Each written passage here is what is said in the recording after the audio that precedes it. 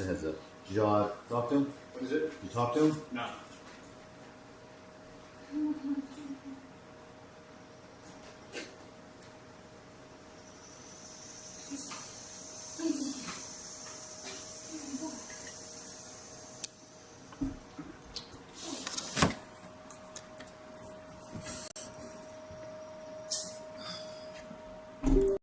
Oh, son of a bitch.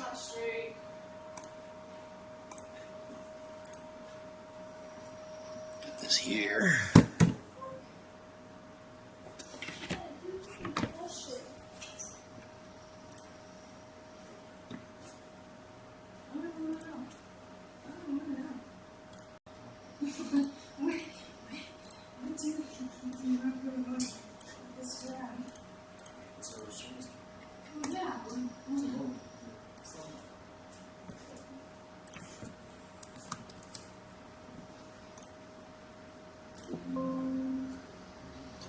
Hello, Anthony. Hello, hello, hello. Alright. Let's see how this log looks.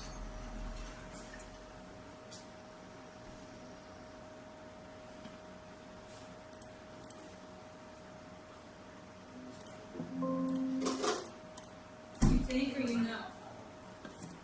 Let's trust her that.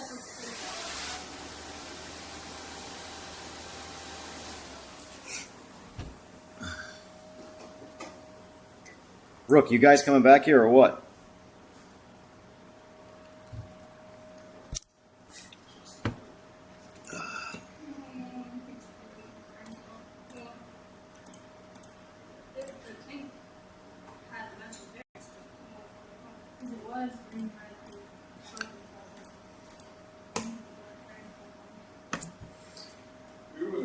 What's the topic? I don't know. Whatever you want to talk about, sir. Diesel. Diesel? Yeah, they want to be the helmet? Yeah, yeah. I think Alex is waiting on Gavin, by the way, so you guys might want to touch base.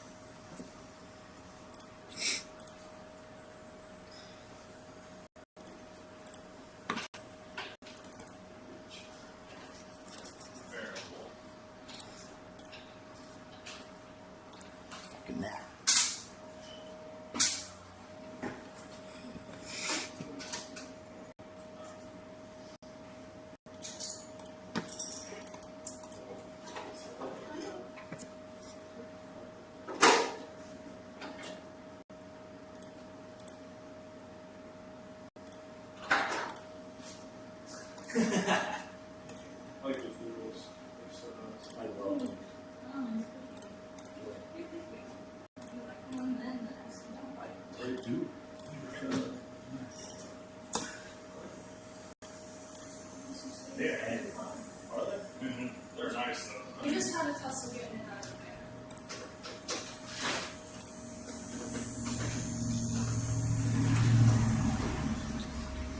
Too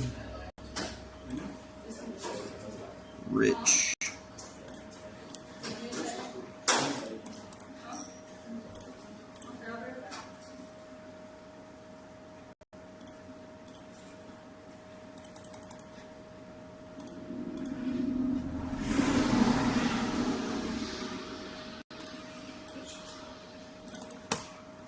All right. Nice Milwaukee banner. Yes, sir. Yes, sir.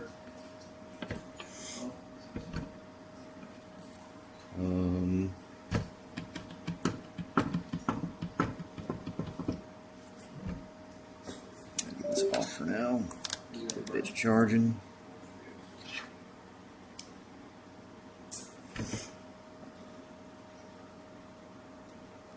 So where are you guys coming from? Charleston. Charleston? Sure. South Carolina? You. I'm sorry. Just kidding.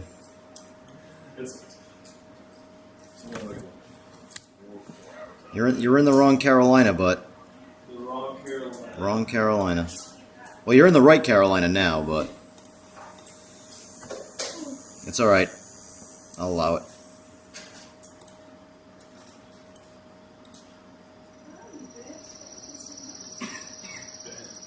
What'd you do? It's going not too bad. We had a decent time on PMR last night, ignoring the bugs and just focusing on driving around. You know, maybe, yeah, maybe that would be the smarter choice.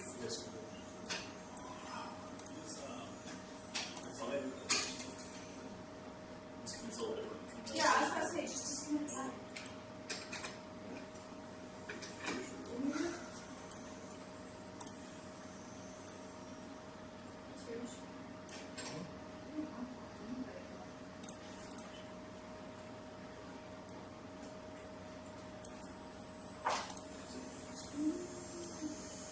I smell clutch. It's mine. That was dumbass. How do I smell your clutch without turning the bike on? I touched the battery. You touched the battery and On the carbon fiber, of course. So I smell carbon. Nice. Carbon conducts, don't forget, folks.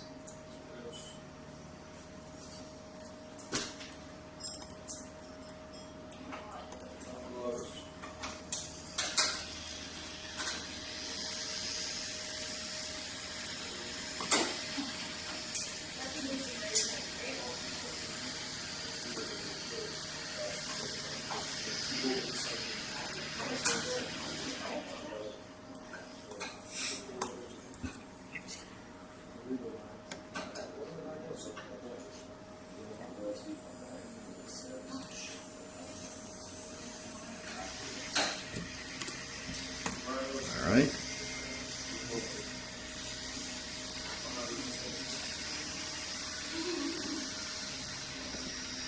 Rev 1. All right, let's what time you out of work today, Rowdy?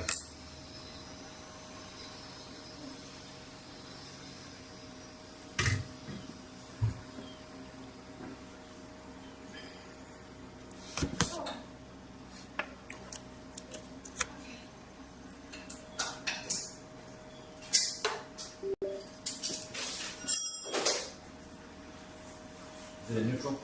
Yeah. Yeah, whenever you roll it in, just make sure you put her in neutral.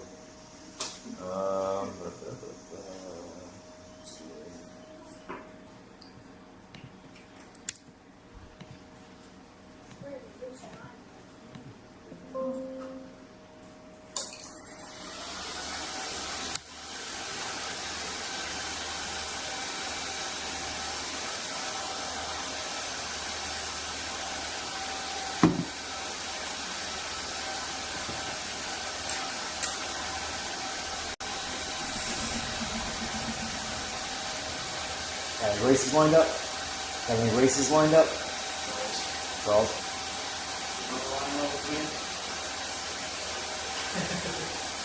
Battle for not last place, basically.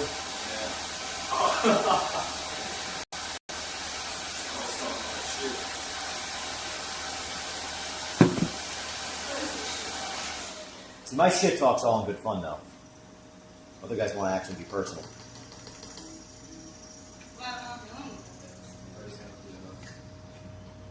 Is it a tab? yeah, tab might be broken.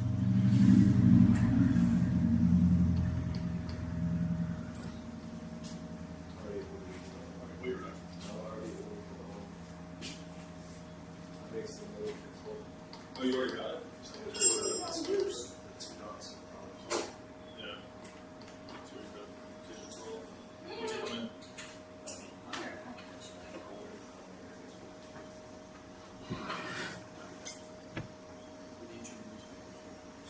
Worst part about these bikes is 10-minute rewrite.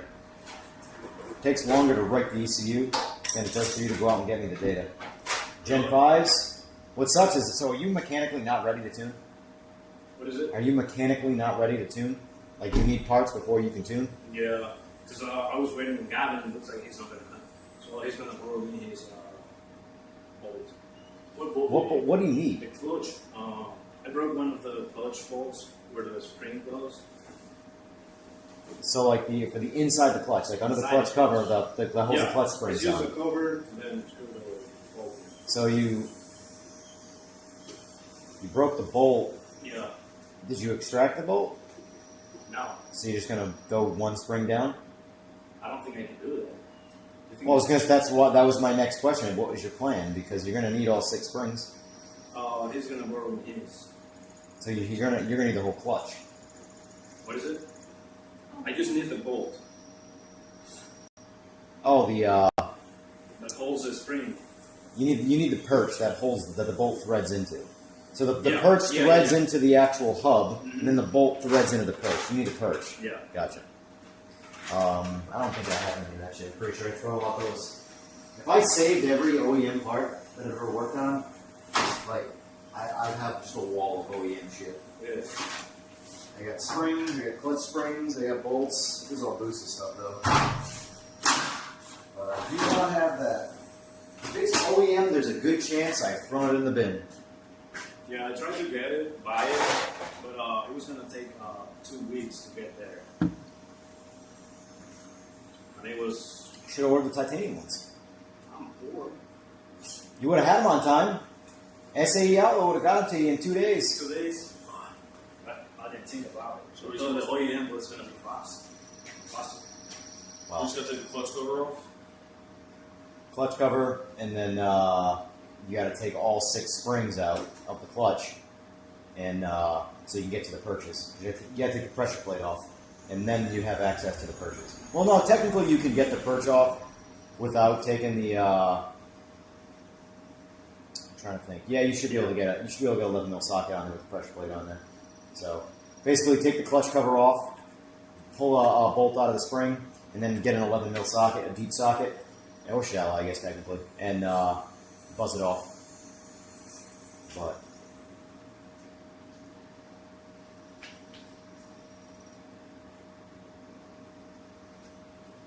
I wish there was a way to play music for the stream that we could hear, but that wouldn't work. That's not how it works. You would have to. I need a headset. Yeah, I need because the mic would just pick it, just blow it all out.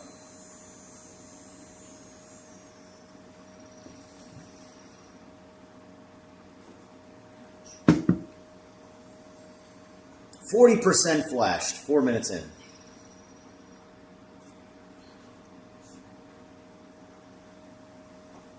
I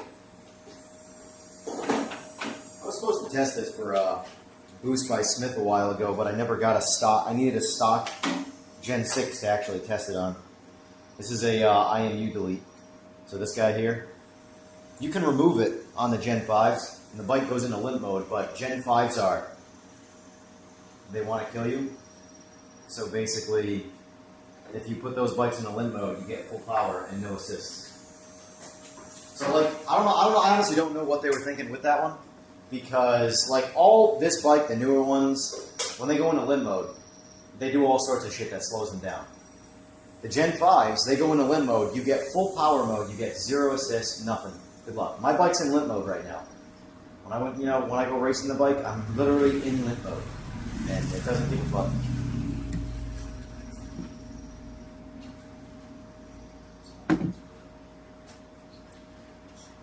Skylar says it has 100 degrees of timing and see what happens. Okay. We can do that. See what happens. Try and spin the motor backwards. That way you've got 6 reverse gears and 1 forward gear. Wow. Joke's on me, 6 reverse gears.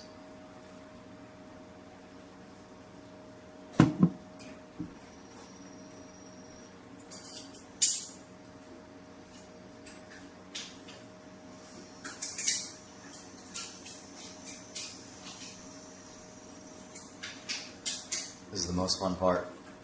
So think about it like this from a time standpoint. I can flash my 10 5 times in the time it takes to flash this one once.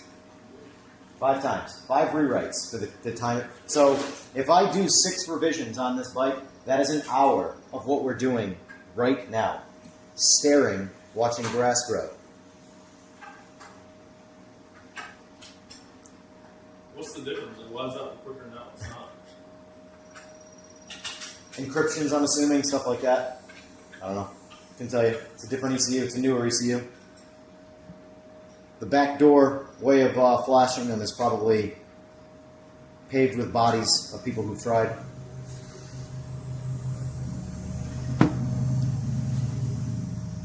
Don't get them started on multiple reverses, right? I don't know how they broke that too bad. It's every car. At least every car that I've driven it. You guys play any racing games of any kind? Or too busy being an adult and racing in real life? I went to get into the sim racing stuff and all the wheels and was like doing iRacing. Yep. And then I just didn't use it. Well, the problem is you started with iRacing, and iRacing is designed to bankrupt you. And it's bullshit. $15 per track, $12 per car, $14 a month. And if you stop paying your monthly subscription, all the money you spent in the game is inaccessible. Go fuck yourself. Go fuck yourself. Like I said, you either, and as far as that, like that's pure greed, and that people will back it. They love it. It's so weird how people want to be bent over the table and just take it up the ass, and they say thank you. You know, you either charge a subscription, and that's it. Everything in the game is free. You play the entire game on a subscription, which I'm not really a fan of, but at least I understand. A lot of games do that. You No, I just know. have one base subscription. Yeah. Or everything is purchasable in the game, and there's no subscription, so that way you're never locked out of your content if you stop paying a subscription. It's stupid. But people will talk about it like it's, you know, like I said, up the ass and thanked.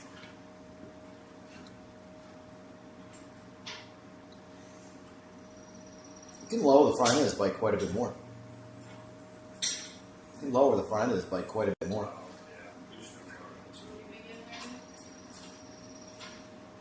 Guy's got a flat pan, all the ground clearance in the world, except from the exhaust, obviously. And you got a 4x4, well, 2x2, I guess, technically. By the way, that's part of me tuning shit is I talk shit to you the whole time. It's part of my charm and allure. You know that? I mean, iRacing does it. They charge you, they bend you over, and you thank them. So I do the same thing. You give me money, and I talk shit. You got the whole setup, don't you? Yeah. How much did that run? A lot. Oh yeah, I know. A good amount, but not nearly as much as this shit. I've seen the ones where I think they want like $8 or $9 grand, and it comes with the PC and everything, and it's like Yeah. it's literally like a cockpit. You open the door, you get it, and everything comes down. Yeah, there's a lot of, like, Podium 1 upsells a lot, but you can buy, like, $100,000 simulator setups. And the thing is, it's like, there is an argument to be had, because, like, a lot of guys are like, oh, you're going to spend that kind of money, just buy a real car. And to an extent, I very much agree with that. But at the same time, If that real car breaks down, you got to spend $15 grand. you crash. Anything. You can hit the wall as many times as you want in iRacing. They haven't removed, subscriptions for people who crash yet, so I'm waiting on that one. Yeah, you crashed in the Oh, you crashed in iRacing? Oh, we're gonna cancel your subscription. You're too risky of a driver. Really? No, they don't do that, but I wouldn't be surprised. Is what I'm saying. That would be fucking hilarious. You're banned for 1 hour. I mean, the thing is that, like, so I'm a computer guy before I'm a sim guy, like, way before.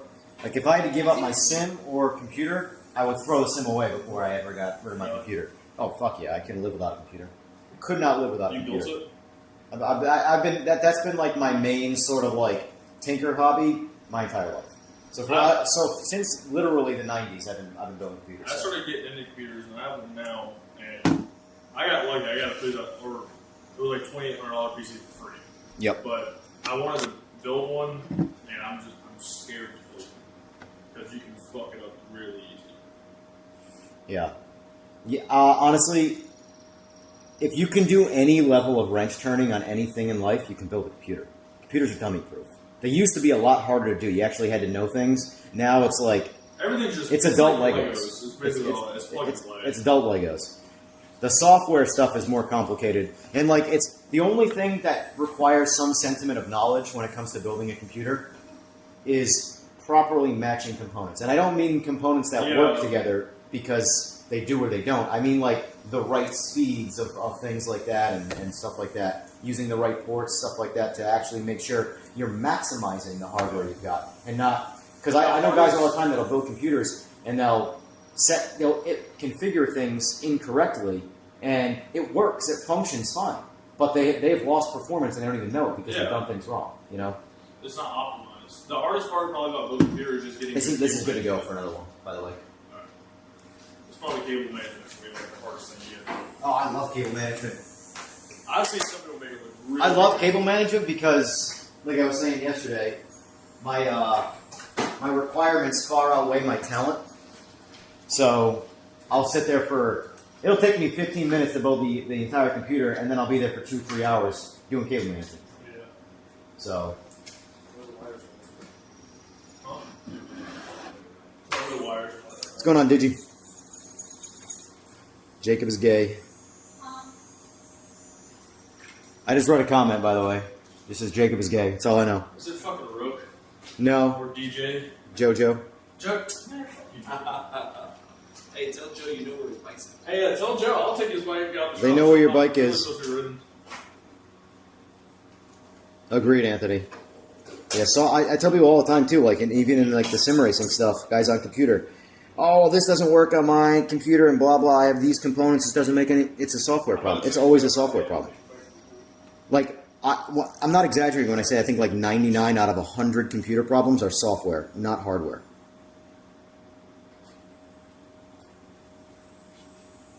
How did the hospital go? The emergency room with the wife. Why did it disappoint you? What did you expect it to weigh? Those are good numbers, sir. It's lighter than my 10.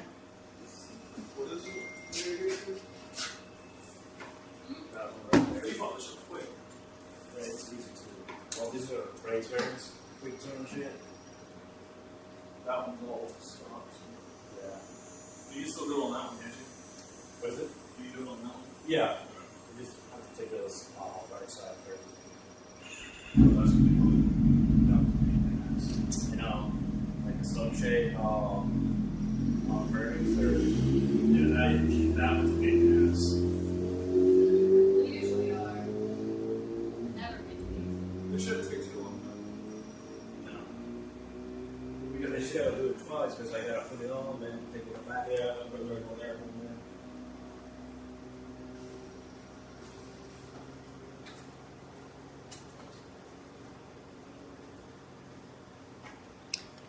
Cheap Walmart scales were $317. Well, look on the bright side. I paid $1,500 for my scales, and all you did was get disappointed. So everything came back normal. I just think the wife was being stressed. No, I get the stress part. I get the stress part. That's for sure. I literally went out racing last week. What? I think you. I don't remember what your number was last night, but it wasn't off by much. I don't think.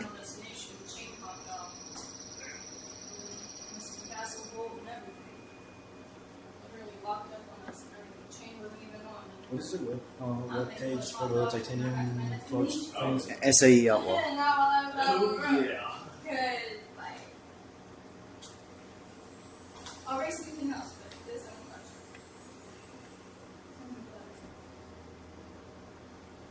These things are nuts. Why would I know the car? Why do you think I'm moving when I understand what can handle and can't? I just rebuilt the engine yesterday. Oh, you're smart. When I saw what rebuilt isn't.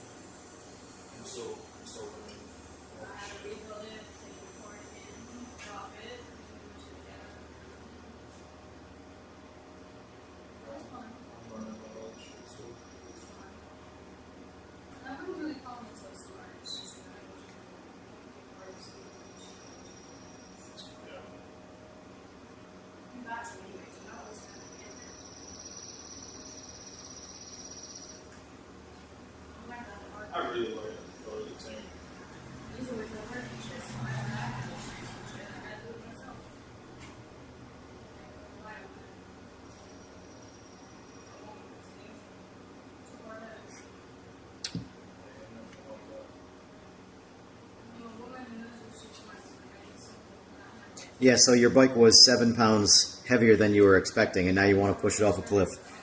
Jojo, stop it.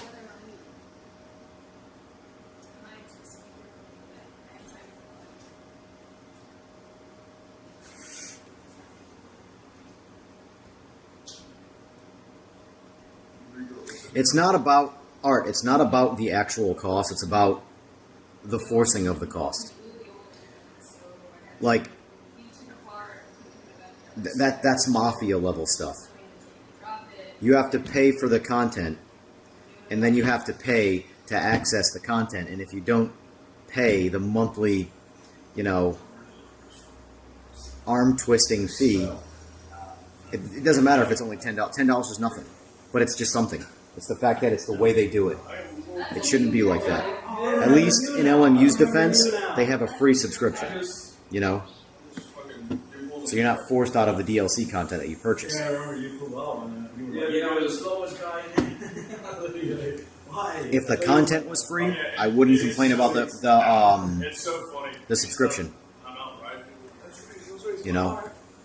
It's about the way they do business. Lost probably 5, lost 2 techs. I'm literally just Yeah, you got to do everything. What's new, Rowdy? What's new? We're still seeing Spider-Man tonight, right? That's all I know. Yeah. I have. Well, I think it's Pro Plus. I have Race Control Pro, which gives you the added features of the subscription, but Plus gives you the content. I just purchased the content because that way, if I back out of the subscription, I don't lose access to the game itself. Best friends for years and roommates. He was like, "Why, Mom?" We went to the gym, get a 24 wrestling day. I was just walking around, and I was like, "Should I?" And then I saw that one, and there was CBR, and I didn't know shit. I like the red. CBR. I went and got that, and then the other red, that's for me. I was like, I'm fucking stupid. I'm so stupid. And then I bought fucking truck, so I need a truck. That's what was truck. What's your truck? Yeah. That's a kind of. He's got the bike, I got the truck. Yeah. I tow places. Yeah. Multitasking on my phone at the moment. Yeah, I want. Have fun. Easy to make in class.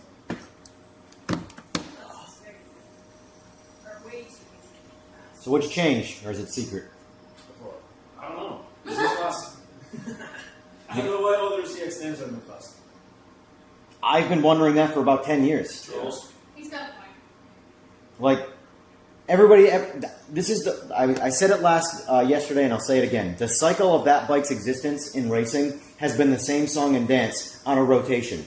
It's always, that bike was never fast, he's a has-been, blah, blah, blah. I go out one time, I destroy everybody, and they're like, there's no fucking way that's a stock motor, blah, blah, blah. He put a motor in it, blah, blah, blah. I go, y'all have a good time. And then I come back and I put it right back in the fucking corner. And then the wheel rotates to, he's a has-been, that bike was never fast, blah, blah, fucking blah, blah, fucking blah, blah, blah.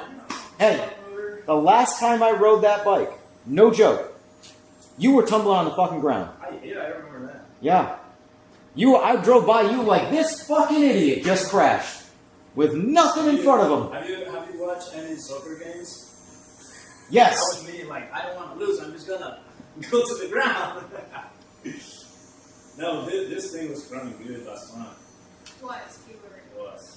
It was running so good, and then gravity got the better of you. What is it? He said he just wanted to taste I it. said, and then gravity got the better of you. He just wanted to taste it. That's how it was with, because that's okay. He had it for 8 months on the dot. Luke, that bitch. Yeah. He turned traction control off to go burnout. Oh. And then he hit, I got a video of it. We were riding together. Oh, we got a video of Bro, me I riding on the freeway too. He Yeah. hit the gas. Yeah. I have my perspective. I have my perspective. I got my perspective is James just jumping and taking off, and I'm like, what the fuck was that? And then as I'm coming by, it's just like, oh, there he is. He's just tumbling on the ground. There goes the bike. Yeah. Fucking hell. I did nothing except just watch chaos. I'm like, I'm going the fuck home. That's how it goes, though. We were side by side, and I was watching him, and I saw him. I was like, he's about to do a You pull. see him and now you That was genuinely the last time I rode a motorcycle, that night. I've been in one when I Thing of bed for 2025 F450, dually long bed, fifth wheel on the back. So yeah, Good Friday in. I got told. Sounds good. I expect lots and lots of popcorn, sir. There's something I think. Nah, I just want popcorn. I wanted popcorn all week. Since we booked the tickets for the movie, I've wanted popcorn. Brandon's like, you both are being fucking like that. You all. Look at this service. Look at this service. This is me. This is the accident. What was this? So we were like on the side of the freeway. How the fuck did we get that? I don't know. Well, this wasn't having any. Bucket for everyone it is. Any assistance. So I think my phone brake was locked. Alright. Yeah, because it literally just went poop. Yeah. Because I just touched it like It's kind of like when my fucking no, chain popped. just true. Yeah, you'll see the scuff marks on that side. Still from it. After that hurt a little bit. Oh yeah. I was down for 15 days. And then See? when I ended up, the bike was fine. We're talking Nothing. about when you break the S150. Sweet. You just look so- 2 revisions, time to swap the The fuel. bike was perfectly fine. I was the one fucked up. Because it was just a motor mount hole on the case. And that was it on the bike. Yeah, literally with his is he had like all the assistant stuff, but when you turn on traction control, it takes away all of it. Yeah. And you need to turn back on, and he literally just did pull him.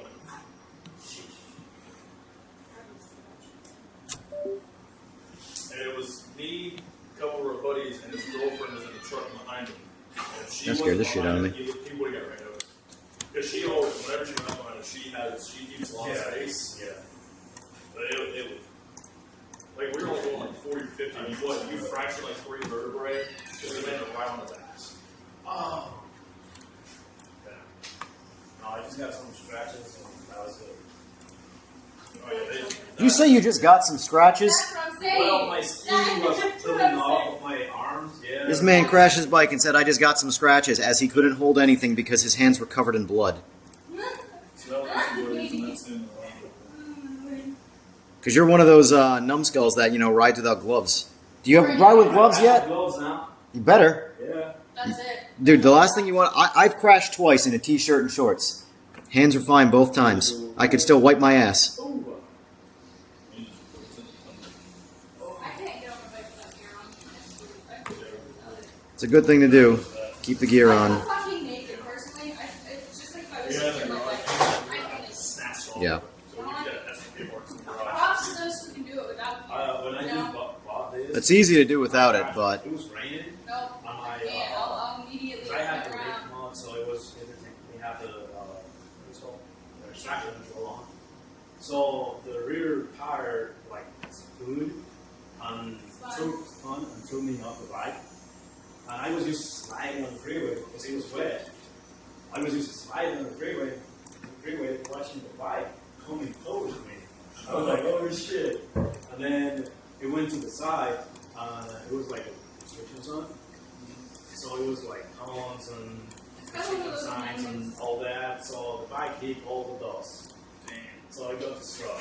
And then I was like, yeah, to put it back again, it's gonna be expensive as well. Yeah, literally his bike did a complete 180. It landed upside down and it bounced to the side and it just slid. That's like the worst feeling. It's just watching the bike slowly And then- slide down the road. That shit hurts. That hurts my soul. And he crawled to me and he was like, oh, and a bunch of people were like, oh my god, are you okay? I'm hurt, blah, blah, blah. We were all helping him. He was like, his hands covered really bad, poured blood. And then after the cop showed up, she goes, he was fucking wheeling and doing all this shit. And the cops were trying to get a bunch of tickets, get my bike tickets to that years, plate and everything. And then You care more about fucking tickets or something stupid. and then a month before that, I had a black sensor on it, and it hit me. And the same picture that was there, aimed at him, Is everything alright with Gavin's bike? I don't think so, but I don't know. I haven't kept up with it. We couldn't tune it yesterday, though, I'll say that. How do we go about it? Don't worry about it. Oh, yeah. But the other costs have been absolutely ridiculous. The bike was breaking up for the most part, and it wasn't the tune. So there's originally an Elgato here, and I wanted to get it retuned, and it was breaking up. When he got me a log, started breaking up at like, started at probably like 10K, and then by 12,000 the bike just wouldn't rev. And I looked at the log, and air fuel was actually pretty solid. It was a little rich. I would have pulled fuel out of it, but the air fuel that it was at, the tune was not causing the breaking up. It was mechanical, so.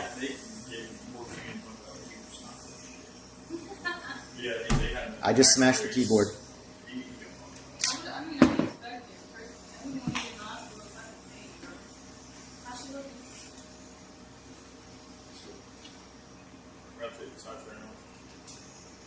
This is good on pump gas after this flash. Then we gotta swap the fuel. Do you have a transfer pump? Okay. Good, because I'm letting you do that. I have one, but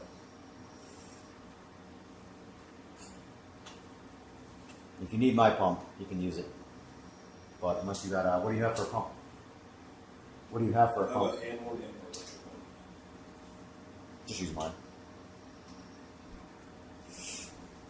Mine's a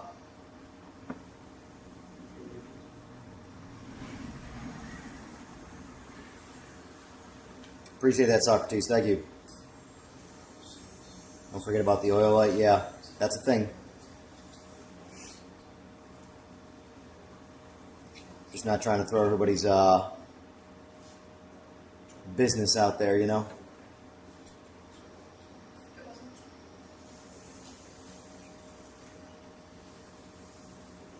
You know what motors never, ever, ever break? The ones that they come with the bike. They're phenomenal motors. I wish the motorcycle racing scene would regress. I hate this endless, we just want to go faster and kill ourselves faster and faster and faster. Yeah, pretty much. Like, it's crazy because when I started with the bike stuff, there's always someone who's eventually going to die on a bike. It's just the nature of motorcycle. Even if you're just, like, certified was the most was the most normal thing to be doing on a bike, and he got hit by a car, or a car pulled out in front of him. Like, mind you, he, like me, has done stupid shit that could get you killed, but it never did. And then, that's like one of those things where, like, you know, people like skydivers get killed in the shower type thing, you know? Yeah. Where just being on the bike is always the risk. But the point is that there are a lot more unnecessary ones happening now than there were 10 years ago. It's carelessness. Like the amount of accidents that people get lucky in, you know, that it's like all you had to do was just not partake in that particular moment, that you let your like ego or excitement get the better of you, and it ended up crashing you. Because all you had to do to not crash was literally nothing. Just don't do anything, and you were fine. But you reacted and wanted to partake in something that you shouldn't have, and now you're on the ground in a ditch. You know? But that's why here's my take. If people want to come by and we want to go out on the highway and do some racing, I'll do that. I don't care. But this whole going to meet thing and lining up races and people talking shit, I'm good. Leave me the fuck out of that stuff. I want no part of that. I am absolutely good. Like, in the amount of times, like, if I come into social media at all to just talk about things, the amount of people that want to race that ZX-10, it's like, why does Bob Carpenter's been building motors for like 40 years? You don't see Bob out on the fucking street gapping people, having to prove his worth. People just bring him fucking business. Leave me the fuck alone. Yeah. You know?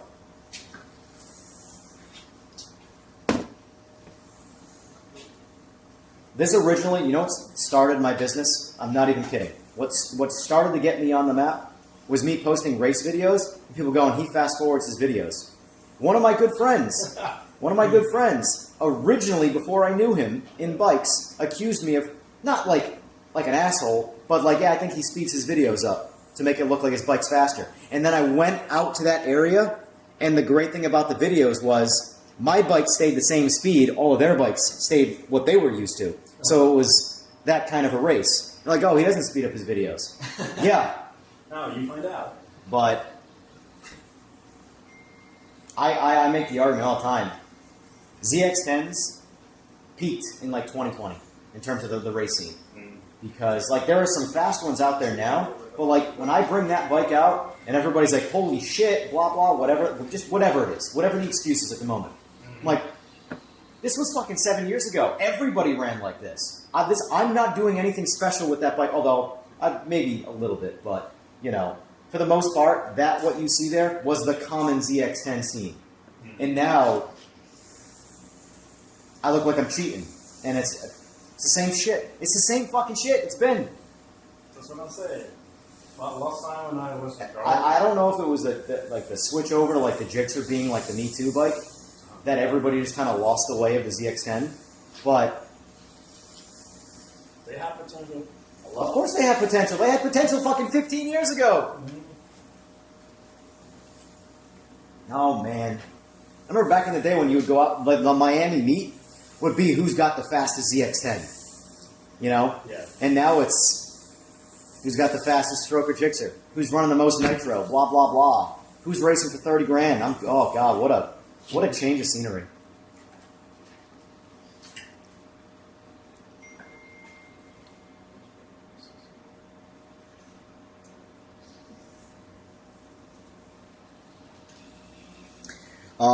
Grant or JoJo says, tell Jacob to pay you to tune his ZX4. I'm the one that emailed you about it. Okay, gotcha. Yeah, no, I'll happily tune it, but that's like all day for that one bike because I haven't tuned it yet. That's not like a get it in, get it out type tune. Baba Yaga. I do remember Baba Yaga. What a time to be alive. What a time to be alive.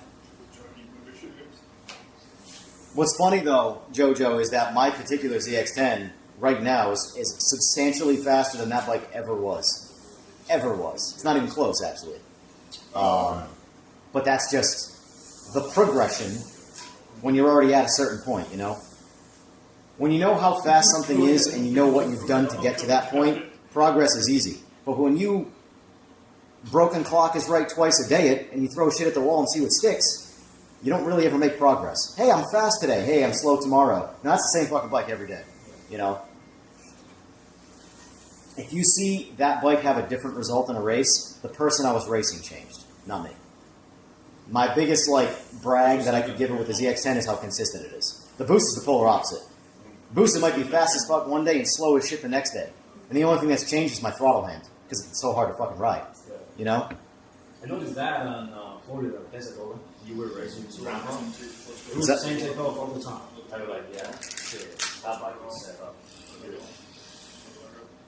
I win the race at the start. And everybody blames... It's wild to me that people don't understand racing to this day. Like, if I leave you for dead on the hit and then I stay in front of you. And everybody says it's a motor. And it's like, use your fucking brain. I have a bike with a motor, and it's harder to leave, but then it freight trains up top. The 10 doesn't freight train up top. It's fast enough up top to stay in front of you, but it doesn't keep on going. It does all of its work in the first 2 gears, and then the rest is just making it to the finish line. And then everybody says it's a motor. No, it's the setup of the bike. It's geared aggressively. It's on the right wheelbase and tire. That's the big thing. Oh, well, Q5s are better, but my bike's only 3 inches over. Yeah, but you're getting beat out of the gate really bad, and then you can't win the race. Oh, well, if I extend the bike, it spins, because you're on the wrong fucking tire, motherfucker. And I'm not yelling at you, I'm just yelling through. I'm projecting my problems with the scene through you. But, yeah, anyway. I've been arguing about tires my whole fucking life. No one ever believes me. That's fine, I don't care. But just say it's a motor. Just when I use the Drag Max, just blame the motor. Yeah, now people is talking about the Corsas. Dude, I can't believe the Supercourse is making a resurgence in them. It's like fucking. It's the Twilight Zone. Supercourse has always been a decent tire, but it's a great road race tire. It's not right now. If you were to go out there and I want to go as fast as possible in the half mile, ET wise, it should only be a drag max. End of the conversation. Why we're still debating? I've been out of the thing for this like street shit for a year. Same conversations. Still arguing about fucking pick which filter to run. Like Jesus Christ, it's a filter. Arguing about which filter makes the best 1/10 of a horsepower more than the next one. Meanwhile, cranks are $3,500. You make a lot more power with that than the filter. Okay, I'm done. I'm done whinging. I had to get that out of my system.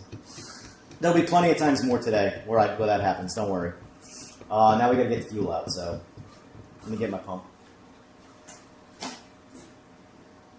What are you weighing these days? Huh? What are you weighing? I'm heavy as fuck. Probably 156. I'm heavy as fuck. Probably 156. I just did in time for this. English. I got down to 142. I don't know that now. I'm definitely heavier. That's for sure. I put on some comfort weight. Last time we were even. We were 140. Last time you guys were here, I was 152, 153. Sorry, we were. I got down another 10 pounds out of that, but at that when I started to get to that weight, I really needed to start working out because, like anything else, if you're in a deficit for long enough, you start burning away shit you don't want to burn away. Oh, yeah. You know. So, actually, just hold this for a second.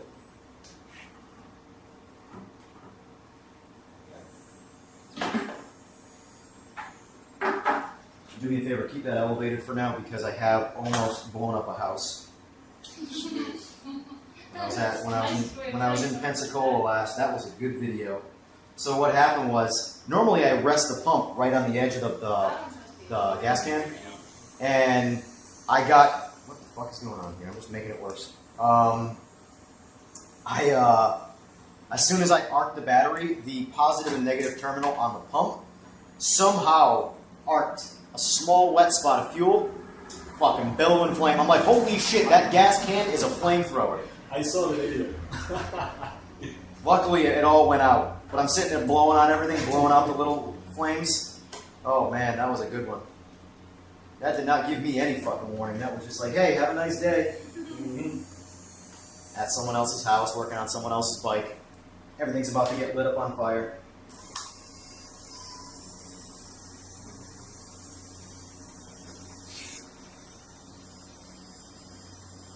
Was that CDR running? James Gill? What'd you say? The CDR that James Gill was driving? Was he have done something else or no? I don't even think anybody owns that bike anymore. I think they sold that. Oh shit. Yeah. They don't give a fuck about bikes. Yeah.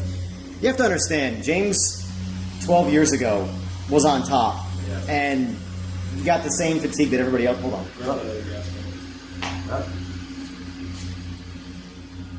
Oh, gosh.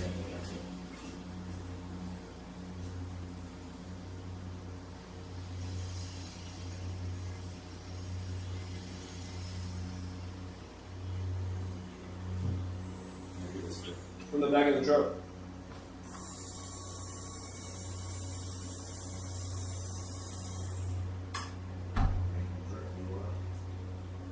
Gotta get some big VP jugs. What are those, like 4 gallon? 3 gallon? No, more than 3.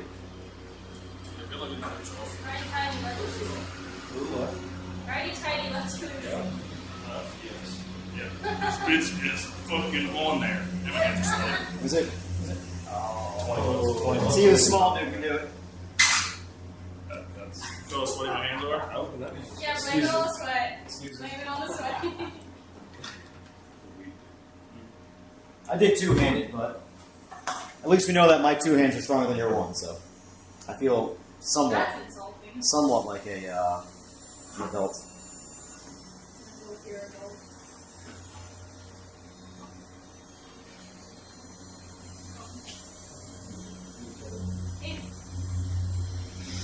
Gotta love when you have data center leaking chemicals into your water. Is that what's happening to you right now, Grumps? How many purrs are we making and hoping to make? I don't know. As many as possible. Although, I've always laughed at the horsepower measurement. Like, why are we still degrading horses? Like I think the space shuttle has like 20 million horsepower. Like, well, in case the shuttle's down, can you gather 20 million of your friends? We got to go to space. What are my throttle restricted to? It's staggered. It's not just like a stagnant number. It starts off at like 35%, and I think it opens up to like 75% in first, and then second and up is full, everything. And no, I don't do any quick turn throttle stuff. I've never needed a quick turn throttle. I don't know why it's always been such a desired thing.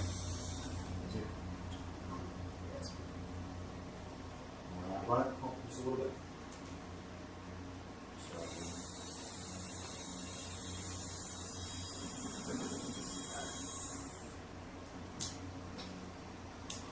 Yes, sir.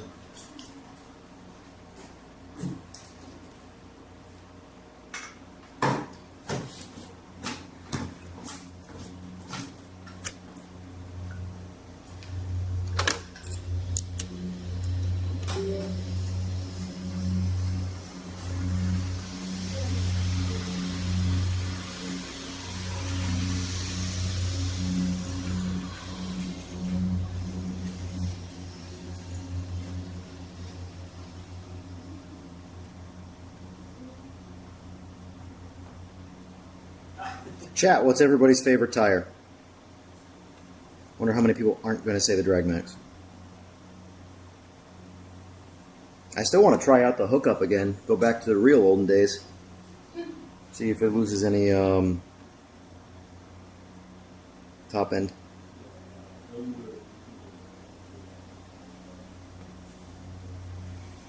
Rook, to answer your question more thoroughly, leave it alone.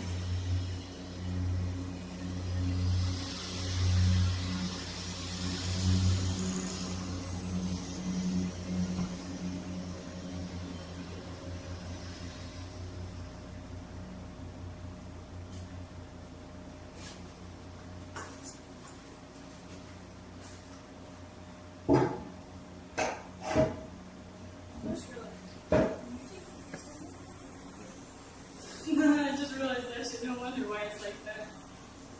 How?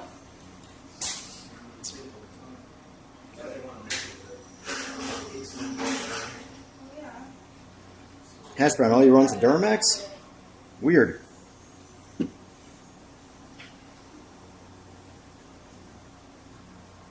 Well, the hookup, if you're actually drag racing, you should not be running the Drag Max on the street. You should be running the hookup on the street.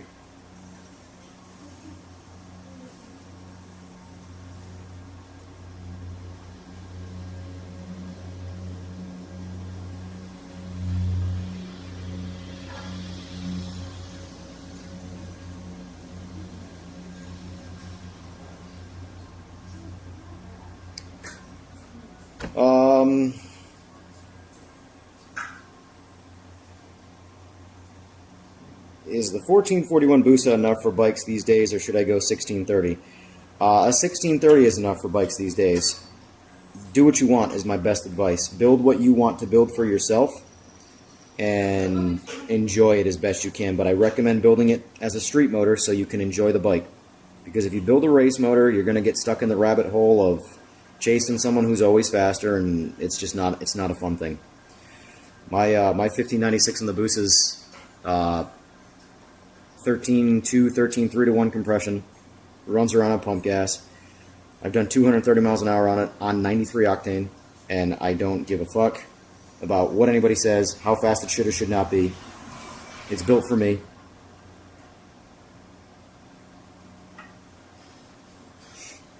And that's what I recommend, Anthony. But a 1441 Busa is plenty of bike if the bike itself is...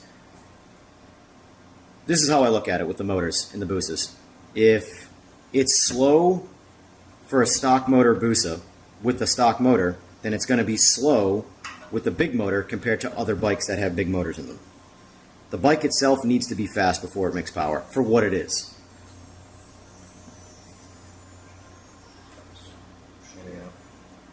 This is definitely an interesting... lift the tank up, the whole tank. Above the...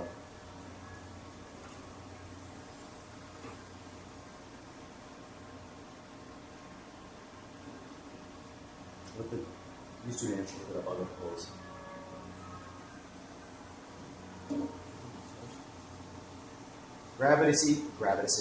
Gravity is a wonderful thing.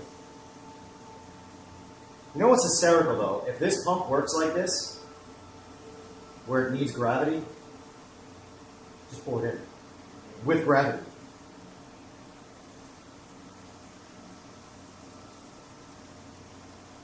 Are you holding the button?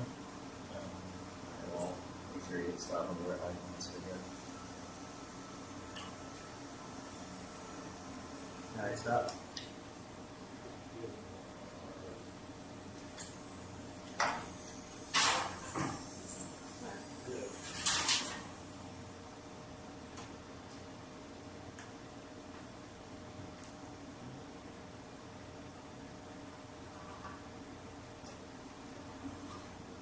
What's up? I'm gonna see it.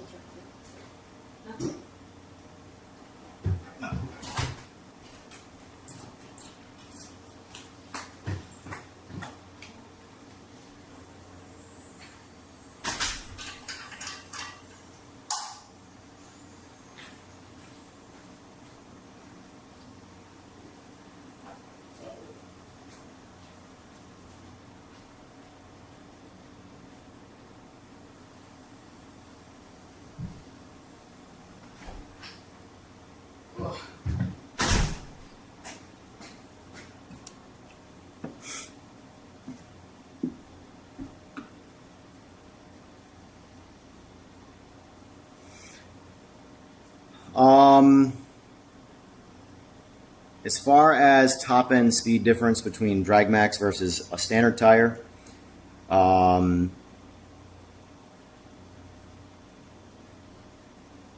the half mile specifically, there is zero top end loss with a drag max. Absolute zero. People cannot believe me, and that's fine. I don't really care. I'm gonna do everything based off of my own data. I tell people all the time, you want my recommendation for what you should do and what I think you should do, just look at my bikes. What my bikes have is what I recommend. I wouldn't do things I don't recommend, you know? But 910, for example, on the Busa, my own personal Busa, I've only ran 9/10 on a drag max. And it did pretty good. I didn't have anything to compare it to. But all the videos you saw on YouTube of me racing other big stroker Busas or other Busas in general with my 1441, I am on a drag max. And that's 9/10.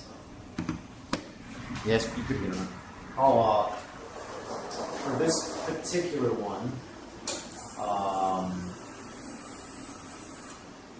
you're going to have to clear it out a little bit. So basically, you're going to have to do a couple like wide open throttle pulls. Just to clean the upper injectors out of pump gas. That way you're fully saturated on MR. And then key off the bike, and then get the lock. That's it. There's the...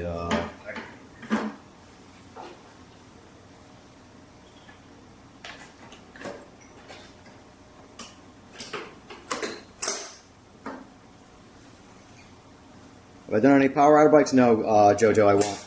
There are things I just won't do purely for liability reasons. The only power rider, well, I mean, I've tuned H2s, but they're a different kind of power rider bike. They're super easy to tune by comparison.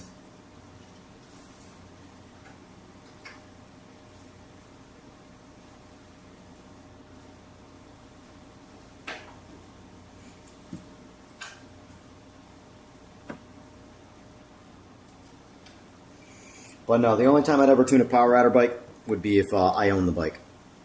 And even then I don't want one, so I just don't have interest. My honest recommendations in this industry is if you want to go to that level, where are these gnats coming from? Holy shit. You need to go to guys like BJ.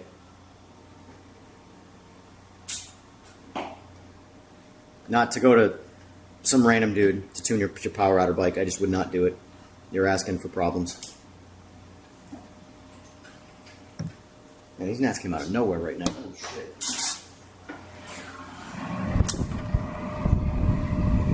Here we go.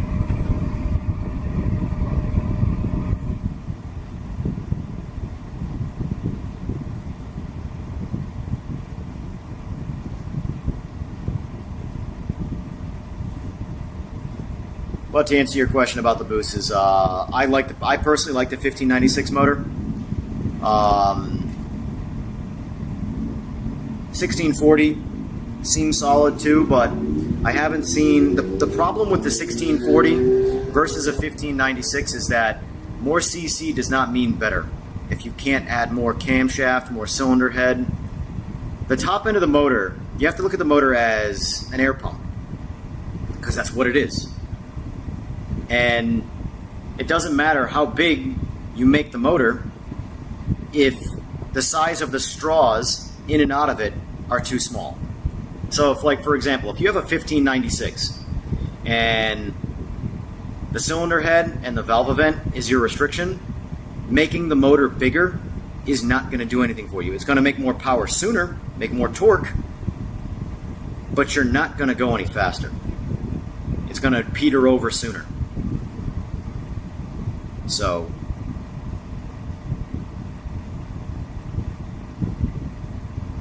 like with my bike, my booster right now, it's a 1596 Megacycle 427 cams, Carpenter head port. If I would put a much larger camshaft in it before I put a larger crank in it, if I was trying to go faster. The bike needs more power up top. It needs to rev more. It doesn't need more crankshaft. It needs more camshaft. But there's only so much you can do with these bike motors. Car motors are so much more friendly. Do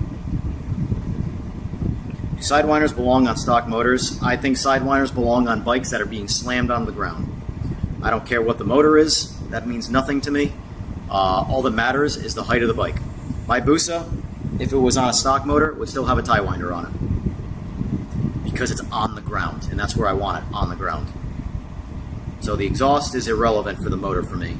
The size of the exhaust is relevant, but the shape of it, for example, the Brock's tie winder, zero difference between the tie winder and the CT Meg.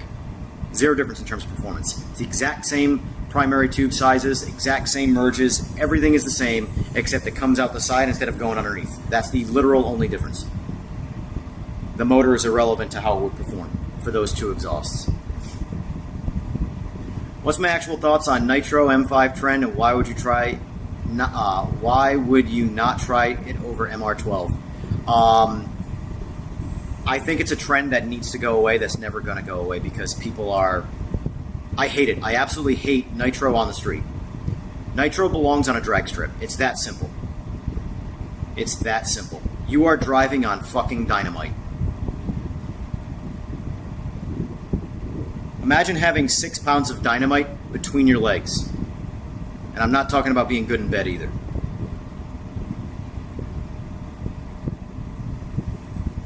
No, I don't have straps on the Busa. I have the forks on the Busa have it's internally lowered, but it has like 3/4 of an inch of travel total. It does not ride good, but it's a race bike, so I don't really give a shit. But no, I am actively against Nitro and M5. Even M5, just M5 by itself, I'm actively against. Adding even more Nitro, get that shit away from me on the street. That is not a street fuel. That is a drag strip fuel. You don't see funny cars trying to go down the fucking road, do you? Get on the highway, see some top fuel cars, line it up. You don't see that. Not a thing. Keep it on the drag strip. There are certain things you just should and should not do. And it's why I'm not in the scene anymore. It's a huge part of why I'm not in the scene. I drew a hard line in the sand and said I'm not going over that. And I see no way I can compete with the moving scope of racing without using that kind of fuel. So I'm just not doing it. It's that simple.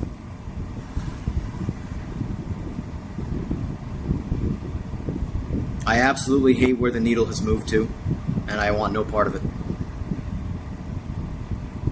Sounds good, sir. Sounds good, Anthony. Yeah, I recommend building. I mean, a 1441 is a solid motor. 1596. I recommend if you could pick a size of motor that you'll enjoy, the 1596. But the 1441 is going to probably be a better bike to race because of the lack of torque over the stroker. Strokers suck when it comes to torque. Like, it's great because you can start up a gear and it not matter really. But now that I have a crank in my bike in the Busa, I do more racing out of second gear than I do first gear. First gear is just, it's just, I don't want to say too hard, but without a real ECU and real electronic management, it sucks to have to ride with so much, like, I guess, tact. Second gear, you can snap the throttle and take a nap, and the bike will go dead straight. Exactly, EE. Exactly. I don't care who you are. I don't care how fast you've gone. Running that shit on the street, I don't care. Shit sucks. I'm all set. The thing about, like, how potent nitro is, same fuel for same fuel, my Busa beats the shit out of my 10. You take my stock motor 10 and you put as much nitro into that mix as possible, you will destroy my Busa. Destroy it. So, what's the point of doing all this work, race bike shit, big motor stuff, if you can just run a volatile, explosive fuel, make an insane amount more power? Like, here's the thing, if I were to ever go the nitro route, I would never use anything but a stock motor. Why would I want to melt and blow up big dollar motors when I can just do it the same shit with a stock motor, and then go to the junkyard and get another stock motor and then do it again, and then do it again?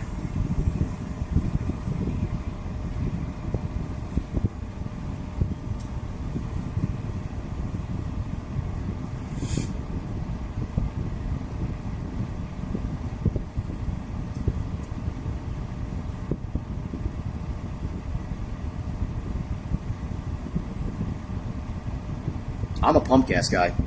My definition of, like, a badass bike is the fastest guy in the parking lot who runs on the shittiest fuel. He doesn't need anything. He doesn't gain any power from any fuel he puts in his gas tank. He can go to any gas station and literally drag you down the road. That, to me, is what I think a cool bike is. You know, bikes that rely on a certain fuel, I don't like. That's why I don't like any. None of my big motorbike does not have high compression because of that.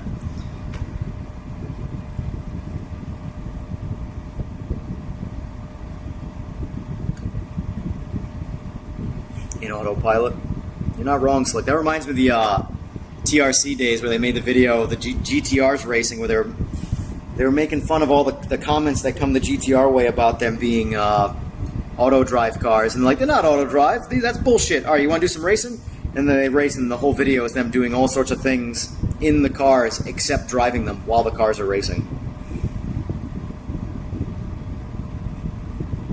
Even Kevin kept it. The bottom line is, no engine builder especially should like it. It's a drag strip fuel.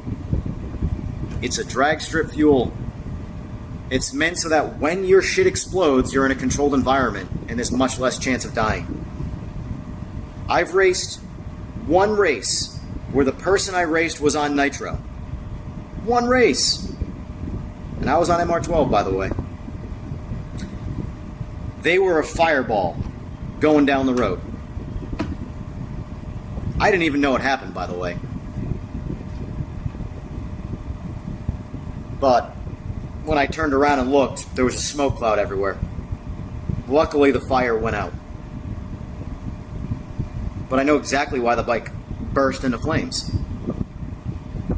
So nitro, you have to run a lot of fuel, like a lot of duty cycle. So you essentially wash down your cylinders and flood the oil with nitro. So the oil that lubricates your motor in the bottom in the pan is mixed with nitro. So he had been making test passes. When we raced, he did a bit of a wheelie, came back down, broke the pan, and when he broke the pan and the oil came out, the heat from the exhaust ignited the nitro. And now he's a ball of fire. Luckily,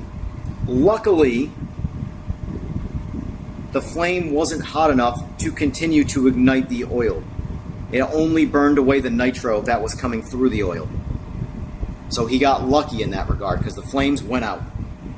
But bottom line is, that fireball would not have happened if he was running a traditional fuel. He would have just broke his oil pan and put oil on the road. He chanced melting his money and potentially dying to make a little bit more power.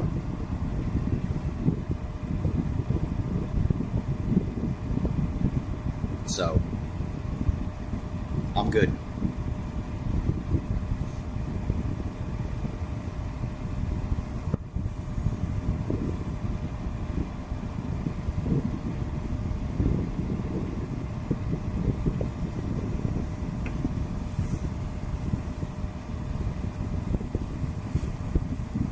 Well, all the fuels, all the race gases, all the decent race gases have oxygen in them. It's about the fuel making its way into the oil. Like when I run MR12, it's oxygenated fuel, but it fuels like a more traditional fuel, like pump gas. But nitro, you need to start by adding like 100% more fuel to the tune. You're putting that much more fuel into the cylinder, which washes down the cylinders and laces your oil with fuel. That's why they changed it the guys who run nitro. That's why they change their oil every couple passes. They have to, because their oil eventually will just be fuel. Fuel has a much lower flash point than oil. Oil takes a lot of heat. Fuel does not.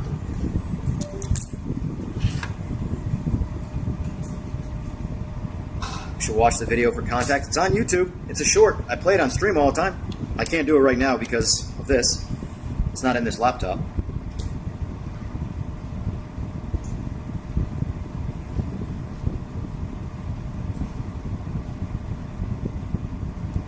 Mr. Slow, I don't really, that's a very, very relative question. That's a very, very relative question.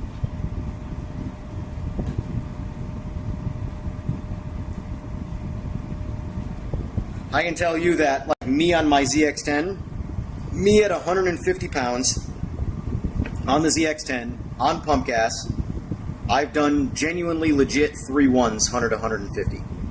I would never expect your average bolt-on ZX10 to do that. Is it capable of doing that? With a lot of money and time, yes. But the weather also plays a part. That same exact 3.1 was in also decent air. If I ran that right now in this temperature with this heat and this humidity, that'd probably be like 340s. So 3/10. And then if you go online, someone with a 3.1 looks a whole lot faster than someone with a 3.4. But if it's the same bike, it's not any different. It just changes. Circumstantial changes, you know.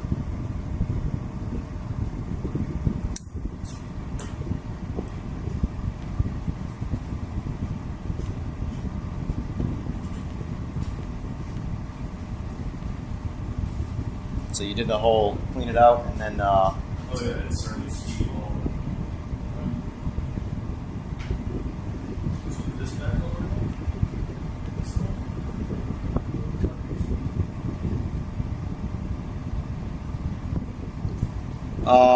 Michael, I'd recommend MR12 for your standard race fuel. It's what we started with. It's as far as we should go.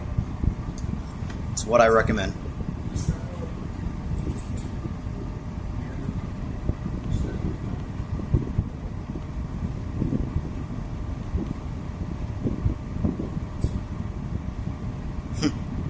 That's funny. Because I'm editing old maps. The MR12 map was off by the exact same amount the pump gas one was off. Who knew? When things make sense, it feels good.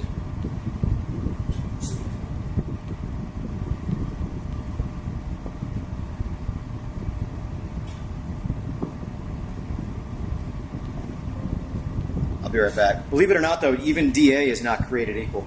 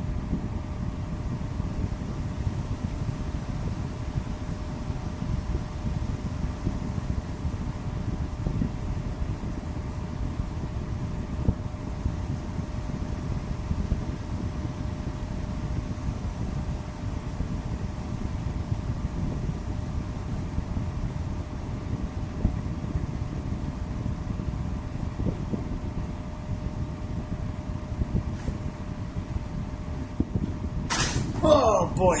Alright. Drain the lizard. Let's get back to it. I'll answer some of the questions. Let me just edit this file so I'm not jumping back and forth, wasting time.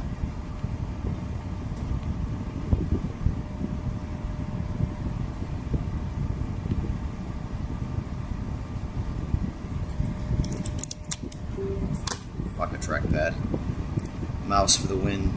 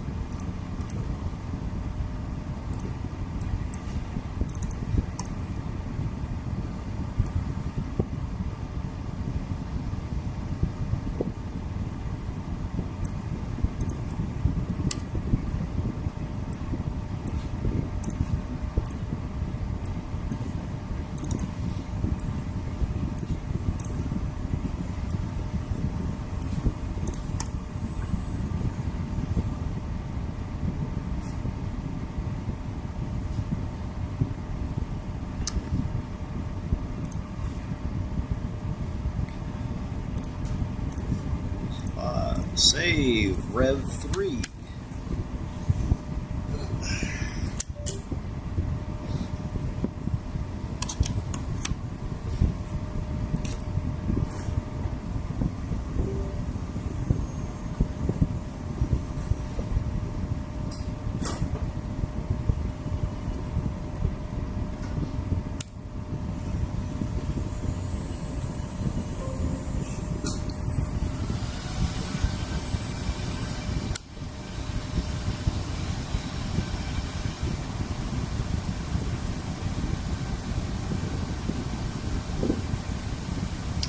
Tie winder and CT weight difference. The tie winder is about maybe half a pound lighter. Not a whole lot.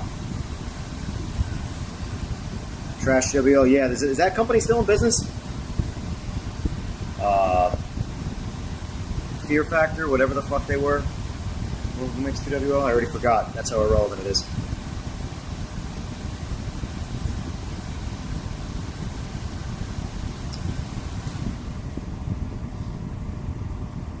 Yeah, wind. Like, there's so many factors that people don't consider for GPS numbers. That's why I can't stand GPS racing.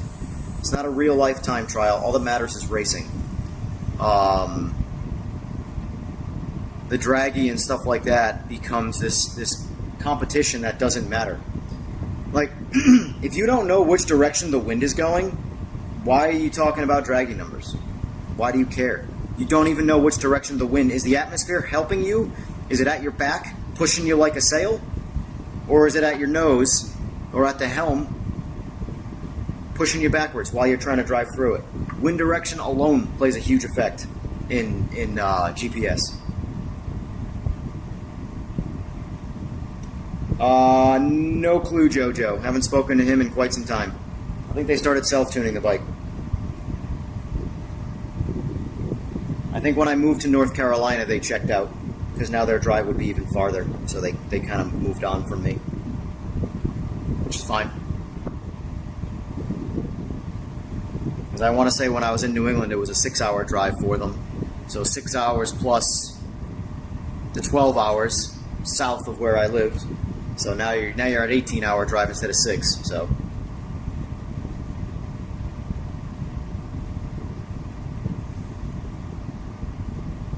yeah, for what it's worth, though, Anthony, screw all the race gases. Pump gas for the win. It's so weird. I don't know if I ever do any kind of racing ever, unless I go to like a real event with real benefits to going as fast as possible. I don't ever see me running anything but pump gas ever again. Truly. It's such a waste of money. I don't know how people keep doing it. The amount of money I've burned in just fuel, race gas, by itself, would make me want to throw up. I'm glad I don't know that number. But at $200 for 5 gallons, I'm good. Yeah, exactly, James. It's just another tool. It's a very useful tool if you know how to use it. But if you don't know how to use it, it's a dog shit tool that gives people big heads and makes them think that they're faster, than they really are.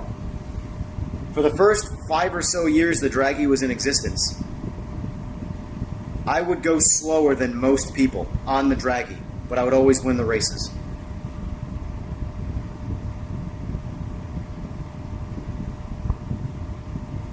I remember when I first started using the Dragy back in 2017, when it first came out, I had come off of using a V-Box, which was a much more expensive, technically a better tool, but a much more expensive variant, really for cars. And the Dragy was like a $150 variant that worked pretty well, and I started talking about it with the bike community. And like everything else, I got told I was wrong, it was inaccurate, blah, blah, but you can't use those things, this, that, and the other thing. And now everybody uses them. And no one tells you were right.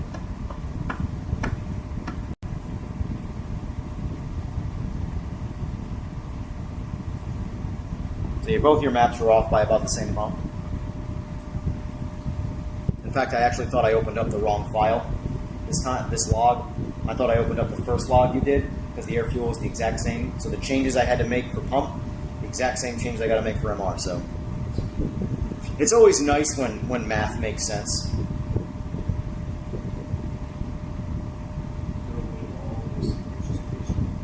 Well, welcome to all things in life. You'll save a lot of money and time if you're just patient. Yeah, But do you mean all that fit? I know you can just shake out the yeah, So the only thing that fits, patient trying to make it sure. I've only ever ran the Gen 4 pan. I've never put a flat pan on the 10. I got a flat pan on the Busa, but I would only have a flat pan on the Busa because I got the tie winder on it. If I went to a standard exhaust, I'd put a stock pan back on it.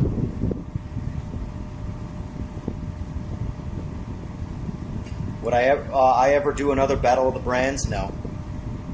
No. I had fun at that, but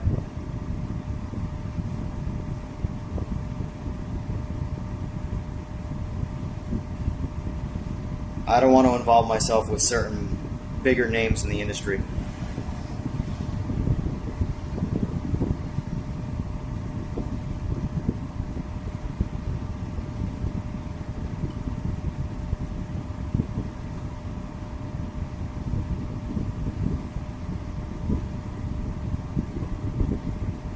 So to answer that question more accurately, it would really, really, really depend on who's involved.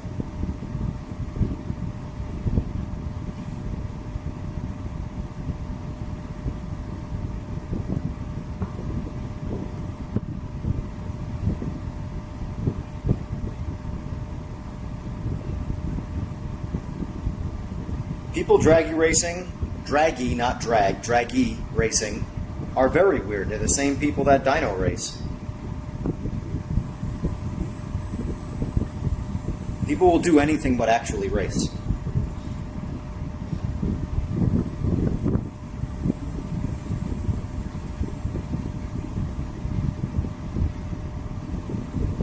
Yeah, Trev, you don't, higher octane fuel, if you don't need the octane, will always slow you down.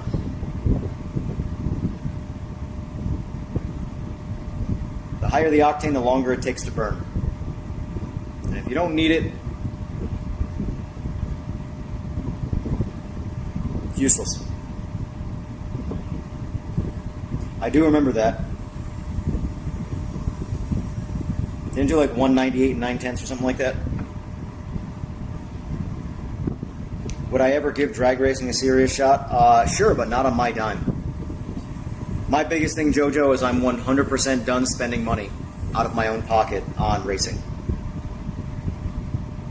The only way I would spend money on racing is if I found a way to monetize making future money. 87 over 93, it all depends. It all depends. Technically, 87 will go faster than 93 if it doesn't detonate. If you do not need the 93 octane and your engine will run optimally on 87, 87 will go faster. Not by much, but it will technically go faster. It's the same principle as 93 versus 98. You know, when you don't need octane and you add it, you actually. I love the octane boost shit. People when they were young kids, like buying these cars that have like 8-to-1 compression and 150 horsepower, and they put octane boost in their 93 octane, and they think their car's going faster. Like it's Need for Speed, and you hit the boost button. It's not how it works. Get PMR to sponsor me. What are they gonna sponsor me with? Hopes and dreams? Sure as shit ain't gonna be money. They can send me some merch, t-shirts and a hat, but that's about where it's gonna end. They're struggling to afford finishing their game, let alone sponsoring people.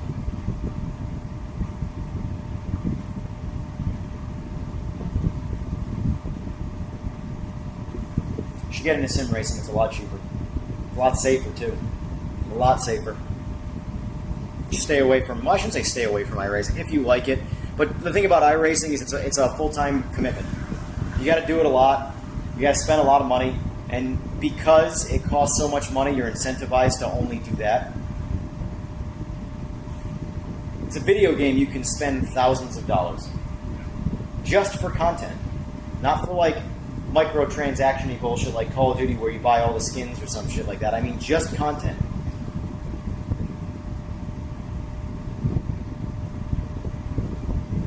Exactly, Harry. Octane, anytime you increase octane, if you don't need the octane, you will go slower.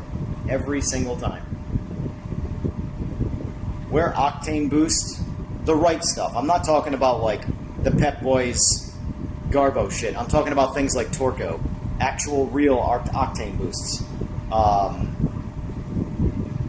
Those, if you have like say a boosted application and you're on pump gas, and you're right there on a fine line of tripping the knock sensors from getting a little bit of detonation, that's where octane boost works great.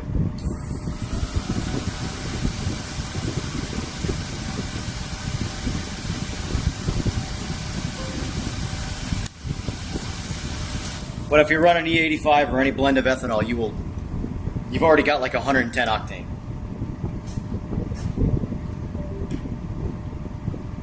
All right, sir, you're up again.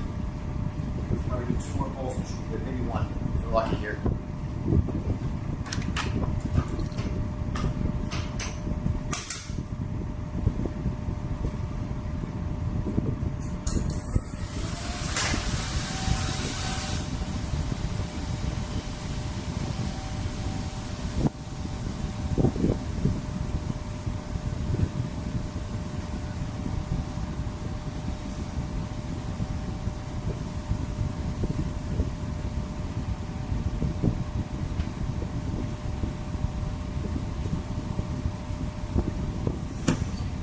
Oh man.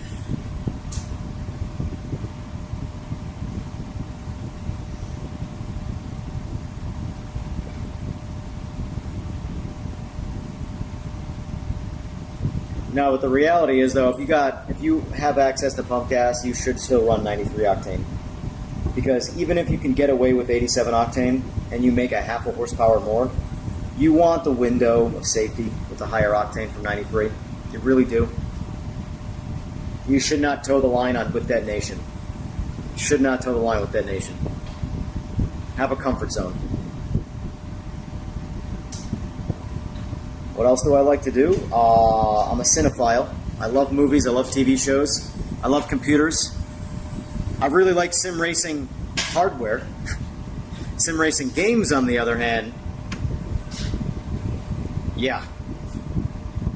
I like if I could make my own game, own sim, by combining all of the sims that I've played, that's what I would have to do. But the hardware is awesome. Like, I'm addicted to the all the tiers of awesome kit you can get for sim racing. Building the sims, the immersion side of it, that stuff's really cool. I'm really into that. When I play the games, it's so hard to get immersed into a game when it's just actively disagreeing with you from an immersion standpoint. Like, that's the thing about iRacing that kills me. It is one of the least immersive experiences. iRacing is the only sim that feels like I'm in a simulator that's old. Like, I don't know if you guys remember, like, some of the real old, like, some of the first flight sims and stuff like that. Like, it was numbers in a spreadsheet. Like, you were in a sim. You were not playing a game. It was purely a sim. iRacing does feel like that, but that's not a compliment, because it's 2026.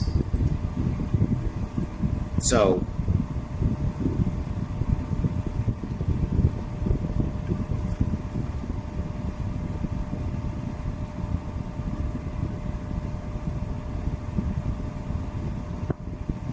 PMR Discord is a shit show. People arguing over tires. The funny thing is, Harry, is that how many of those, both sides of that argument, do you think know anything about tires? Truly.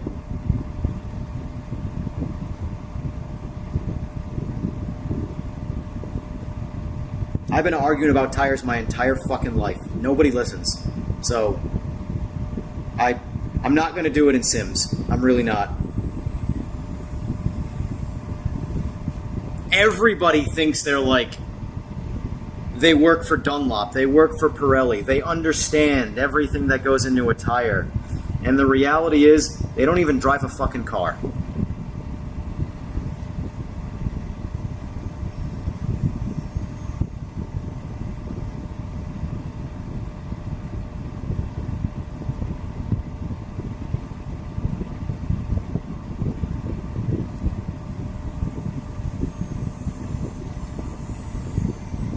That's not to, here's the thing, that's not to knock people who don't know. I'm not knocking, when I say things like people who haven't driven a car, things like that, I'm not knocking the people that haven't experienced things. I'm knocking the know-it-alls who think they know everything that have never done anything. Those are the people, when I say these things, who I'm going after. Because I experienced that in real life, in this racing shit right here. People who are fresh on the scene that have never experienced a goddamn thing trying to tell you when you're right or wrong. It's like, the thing that you are debating with me about, I've experienced 1,000 times in real life to your 0. Please do not tell me. You know?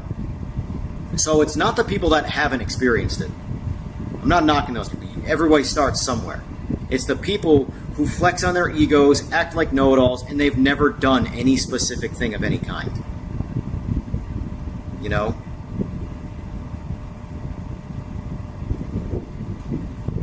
Oh yeah, there's no doubt Aris is frustrated right now. There's no doubt Aris is frustrated right now.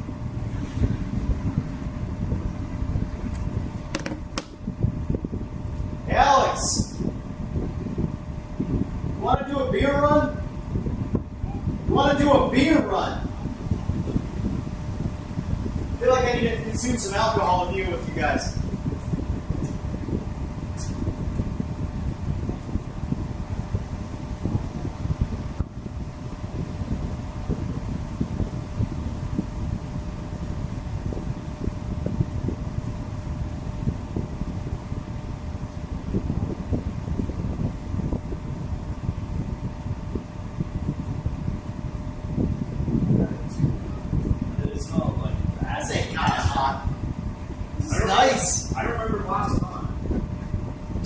There's nothing hot about this. Well, no, it's not. It's clean. Last time it was Kevin. I remember that. Pacifico? I rock some Pacificos. I had those yesterday for the first time. That was pretty solid. That might be my new. Is that Mexican? It is. Okay, I thought so. That's probably going to be my Modelo was my go-to Mexican beer. I think I'm going to switch up now. My order was Modelo's Mexican, right? Yeah. Okay, thought so. Modelo, Dos Equis, Corona. Corona's like, Damn, Corona should be like fifth. well, it's in last of what I off the list. It's So. last. Yeah, it is. And the thing about Corona too is every other brand of beer I can drink a light beer. Yeah. Corona I have to drink full because, or heavy I should say. And I got to drink a lot of them. Pacifico's pretty good. They felt like a much heavier beer for being a lighter beer, you know. Like Modelo is still a little too light for me, but I like it at least. Yeah, that's what I get. Usually, Yeah. all that. All right, have fun. Appreciate it. Yeah, Walmart Market, not the superstore, the market. 10 minutes, if that. Thank you. I got customers buying me beer. Man, what a life, huh? I talk shit to them. They give me money. They buy me beer. I hit my keyboard a few times.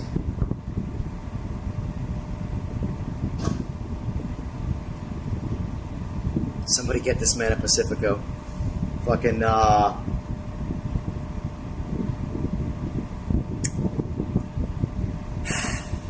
what's the character Black Panther's actual name?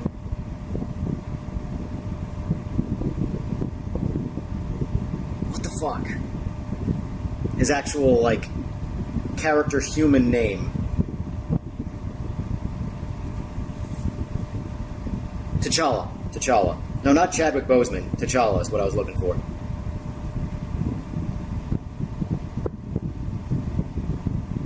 Yeah, T'Challa. I'll be interested to see what they do with that character. I think I saw that they're going to do... I forgot the actor's name. He was in The Long Walk. He's pretty good in that. He was in also... He's been in some movies I like. So I tend to favor actors who focus more on the sci-fi horror aspect. He was in Alien Romulus. He was the bot, the cyborg, I forgot what they're specifically called again in Alien. And he was in The Long Walk. He was the survivor. Spoiler alert. I don't know his name, but I think he's supposed to play T'Challa's son and become the new Black Panther. I think that's the rumor. So I'll be interested to see what they do with that.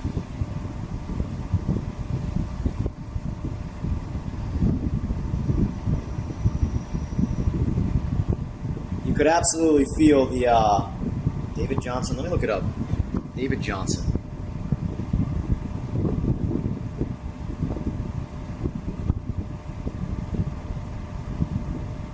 Yes, him. British actor, 32 years old. Was in Romulus and The Long Walk. That's what I know him from. He's pretty good in both. I can definitely see him being a good Black Panther. Because he was a very... The reason why I say I can see him being a good Black Panther is because he's already shown that he has range as an actor. Because from Romulus and The Long Walk. Long Walk, he was much more human, like, you know...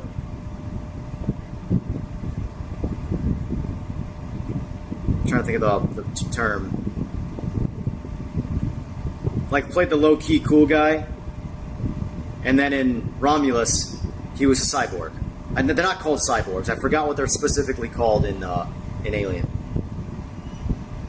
No more online gaming? No, I still do that.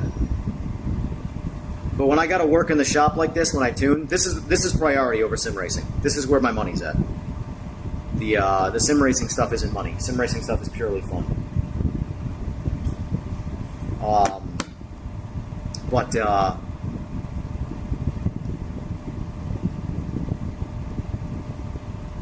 Favorite firearm? Don't really have one, to be honest with you. Don't really have a favorite firearm. Whatever makes the guy threatening me, stop threatening me. That's my favorite firearm.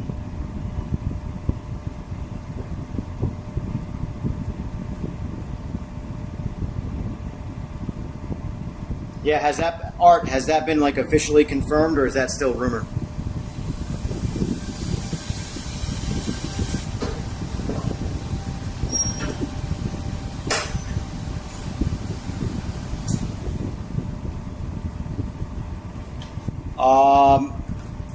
Michael, quite a bit, honestly.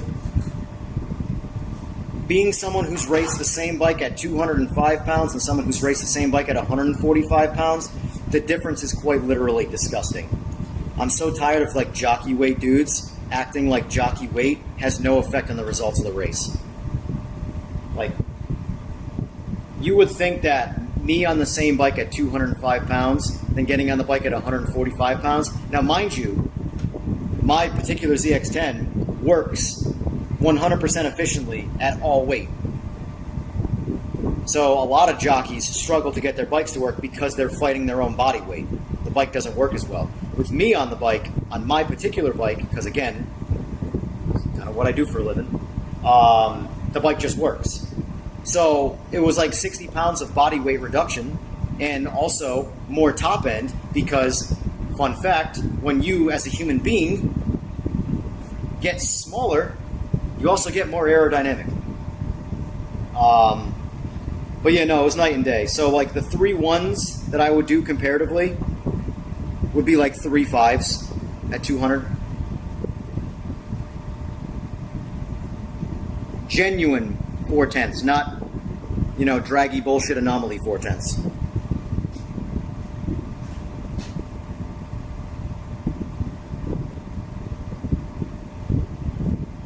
Like, hear me out. When I raced Grandpa in Pensacola in September, I'm on pump gas. I'm on a stock motor.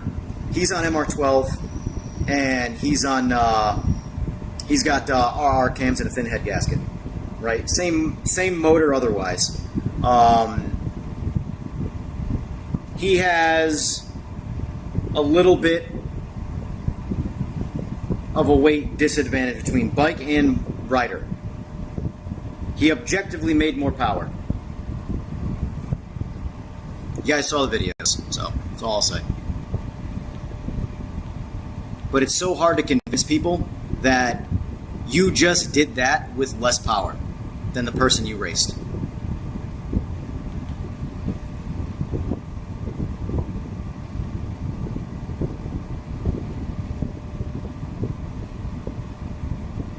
Depends, EE. Are you referring to a ZX10 shock?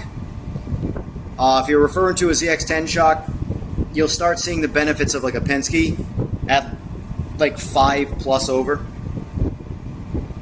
4 over the stock shock on a ZX10 is honestly fine. It's on a 16 and up anyway. The one that's got an actual decent shock on it, not the Gen 4s. The Gen 4 shocks are dog shit. Get rid of them. Throw them in the trash. That's all they're worth. Don't revalve them, don't respring them, don't do anything, just throw them in the trash.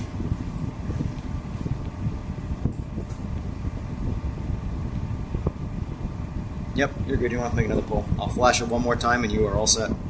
Look at that. That's the last one. Yeah. I still got to flash it, but yeah, you don't have to do any more pulls.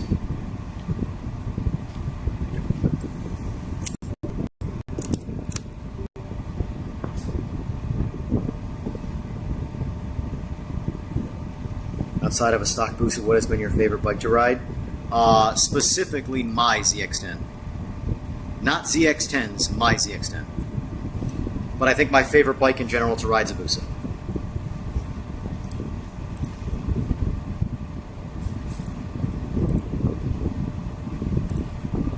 That's a lie. Triumph Rocket. Triumph Rocket. 5 Up Steve, he has a Triumph Rocket. 3-cylinder. Absolute torque monster. Hell of a fun bike to ride. Makes you drive like an idiot.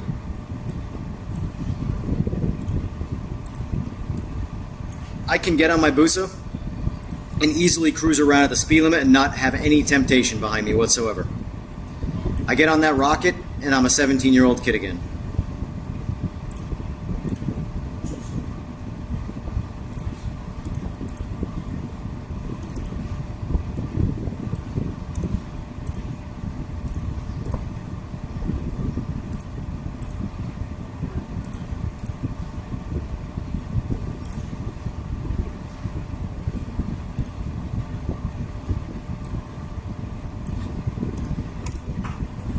Boom. Buttery, clean, and smooth.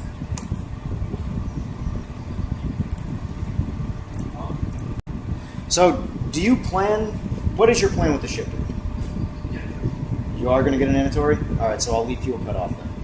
Because, like, if I turn it back on, your auto blip would be nice and smooth again, but if you're going to put it in, that's why it's like that. I'm pretty sure I told Rook that when this was his bike, but, you know, procrastinating Polly.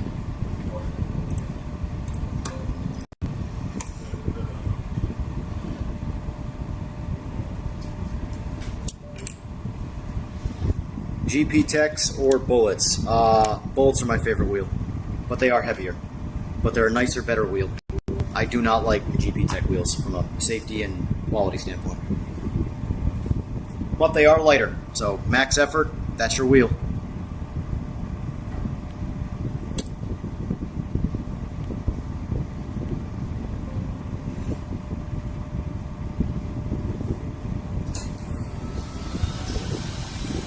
Well, I don't do anything yet until this flash goes through. These things are temperamental when flashing. I'd also let it cool down a little too.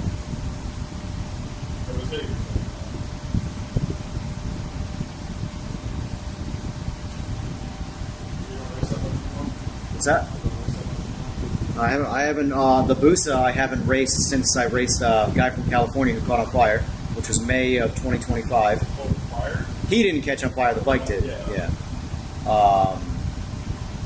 And the 10 I haven't raced since I went to Pensacola in September. So, and I mean, I haven't ridden them since then. Not just raced them, I haven't ridden them since then. They have been sitting there collecting dust. What you get out of racing flash riding? So remember when I started getting into racing, that's when I think you started. What did I get out of it for?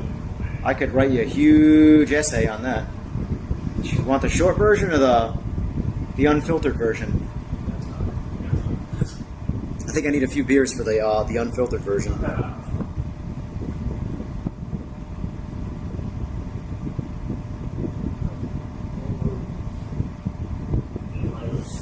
The super short answer is the racing scene is not what it was 10 years ago. Not even close. That's the short answer. Last month, it was just people talking shit. That's how it is. It's been slowly working its way towards... Here, this is... Okay, you want to know why? This is my analogy and reason why I got out of real life racing and fuck all this shit. Growing up, I actively had to earn trophies. Not me, everybody on the world. You had to win, you had to get on a podium, whatever you were competing in, you all got trophies. Everybody who failed shy of the podium went home with their tails tucked between their legs, come back better next year. That was sports. And then, somewhere along the line, someone went, you know what, we don't want these people, these kids, to feel bad. We want to give them an award for showing up. Okay. I'm actively against that. But let's see how this plays out. Well, guess what? All of those kids that were getting participation trophies are now adults. And by adults, I mean over the age of 18. And so when they show up, they've done nothing to earn any level of trophy. However, they think they deserve one. And that's not the real fucking world. So you get every like, pick a day that ends in Y, there'll be a random person I've never heard of acting like they are the baddest motherfucker who's ever been on a bike. Because they beat one or two people locally, and they now think that, oh, I'm the fastest of my little trifecta of friends here, so I can talk shit globally. And And then they come out to even an average meet and get run over by, like, you know, the gatekeepers of the community. That's like when The thing is more and more and more and more and more of those people are showing up, and more of the normalized people have been going, not for me anymore, I'm out. that's what I think was good for you. And I, Because you're humble, but like you race with Broken Joe, if we thought Broken Joe was one of the fastest bikes, like no, you just wait, you have the truck, you just go over here. They have the fast ass bikes. But I told y'all there's a lot more of this shit. Art, you are right. It is a synthetic. How fast could you make a 6'4", 350-pound man go? How much money do you want to spend, War Dog? This bike behind me right here, the owner of this bike was 350 pounds. He's been over 200. GPS.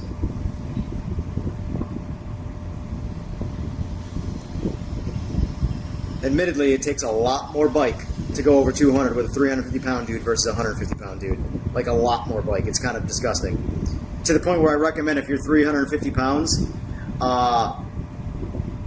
don't race motorcycles.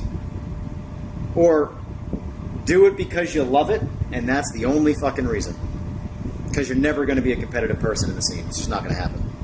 Like, there's a reason why professional horse jockeys are all shorter than me and 100 pounds. You know? You don't see any regular-sized people riding a horse. No. And if you do, they sure as shit ain't winning them. You know? And when you go like stop or shoot outs, it's not really good. Okay, boomer. I mean, it's straight jobs. All I know is I lost 50 pounds on my electric glide. It's a lot faster. Yeah. Gotta have good brakes, though. Well, these bikes only got one. No, I don't go out on bikes at all, JoJo. Nothing. I would have to relearn muscle memory on how to ride a bike. I'd pick it up in seconds, but the point is that I'd have to.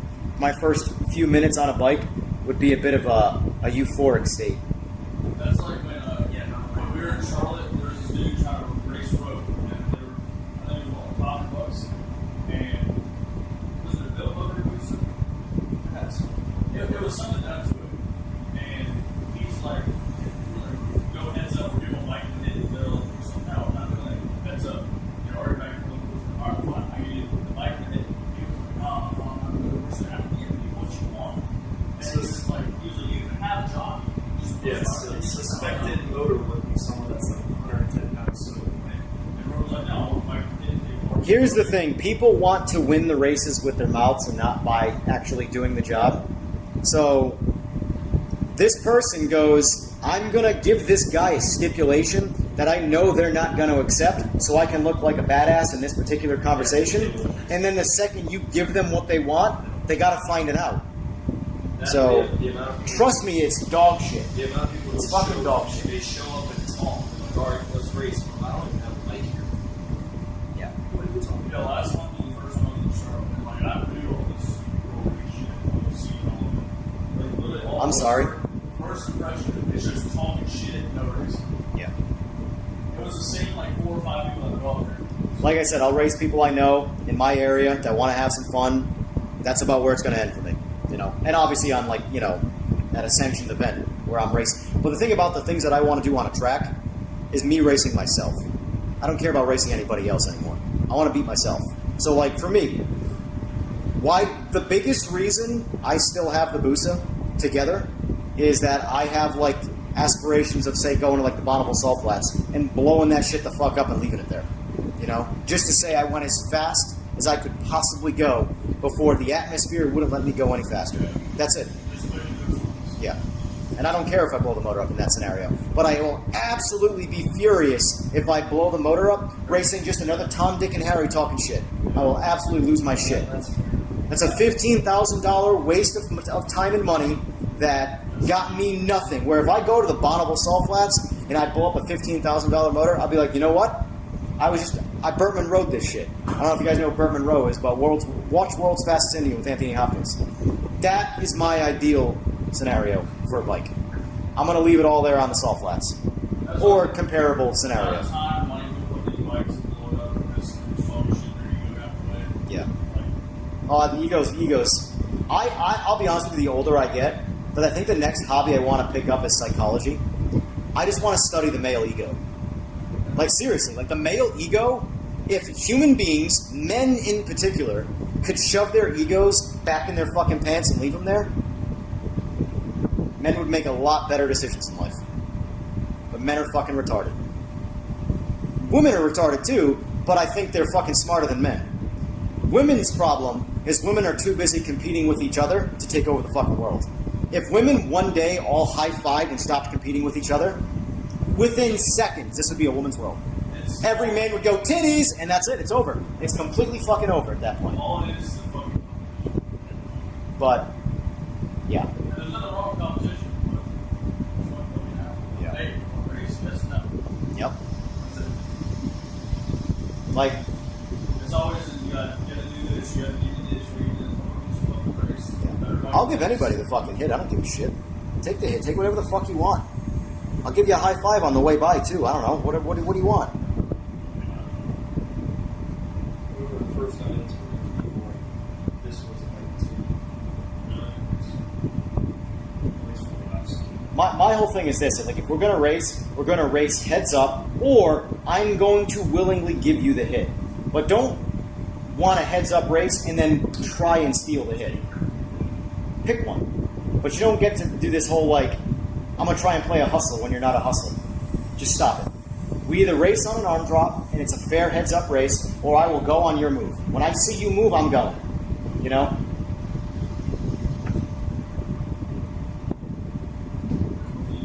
War Dog, you are what they call natural ballast weight. You get in a car, and they got to put ballast weight in the passenger side.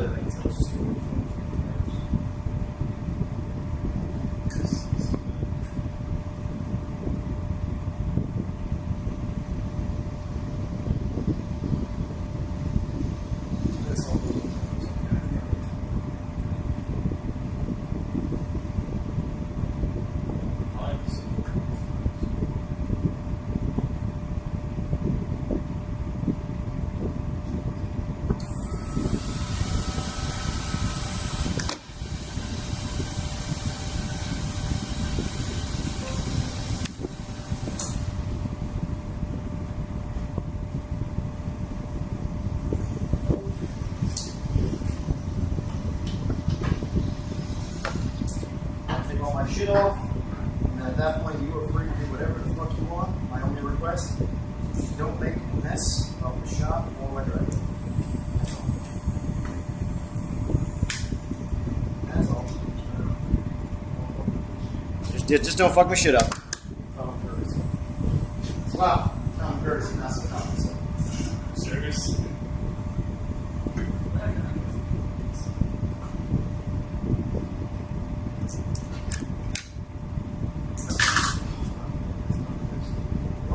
Sucks. Just standing for what, the 2 hours that I've been standing? I'm hurt. Fucking hell, chair. Got that nice chair over there.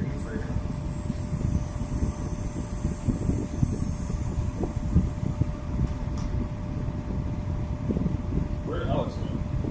Get weird. Me specifically. he was like, you're gonna go there, You by no means do you ever have to like it. but he's never gonna decline it. But I'm never going to decline it. That's a lie. I've declined it and it's shit.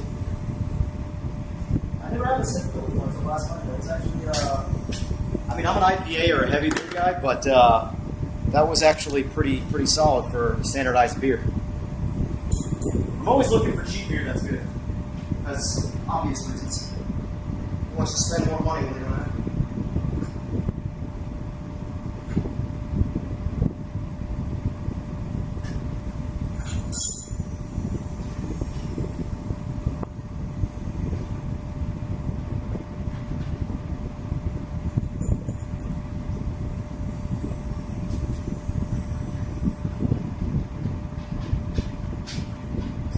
Alright, 2 down, 1 to go.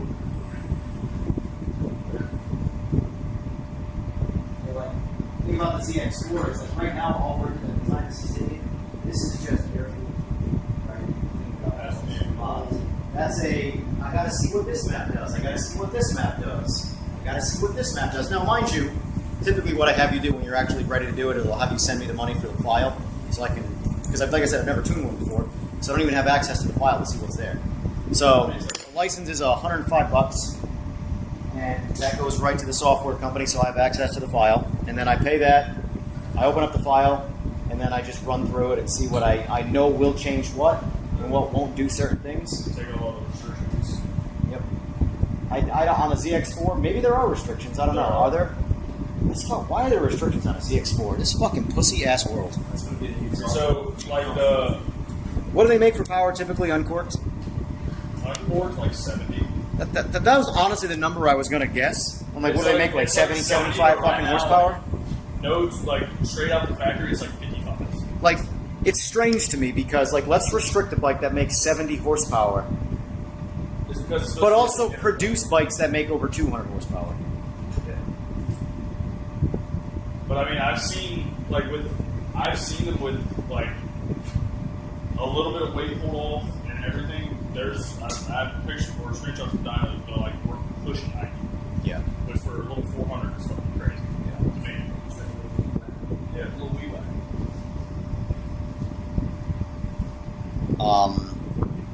Let's see, here's two.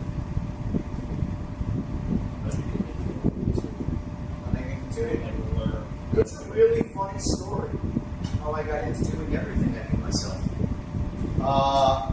Paying other people to do shit and then doing a really shitty job, being fed up with everybody sucking, and just figuring out how to do shit myself. That's been the story of my life with every fucking thing I've ever done. Because trust me when I say I am lazy more so than I am anything else. I don't want to do shit that I don't have to do. I don't cut my grass. I pay someone to cut my fucking grass. I don't want to cut the lawn. Fuck that. I pay someone to do something for you. But, like, you can bet your ass if everybody cut my lawn like dog shit, I would just end up doing it myself. So how did I start my business? Well, in the land of the blind. That's why. Tell Jacob to make a hit, says JoJo. What? I don't fucking know. Just said tell Jacob to make a hit. JoJo's doing a whole lot of shit talk, JoJo. Yeah, not a lot of riding. Where's the game? Damn! Tell Joe I'll take his bike to Charlotte. Joe said he'll take your bike to Charlotte. I mean, the anonymous city, where there may or may not be some racing.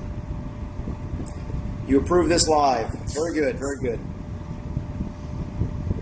Yeah, I figure I'll do these live sessions in the garage when I'm doing some tuning like this because I can actually entertain chat and tune. This week was actually a test session. I was curious to see if my laptop, which I do have a, newer, powerful laptop for tuning. So I was curious to see if I could stream a decent stream with it and use my tuning software, which my tuning software could run on a fucking potato. So I wasn't expecting it to have issues, but I'm also streaming through Wi-Fi right now. So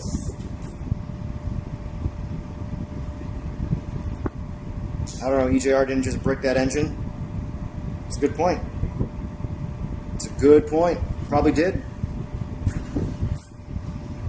Just ask the sim racing community. I don't know shit.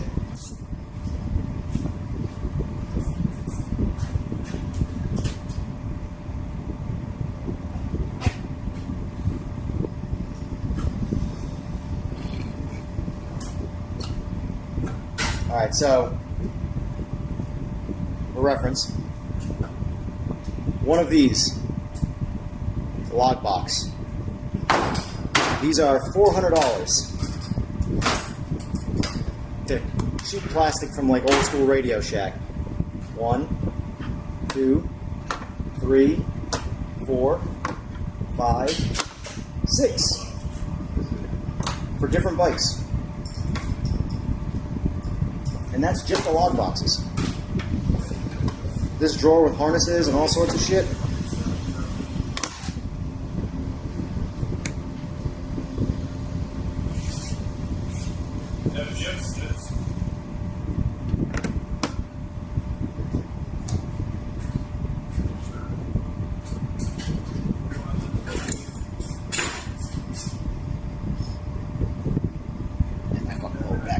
box right now. So Power Commander and a Pizzazz is like a, it's called a piggyback. I'm directly tuning the factory ECU with software and a laptop. They're just, these things here are log boxes, meaning I hook everything up. So this is your OBD2 port plug, ZX10. I plug this into this into the OBD2 port, and now I see every ounce of data the bike is doing.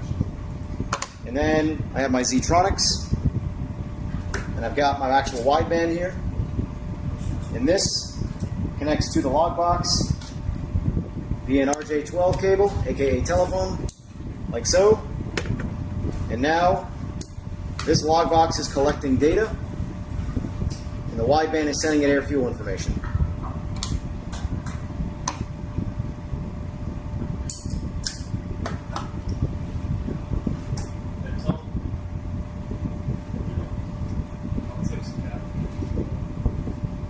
So a Power Commander and a, what's up?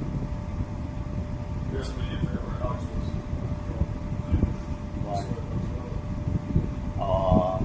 They shouldn't be long.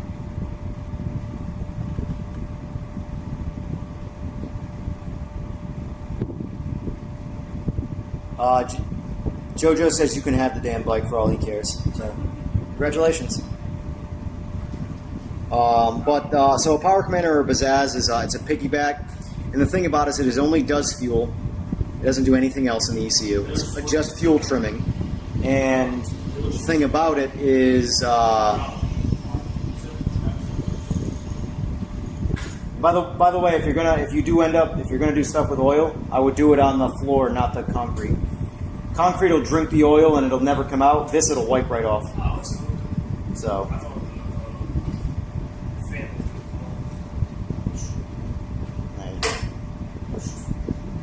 Yeah, the top coat on this floor nothing will absorb into it.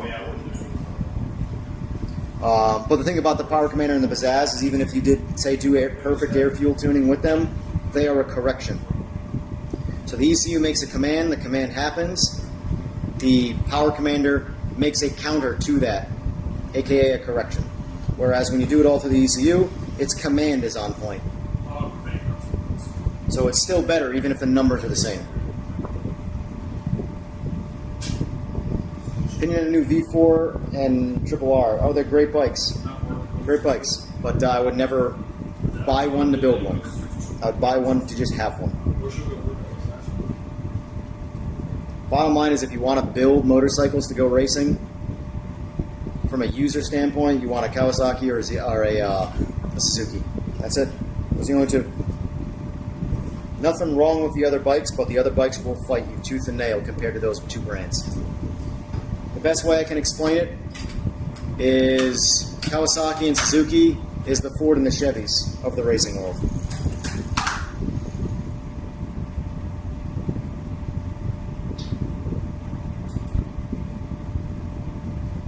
What's my opinion on remote tuning? Nothing wrong with it. It's technically the same thing as what we're doing here today, except there is still an advantage to having me in person because you could be doing things wrong that I don't know if it's remote tuning.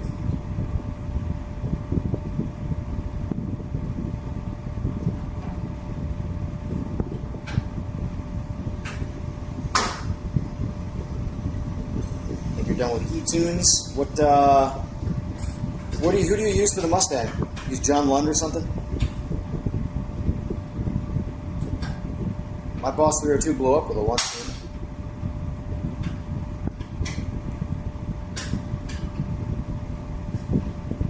Now, Mustang guys, we would go ahead and say, John Lund is a pretty successful tuner in the Ford space. Would we not? Would we agree or disagree on that? So, long story short, when I put the blower on the Boss, John Lund tuned it. Typical logs, E-tuning, all that jazz. And obviously I see the same logs as they do, right? using SCT, and I noticed knock sensor activity happening at the same RPM every single time. Not random knock sensor activity, same RPM every single time. Usually indicative of consistent knock at that area.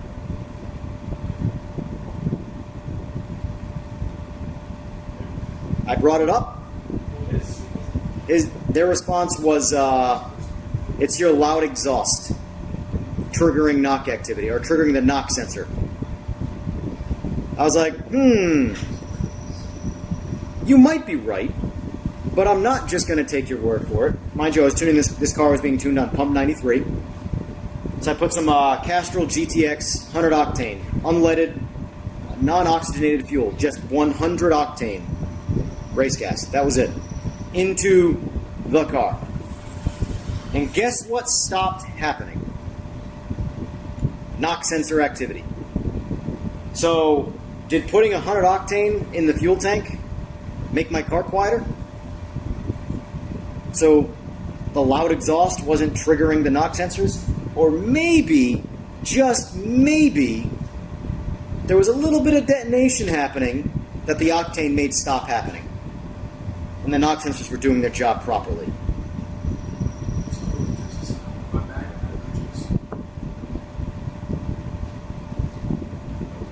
That was one of my last experiences before I started tuning myself.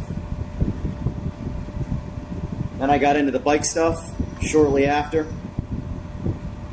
Had one person tune my bike.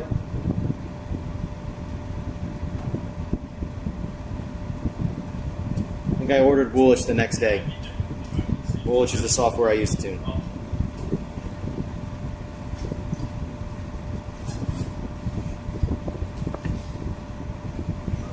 Do I feel like E85 is a waste of time on bikes? I wouldn't say it's a waste of time. It's safer.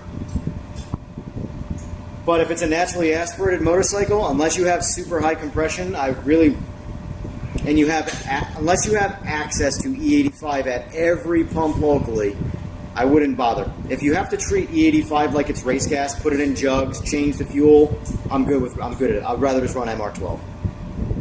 But if I had things like a Ninja H2, I would literally never run anything but E85. E85 becomes magic with boost.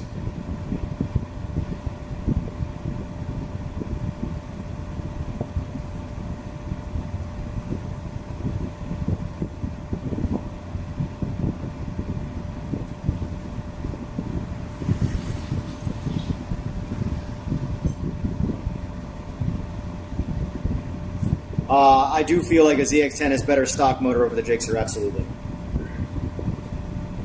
I have a silver 345-pound piece of shit standing over here that says I am correct.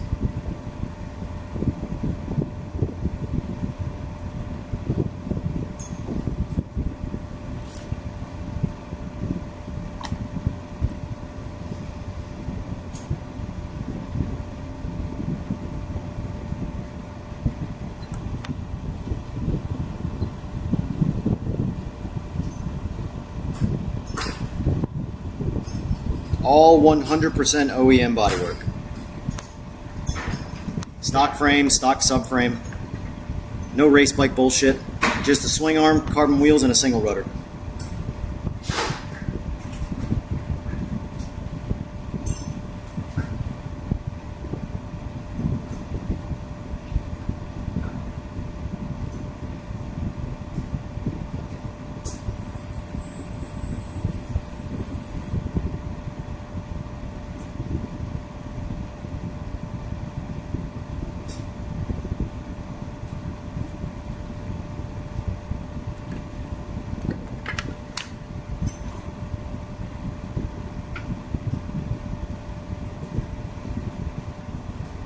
I'm far more proud of the ZX-10 than I am the Busa. Fuck that Busa.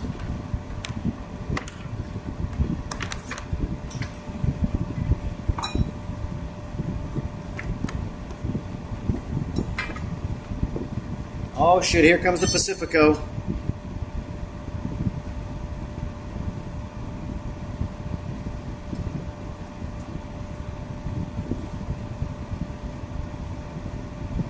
Yeah, buddy. Thank you. Well, why he didn't come over? Appreciate that, Harry.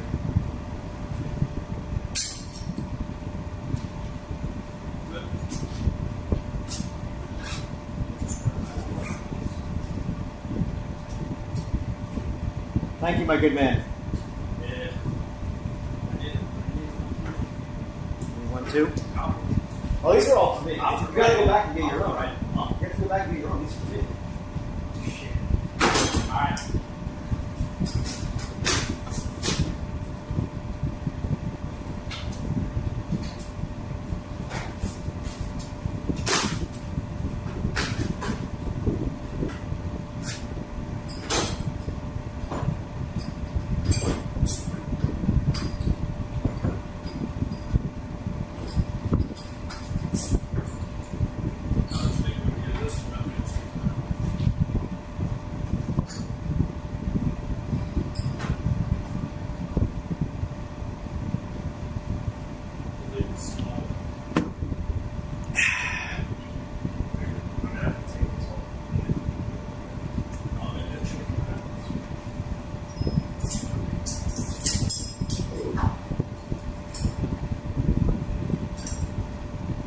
Talking to Sora right now. The good thing is a lot of the problems he's finding are back end problems, which means he's able to fix a lot of things without an actual patch.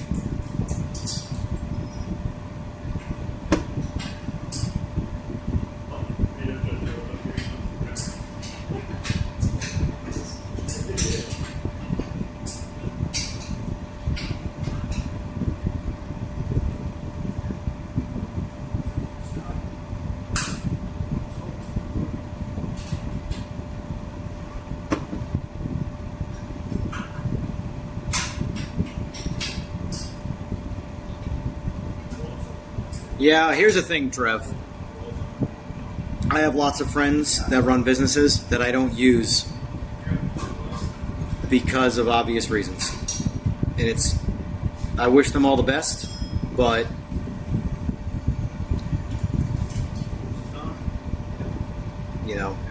it is what it is.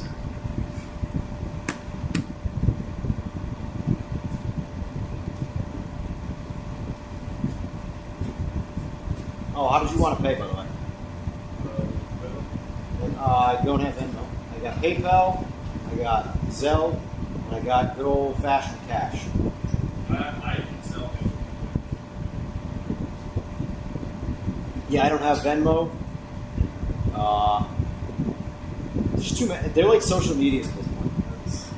Don't have Venmo. Don't have Apple Pay. I don't even have an Apple of any kind. What's that?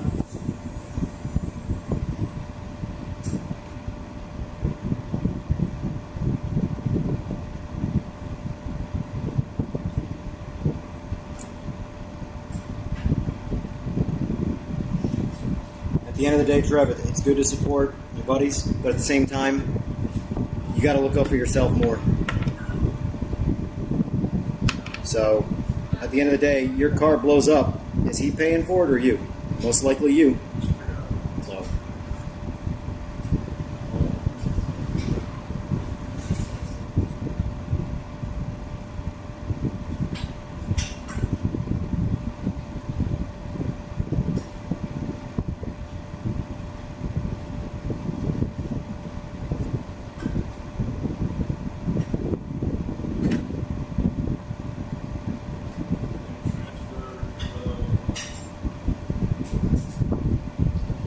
Here, I'll write it down over here so the entire chat doesn't hear me give away my phone number. You're not. Oh, yeah, that's good.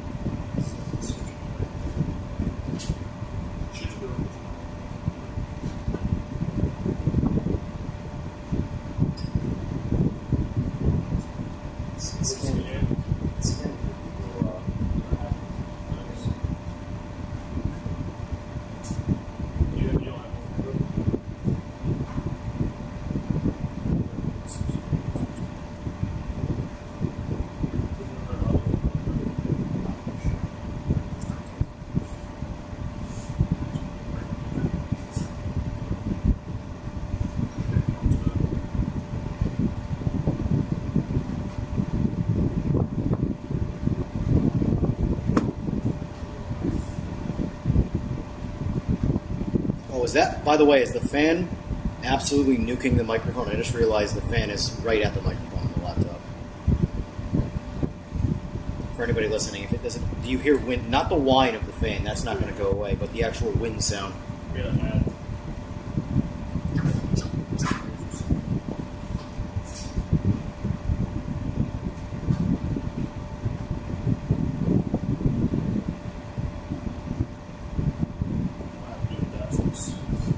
God damn fucking hackers.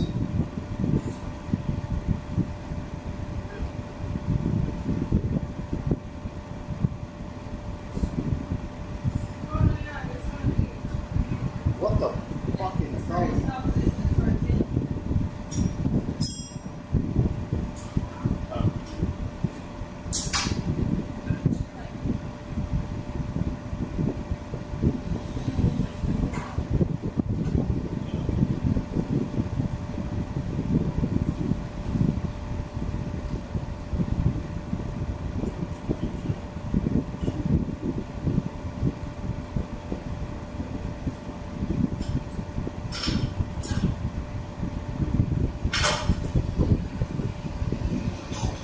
It's not going to send me $6.5 million, Tom. The way you just reacted, that's hysterical.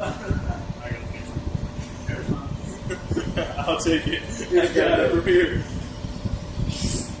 I got the number and I just kept hitting zero. Got to like $65 million. I'm like, dude, it's not going to let me do that. Calm down. If you have enough money for that to send you, Yeah, exactly. If it sent me $65 million, I'm officially a fugitive. I'm out. Bye, guys.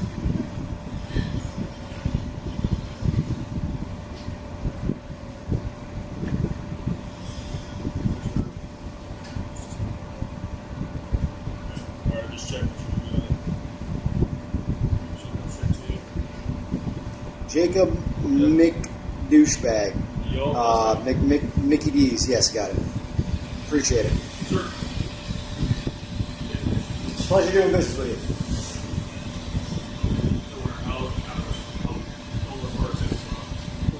Hmm? It's like the worst way to go.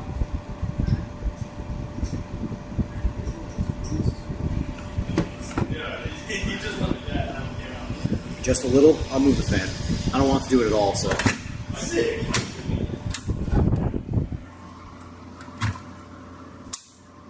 There we go. That's what you check. Yeah, absolutely. Being in farmland, the gnats are wild, so you absolutely have to keep the fan going.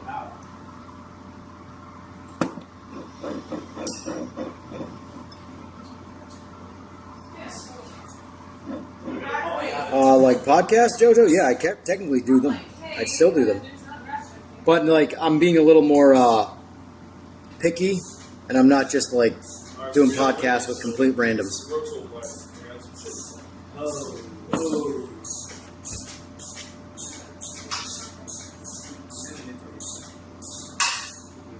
English. I need what? Which one?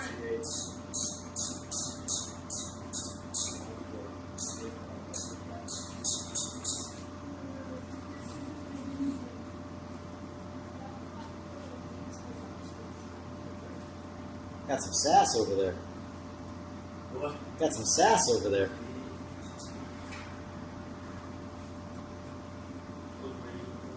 Get Guy Martin on the podcast? Yeah, I'd love to. You got his number? I'd love to hear all. This is the crazy thing, right? The biggest reason I would love to have a conversation with Guy Martin is because I've spent a long time. Like, you have road racers that talk shit about straight line racers, right? About how it's easy, blah, blah, this, that, and the other thing, there's no talent, whatever. Well, why is it that Guy Martin did the, in my opinion, most baddest form of racing on the planet, Isle of Man, and now has switched up to trying to go 300 miles an hour in a straight line? That's like his next thing. Like, okay, I've already done Isle of Man. Where do I go from here? I want to go 300 in a straight line. So if straight line racing was such a like silly, easy thing to do, why is that his graduate form of racing? That's the conversation I want to have with him. Because obviously I've never done Isle of Man, and I think Isle of Man is way cooler than straight line racing all day. But maybe when you've done one thing, let's go try and conquer something else. I already inhaled that beer.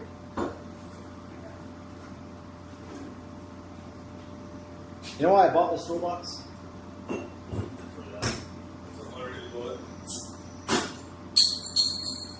Yep. Mike, I don't know which toolbox I want. That Husky looks pretty good. Oh, it's got a bottle cap remover on it. Sold.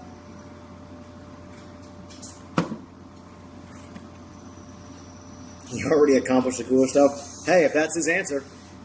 If that's his answer. No, though, like, the thing about land speed racing, has anybody here seen The World's Fastest Indian? Art, you're a movie guy. Have you seen The World's Fastest Indian? If you guys have not seen The World's Fastest Indian, everybody in here too, no one's in here, do it. Do it.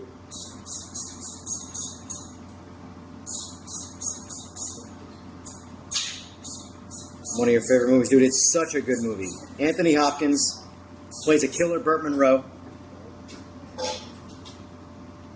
Dude, Trev, watch it. Watch it. That movie is how I would love to completely, fully end my motorcycle career. That's why I don't race the Busa. I don't want to have to build another motor to go to Bonneville with it. I'd rather let it sit there for fucking 20 years and then go to Bonneville.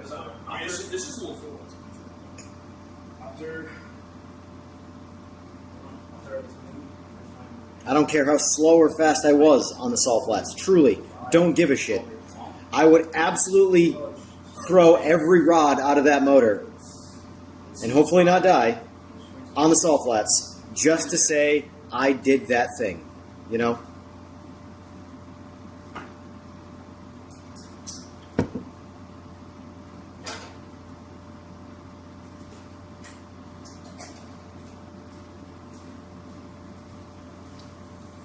Yeah, that's one of my, if there was a specific motorcycle movie, that's the movie.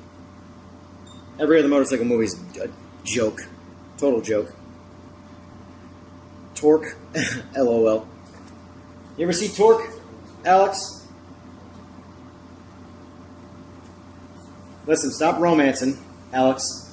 Have you ever seen the movie Torque? No. Don't waste your time. Have you ever seen Torque? Has anybody in chat ever seen the movie Torque?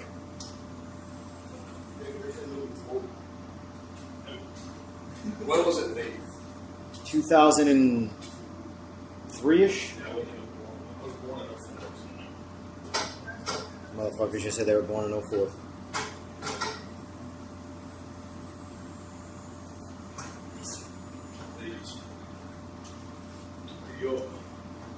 No, Rough Riders was,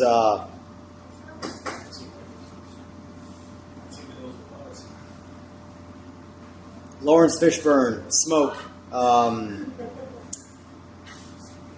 fuck! What's the name of the movie? That movie's actually iconic. Stupid as shit, but iconic. Biker Boys, thank you. Thank you, Grant. Or JoJo.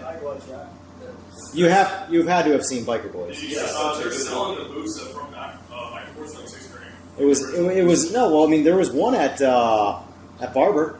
Barber Motorsport has that bike in the showroom. Yeah, they're selling it's either purple or pink. It's a Busa. They're selling for 6 It's silver and like a pink. Yeah. That's all on Instagram. Yeah, no. Torque was Google Torque Slick. It's a dog shit movie. They took the worst elements of Fast and the Furious, and it was only those elements, and it was bikes. I was a kid. The fight, the 1v1 fight they had with the bikes was retarded. Wheelie fucking... Imagine both guys doing a wheelie, or technically in this case they were chicks, doing a wheelie with the bikes, and they slap the front of the bikes together like it's a sword fight. Like, Jesus Christ, what am I watching? Then the guy jumps the bike onto the train. Then there's the jet bike at the end. God.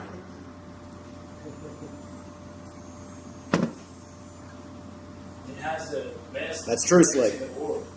What's that? The best brakes in the world. The bike. You don't remember that? Are you talking about biker boys? Yeah. Oh yeah, no, they race on a dirt road with a Busa. Well, so what was the sun on? Smoke's a Busa, Yeah. but what was it? It doesn't matter. Point is they're racing on a dirt, like a farm road that's dirt, and the finish line is like an archway, like when you drive into like someone's farm or something, where the title of it would be. Yeah. That's the finish line, and literally from where I'm standing to that fucking wall is a fence. And they get to the mind you, this race is like a half-hour movie, right? They're just monologuing in their helmets, talking, and then they get to the finish line, and you see Smoke racing his son choke up on the throttle a little bit and lets his son win. They cross the finish line, and then they just stop before hitting the fence. Like, let's just say Now let's say this rule. Let's just say they were doing even 50 miles an hour. Let's just say they were doing 20 miles an hour. They're on a dirt road. They're not stopping at 20 miles an hour once they cross the finish line before that fence. And they're just stopped. And then there's the end of the fucking movie.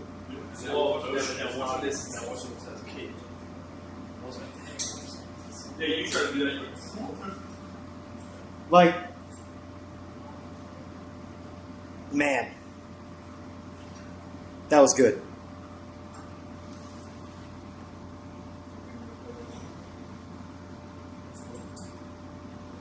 Do you like the Bike Riders a couple of years ago? I'm not sure which one that is.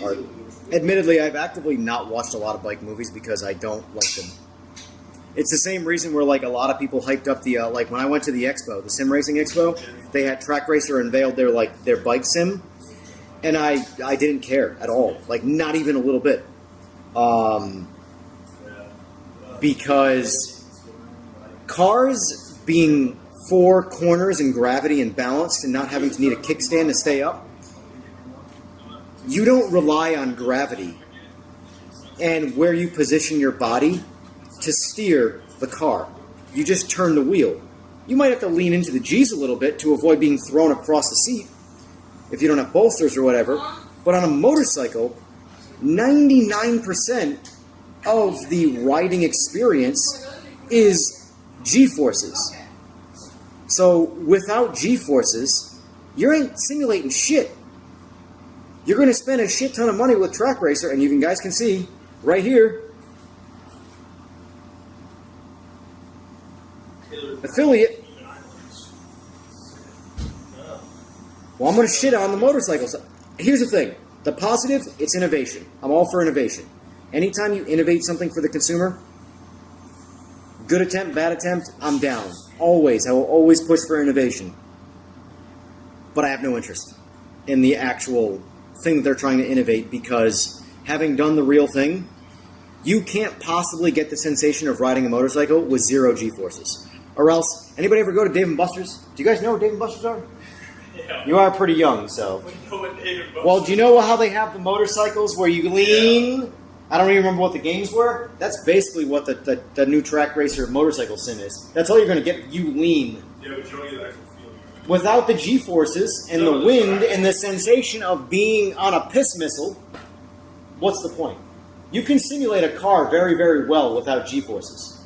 You can't simulate a motorcycle with no G-force. It can't happen. I went to a welding convention when I was welding, and they had like a NASCAR there, but it was a simulator. They had like pistons that would move with the car, and it felt like really realistic. I don't know how you would do that with a bike. Well, so I've used motion and not, so the layman's term for that would just be called motion. But there's all sorts of kits they use. It's all, I don't know if they use hydraulics. I don't think it's hydraulics. There might be some level of internal. Well, it depends. It depends on the bike, because there's a shit ton. There's D-Box. There's D-Box is the most well-known one. One of the OGs in it. Realistically, D-Box is probably what I would still get, even right now if I wanted to buy Motion. But admittedly, when I went to the expo, I expected to go to this expo and leave pissed off because I was going to want to spend like $20,000 on all the motion, all the panels, everything to immerse myself. And I was actually shocked that the only thing that I didn't care about going to the expo is the only thing I left going, I kind of want that.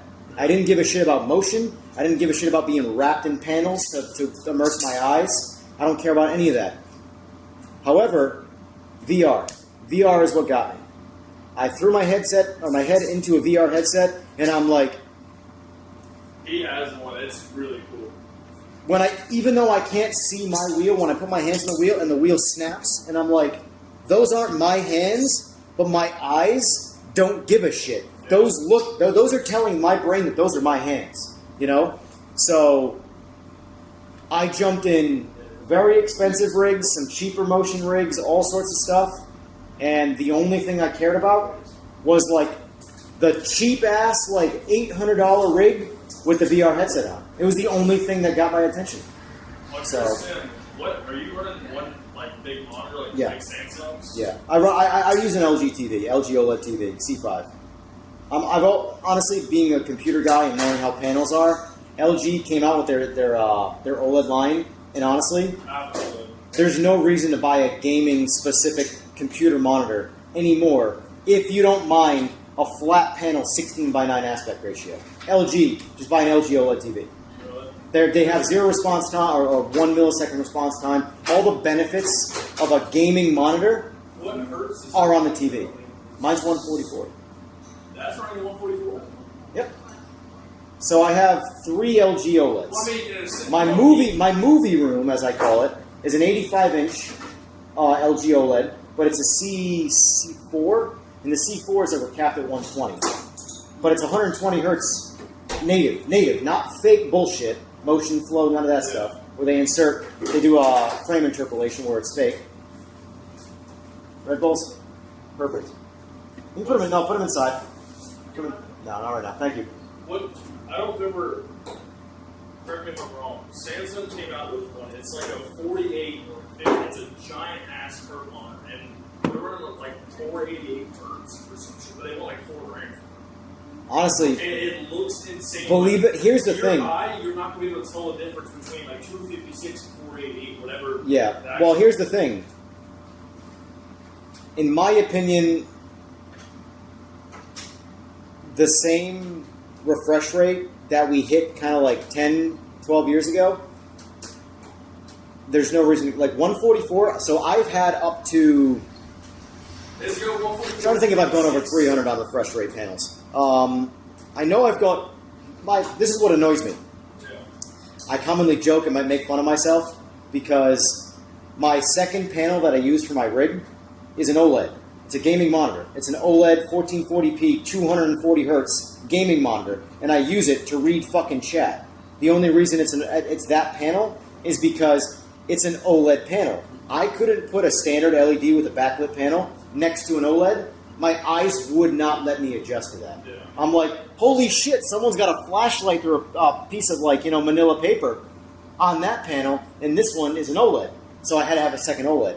So it's embarrassing that I spent that kind of money on a panel for chat. But the point is that I can actually still see the difference between 120 and 144. Yeah. If I go from a frame lock of 144 to a frame lock of 120, my eyes will perceive that. Yeah. However, 240 to 144, for my eyes, and it is subjective because your eyes, not all eyes are the same, I cannot see a single difference between 240 and 144. Because I've looked into this from like the naked eye on average human, you can tell the difference. You can tell the difference between 60 and 120 or 60. That's easy to do. 60 to 120 is super Yeah, easy. but 144 and like 250, all those higher up ones, you really cannot tell the difference. Yeah. So No, people it's spend true. This dumb money. Like I have a 240 hertz. Yeah. And I got a really good deal on it. I got a 240 hertz monitor, and I have a 144 beside it. I cannot tell the difference.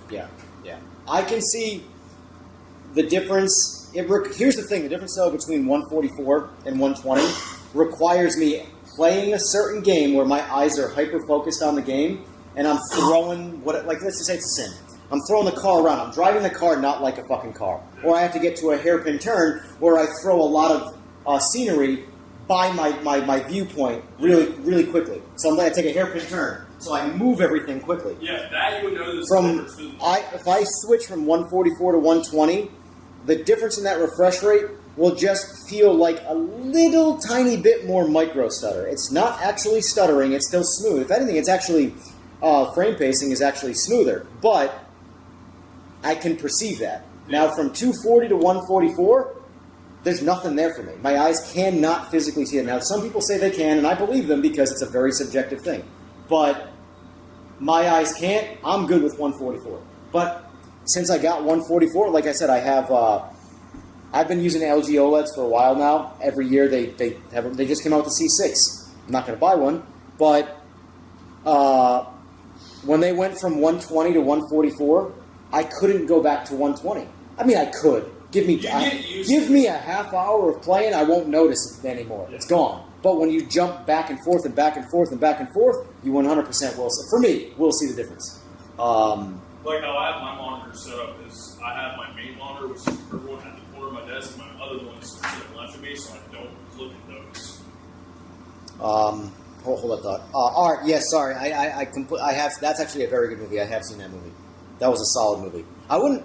Yes, it's a biker movie, but that's more of a You could argue that like Sons of Anarchy is a show about bikes. Like when I say bike movies, I'm referring to the art of the race of racing motorcycles. Whereas in that movie, they're motorcycle gang stuff. Fantastic movie. Sons of Anarchy, fantastic show. But different genre than what I'm referring to. When I say bike movies, I mean movies around the art and the sport of racing motorcycles. Like, your Fast and the Furious, your Days of Thunder for cars, things like that. C5 money. Yeah, believe it or not, they're actually... Too bad. Are you still on your 60 hertz panel? Because you have no idea, man. I can't wait for when you tell me your experience. Like, as excited as I was for you to get a PC over a console, I'm more excited for you to go from 60 hertz to anything over 120 or up. Because you're going to be like, oh, I get the PC thing now. Yeah, if you go from 60 to 144, it's like... For the longest time, I would use the same 60 hertz TV on... Now, mind you, I've had gaming monitors, but it took me a while to adapt to gaming monitors. And when I did it, I was like, yo, what is this world of high refresh rate? So this is what got me with my old PC. It was bare bones. It wasn't a good PC. And that's why I got my 250 hertz. And even though I had all that there, my PC wouldn't run it. So I was like, what? I don't get it. And I got my new PC, and it can handle it. Yeah. And you can immediately notice the difference. There's nothing better than when you can cap a refresh rate and lock it there and never dip below it. It's such a good experience. Like my stuff's all capped. Yeah. And it's amazing. Is he ready to go, or? He's got a pump fuel. All right. We got to switch those around so we can get that one in and out. It's going to be the same thing, 2-3 pulls, and then we're done.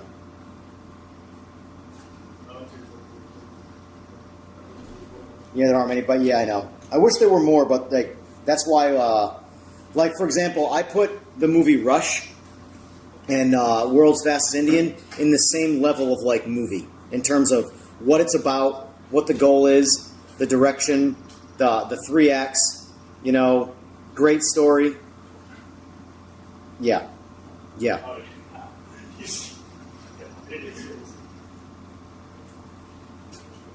Rush is still my top 3 car movies of all time. If there was an F1 movie, I really, really like the new F1 movie with Brad Pitt. It's a very good movie, but it's a movie. Rush blows it out of the water in terms of it being a story. And it's not because it's real versus fiction. It's just a story. I think they did a great job with F1. I hope we get more movies like F1. We need them. I think car movie or motorsport movies in general suck. So when a movie like F1 comes around, you got to make more of those movies. I really hope Tom Cruise makes Days of Thunder 2. I hope that's not just some random bullshit and that's an actual thing. Because, like, the way they did Iceman solid in Top Gun Maverick, Harry needs the send-off. Harry absolutely needs the send-off. You know? Did you like Top Gun Maverick? Fucking loved it. What about Top Gun. Hold on. Low key, I view things. I don't go by cult classic mentality. I go by good story, bad story, good movie, 3 deliverable acts, ending, beginning, middle, all that jazz. Top Gun Maverick, 10 out of 10, way better movie than the original. The original movie is actually a really fucking shitty movie. The original Top Gun, from a movie, how you would critique a movie. Yeah. It's a bad, shitty movie. But the movie, the climax of the movie, the final dogfight, he just shoots the MiG, and it ends, we won! Woo! There's no tension. I'm like, what the? That's it? That's the end of the fucking... Yeah. So I watched... That's the definition of a 2-pump chump in bed. I just nutted already? Really? That's it? It's over? So I've never watched the original Top Gun. I watched Maverick, and I was like, that movie was actually really good. And my girlfriend was like, no, you gotta watch the original. Dude, the dynamic between the constant Tom Cruise is gonna die. Yeah. No fucking what's the handle for his Goose's son? No, Goose's son in Maverick. What's his handle? Rooster. Rooster. Thank you. I thought you were saying Bruiser. Rooster. Rooster's gonna die saving Maverick, and we got the same fucking story of the original where he's got more grief, and then it's they're gonna die together. Like fucking just that entire mission segment was like if the entire movie started at the start of the mission, I was content. Yeah. That was a fucking incredible experience. Yeah, but he was like, you gotta watch the original. It's so much better. I'm like, Anybody who says the original is better is the cult classic mentality people. It's not a better movie. That's him. It's not a better movie. It's objectively not a better movie. I think Maverick was better. The people who say Top Gun was a better movie than Top Gun Maverick are the people who saw Top Gun in theater and go and waited 30 years for the fucking sequel and go, the original's always better. No, it wasn't. Trust me, Maverick was a real movie. That was like legit. You watched Real Steel? What is it? Real Steel? Real Steel's awesome. I love that movie. You weren't alive. That doesn't mean I haven't watched it. They're apparently making a second. I really hope they do. How old are you? 21. Fuck. This motherfucker's 21. I'm probably youngest here. How old are you? You usually leave. I'm just kidding. You don't have to actually leave. But Christ. Yeah. What do you think I was? I don't fucking know, man. I'm 40. You're 40? Yes. I think you're 40. Well, I'm 39 and a half, but whatever. It's the same I fucking can see thing. 39. I didn't see 40. You can see 39, you can't see 40? I don't really see from you there, honestly. Whoops. Christ. I thought you were like late 20s. late 20s, early 30s. Yeah. I didn't think you were 40. My war stories tell me I'm older than my 20s.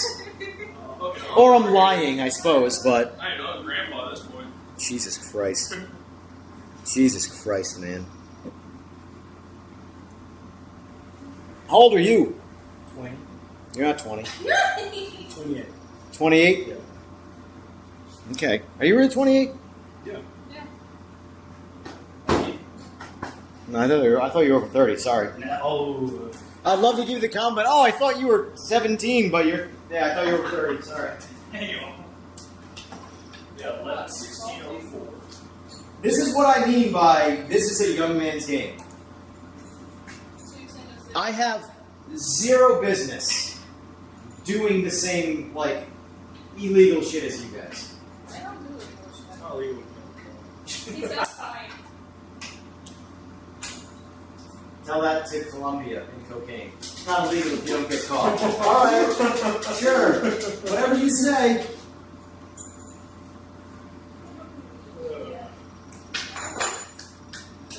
I was immediately alarmed. He said he's 21, and she's like, I think I'm the youngest one here. I'm like, wait, what the fuck? Not even very bad, yo. That's young, I'm sorry. Like, don't drink the beer. You're double I don't O's. drink at all. Yeah, that's a good thing. You're not supposed to. Because it's illegal. Yeah. No, my favorite is just this one. It's illegal. It says 2 illegal race bikes in his garage. These aren't illegal. They're in the garage. Nothing's illegal about owning a race bike. They're strong. I take it on the road. Oh The man. moment it leaves your driveway, it's legal. You saw that video of this cop pulled a dude over because he didn't have a license plate on his bike that was in the bed of his truck. Trying to give him a ticket. You're 43, too bad? I'm not the oldest one. I'm considering you guys in the room with me, the chat. Chat, you're in the room with me. It was a whole Yeah, thing. who's oldest in chat? So far 43. Damn! You know what's funny? On the track to get a pension. Like, at my age, I don't even feel like anything. Like, I feel pain more, but I'm the same fucking person. And yet, I'm twice as old. Hold on, I lied. That hurt. Is your bung off here? Is your, English. You don't know English. Yes. Yeah, he was telling you.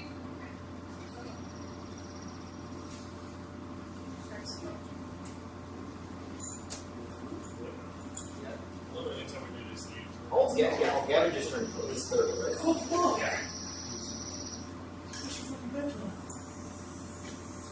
Gavin, I mean, not to, because Gavin's in really good shape. Like, he looks like a young guy in that regard. But he takes his fucking hat off, and I'm like, how old are you again?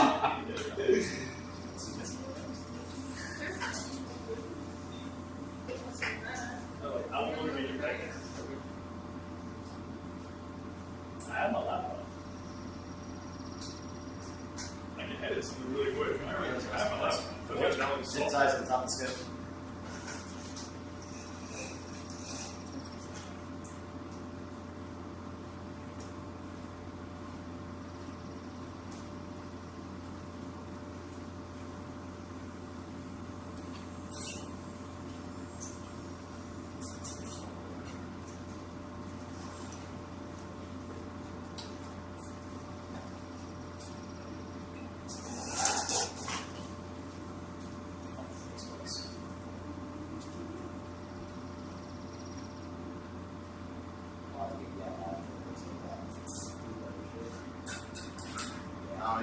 I'm not sure if it's one next to it, that would definitely do it, so.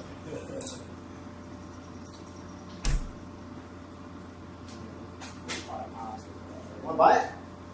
What? Who said? Wanna buy it? We can trade.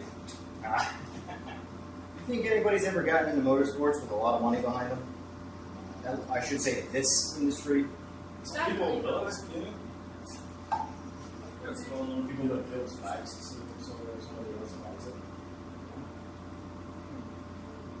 I don't understand why people do that. They build a bike, put a bunch of money into it, they don't even run it. It's fun to do it. Well, you can be What like me. man's happiness Buy the is bike, yours. go the bike, don't even ride it. Do all the work, get nothing out of it. That's me. Why? You're the perfect person to ask them. Why? Because I don't want to die. Like, that's the I don't know, the older I get, the more I like. So it was weird. You know the Conor McGregor recent attempted a fight? I watched that. Alleged fight. I watched that, and I saw all the conspiracy, and I'm the only person going, I'm just sad. I watched that scenario, and I just got fucking sad. Because all me at 40 years old saw was not some dude who talked shit, who wanted to come back and get in the cage and win a fight. I saw a guy try and do all of that and kind of realize his own mortality, of that he's just too fucking old to do what he used to love doing.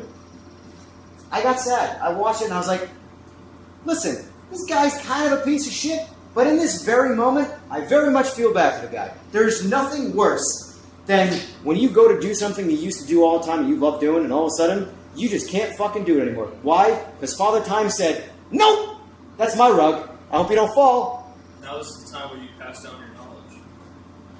I do think Conor needs one last good fight. I think, in my opinion, like, he can't, I don't think he's going to win his last fight, but I do think that he cannot go into the ring and go out like that on injury. He needs to go out throwing his hands. If he goes out unconscious, face first on the mat or the ring, whatever the fuck it is, that's fine. Because, you know, I will say this. This is something I can't remember who was talking about this. But it's like a weird, like American-ish, even though he's Irish. American. The Japanese are the only ones that have really gotten it right when it comes to like battling. Is that like everybody else in the world wants to go out on top on a win. I want to stop with a win. The Japanese go, I want to go until I lose, and then when I can't win, that's when it's time to stop. Yeah. Right? That's their culture. And it's the only one that actually makes any level of sense. Because if you're winning, the Japanese culture is that if you're winning, why should I fucking stop? I'm winning. Oh wait, I can't win anymore. I'm too old. Okay, it's time to stop. You know? But everybody else in the fucking world goes, I need my one last hurrah. I gotta win. I gotta get that win. So if I were Connor, if I could put my brain in Connor's body and fight, it would be like, I would like to go out on my own terms. Even if my own terms are fucking unconscious face first on the fucking mat. You might be a good person to ask. Probably When it comes to exhaust, even for my bike, does it really matter? I use the Like which one you go with? I would not, respectfully, on a ZX4, Yeah. I would not just go be... cheap. Just I go would- cheap. Well, I wouldn't say necessarily just buy a nice exhaust. Like, if it's a money thing, then I'm not going to agree with you. But if it's I want to buy the best exhaust with the most power, it's not really going to matter. Well, But I've been watching I would videos. buy whatever is the nice exhaust for my nice bike. Because it's a ZX4, so it's a newer bike. So, buy a nice exhaust, have a nice exhaust, enjoy it, the sound it makes. I would buy an exhaust based off of sound. I would not buy an exhaust based off of money, because I can assure you, in this industry, if you do all of your shopping based off of how things cost, you're going to be buying things twice, if not 3 times. You're going to buy the exhaust that you wanted to buy based off of it being cheaper, and then you're going to buy the right exhaust right after that. That's just how it works. So, I recommend... Well, you just answered my question because it's between an M4 because they're cheaper, and I've seen them choose M4s for Van Diemen. Van Diemen has a low value exhaust for like $204, and it's titanium, and I love the sound of it. Van Diemen makes a better exhaust. M4 makes a decent exhaust. I'm not going to shit on M4. And the Van Diemen But Van Diemen makes a better exhaust. Yeah. They have a low mount for like $1,300. Yeah. I personally would buy the Van Diemen. It's a better exhaust. Yeah, my bike is good. No pressure, though, because I'm waiting on you. No pressure, but all of the pressure. No pressure, but the room is shrinking. Hard, quick. Oh, no, he's not here. So we do bikes. That's still one of your You should go take the bikes to the race. What's that? You should go take the bikes to the race. Well, the ZX10, I would, like I said, if I hit financial ruin, like complete total financial ruin, it'll be me under the bridge in the cardboard box with that bike next to me. But if I hit any level of financial ruin, the booster will be the very first thing to go. The very first thing to go. The only reason I have that is, like I said, it's my bourbon roaster. That's it. Boost is big better. Alright, I'll see. I don't, like, here's the thing, I don't give a fuck about the secret. Everybody thinks I lie. I know these are just going to be words that no one believes, but I do not fucking lie. I tell everybody, if I say it, What is that? I say it, I'm either telling you the truth, or I'm telling you what I believe the truth is. Yeah. But I do not fucking lie. That bike is a genuine stock motor. I will tell you every fucking part number of the booster. I don't give a flying fuck. 1596 titanium rods, 9mm billet marine crank, Megacycle 427 cams, carbon head port. No, I don't hate it for pushing. Just listing off parts in that motor that people think are secrets. So I don't why? give a fuck about. What makes the ZX10 stand out? The whole more with less thing. I am a huge fan of efficiency. I'm that guy that would rather be the porn star who gets off every porn chick, I guess it would be, with a tiny little baby dick, versus the guy with the giganto mongoloid that is too pump chum. I'm just saying, I'm all about efficiency. So are you a person that like you test, find what little thing you can do to it to make it more efficient, and do it again? Yeah, and it applies to everything. Anything you find on one bike that works typically works on everything. It's motorsport in general. So just time. That's what makes your bike. experience, time. Like, here's the thing. If you have no idea how to make a ZX10 fast, getting to the point of that ZX10 is going to take probably a decade, years, or it'll accelerate with a lot of money. Me, that particular bike, if I didn't have it and I had access to bike and parts, I could build it overnight without even thinking. I could do it in my sleep. That's the experience side of things. So, and that's everything. It's the same way, you know, when you want to hire a really good carpenter to build you a badass kitchen, or you try and do it yourself. You're not paying for the lazy act, like maybe somewhat you are. You're paying for not having to do it, but you're paying for this person's experience that's been doing it and has formed an art or a craft out of it. Whereas you got to figure it out as you go. And I've learned by my age now that there's a lot of things that if I spent time and I learned how to do, I could probably do and do well, but I'd rather pay that dude that spent his life figuring that out and can just go do it. Here, have a nice day, thank you. I can go fuck off and do what I want to do. I'm going to give that guy some money. He's going to get paid for doing his craft, and everybody's fucking happy. Anyway, are you ready? Because I'm waiting on you. Are you good? Yeah. Oh, shit. To the highway. And by the highway, I mean the road. By the way, what do you think right there that road is? The speed limit. It's like, no, isn't it 55? 55. You pull out of my driveway, you can legally be going by my house at 55 miles an hour. That's crazy. Because I saw, because That's if it's the county speed limit. I passed your house and we didn't know where the fuck we were going, and I turned around and saw like 55. The county speed limit's 55 miles an hour, and if it's an unmarked road or on the speed limit's not posted, it's always 55. That is a 55 mile. The corner down there drops to 45 briefly, and then it goes back up to 55. That's crazy. Huh? The amount of times you're like, oh my god, that guy's going so fast. I'm like, he's probably going 10 under the speed limit. That's like that blind corner right there. It's not a blind corner, but if you're not paying attention, you pull out, you can be fucking snapped. Yeah, yeah. So when you see someone speeding down the road, don't pull out. They're not going to slow down. They're legally obeying the law.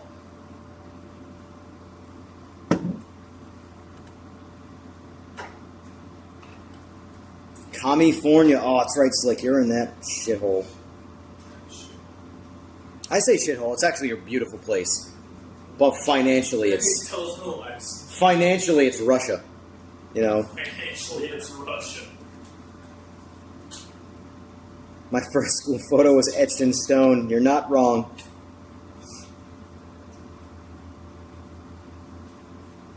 Art has plans this weekend. Days of Thunder. If you see your Art, you've never heard Smoking the Bandit.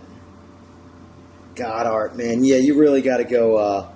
You got to go see Days of the Or guys, go see. You got to go on Amazon. I'm still a virgin, Jesus. I missed a lot of comments here in my rants.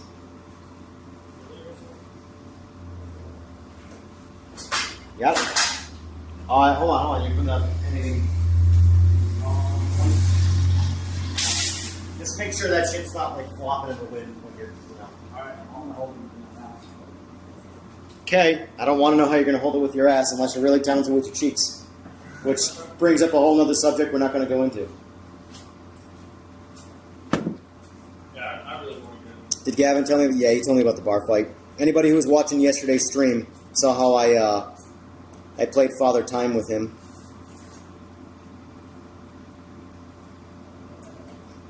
My social security number is 1.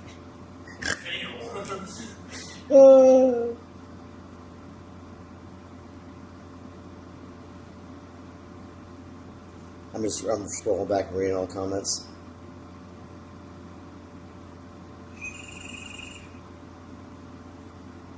That was a fancy sounding starter, that's all I'm going to say. Don't need that kind of starter for a stock motor.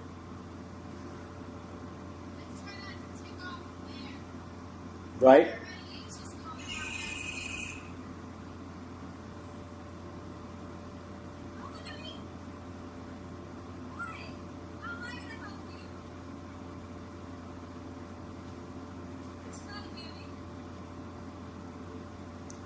Yeah, but so here's the thing, Slick.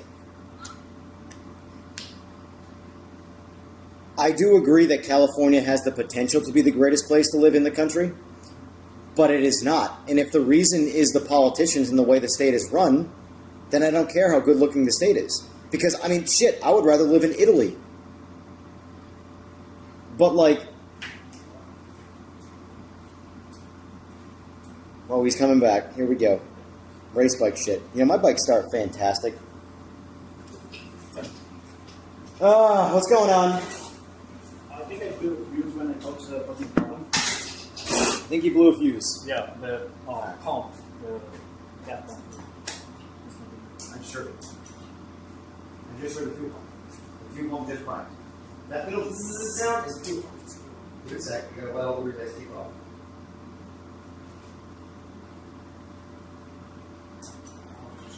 That's your fuel pump.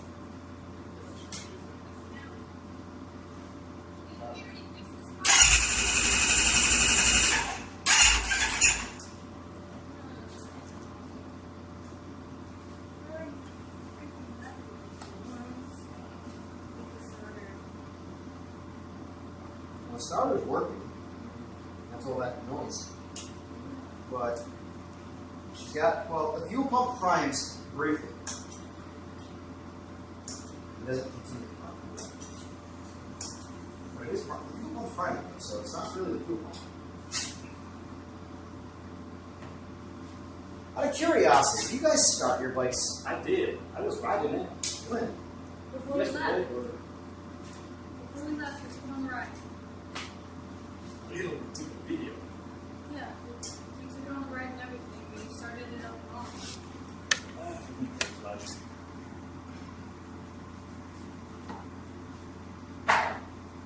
TJR bricked the motor. You hear that starter, right? That's not a bricked motor, sir. That starter wouldn't move if that motor ain't moving. She ain't firing. I haven't flashed it yet. I haven't done shit. Luckily, these are decent people, or else I'd be getting blamed right now. I'm sure the internet's already blaming me. Watch out, watch out, watch out, watch out. Well, last time... That's not going to be that easy, because your bike wouldn't even get power if that was wrong. Let's see if I can read a code. God damn these.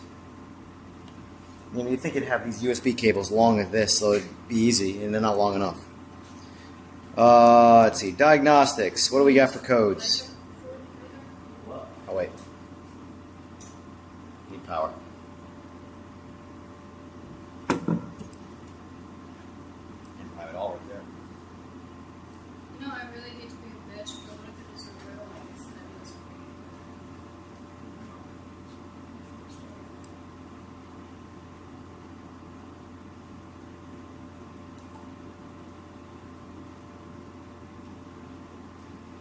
Oh, hold on. I'm on the wrong fucking file. That helps open the right thing.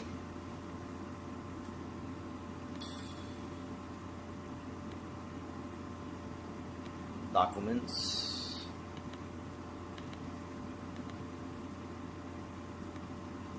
Oh, can you say your last name again just because I want to hear you say it? Cartagena. Oh, it's so good. It's so fucking good. I like his listening. It's so good. Alex Cartagena. It's so good. Cartagena. Oh, man. It's so good. I It's won't such a good... pronounce it just because I know.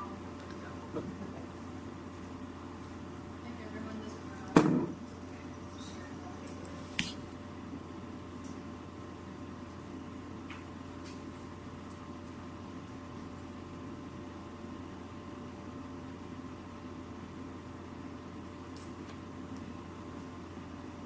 Why is this just not sending me information?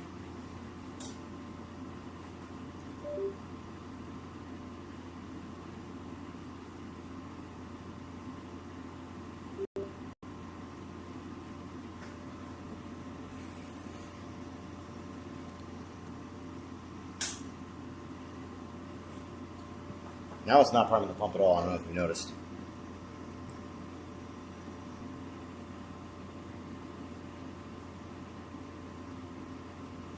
So you just moved some shit since I clicked that. What I'm saying, you just fucked around with the relay or the fuse right there for the battery, Yeah. and now it's not priming the pump.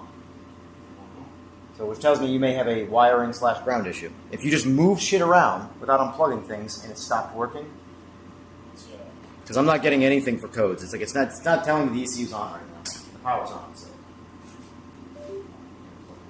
Way. One day you guys are gonna bring me bikes that I can just tune, and I'm not gonna worry about fucking. You got one in the back of the truck. It's true. It's true.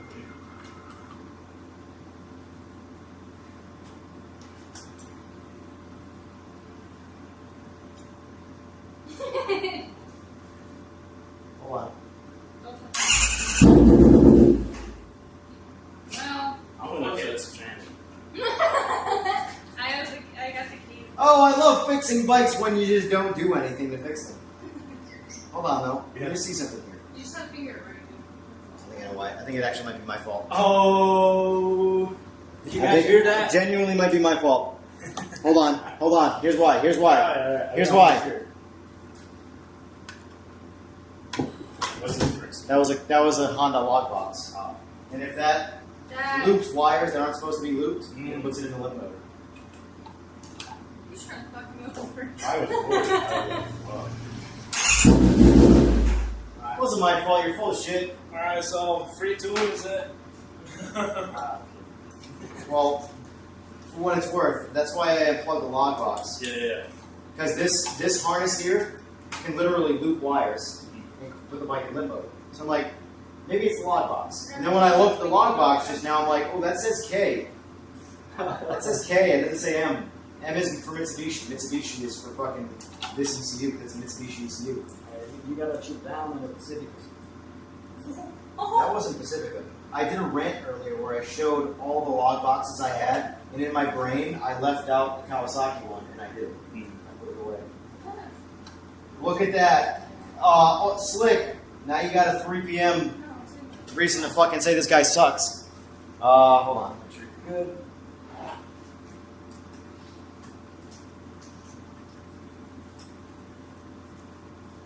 That also explains why I wasn't reading shit for codes.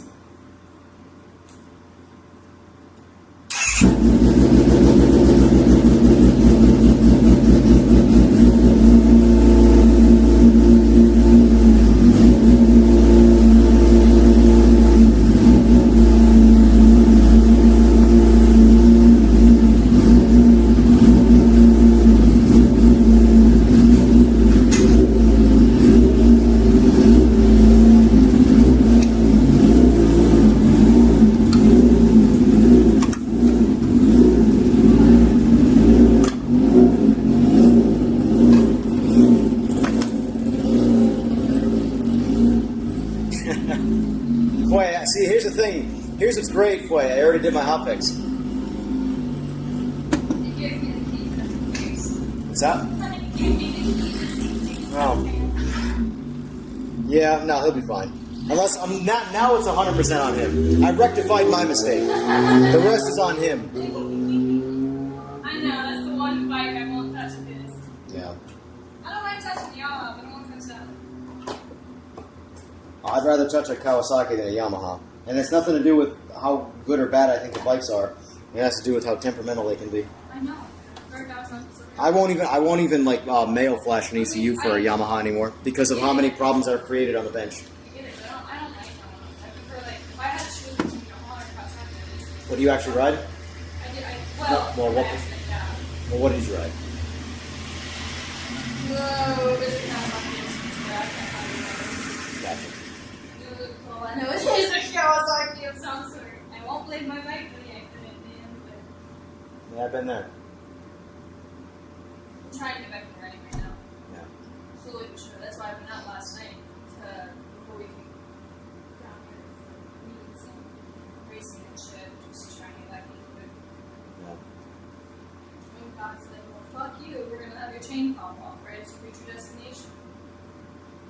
Well, I'm not a religious person, but I do believe in everything happens for a reason. So. I found one piece out of, and I couldn't find the castle nut, or whatever you call it. Yeah. I was pissed.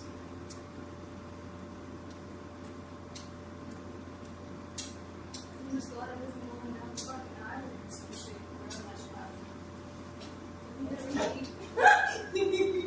You know, I just happened to be looking directly at you, And I'm glad I got all 4K resolution of that. Someone's gonna clip that in chat, I swear to God. Yeah, fucking joke. Do you want a participation trophy for sitting down? Because you're from the generation. I'm just saying. I'm just throwing that out there. Bro, calm down. Okay, calm down. That shit's so good. Okay. And we didn't have that shit when I was in school. You didn't get participation trophies. A bridge too far. Art, yeah. Agreed.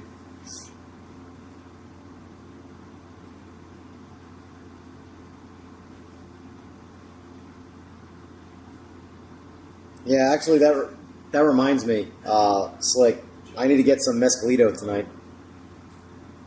Or actually, no, I'm not. I'm going to see Spider-Man tonight, so it's not going to be tonight. Maybe I can combo that. So it's weird being where I live. I'm actually surprised how good certain restaurants are. So Mescalito's got like fucking incredible Mexican food. We got Brooklyn Pizza, which is fantastic pizza, considering where I live.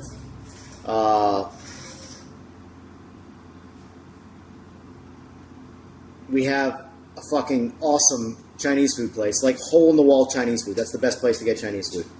When you go to a fancy restaurant that serves Chinese, just know you're getting garbage. From ECU to MCU. There you go. You know it.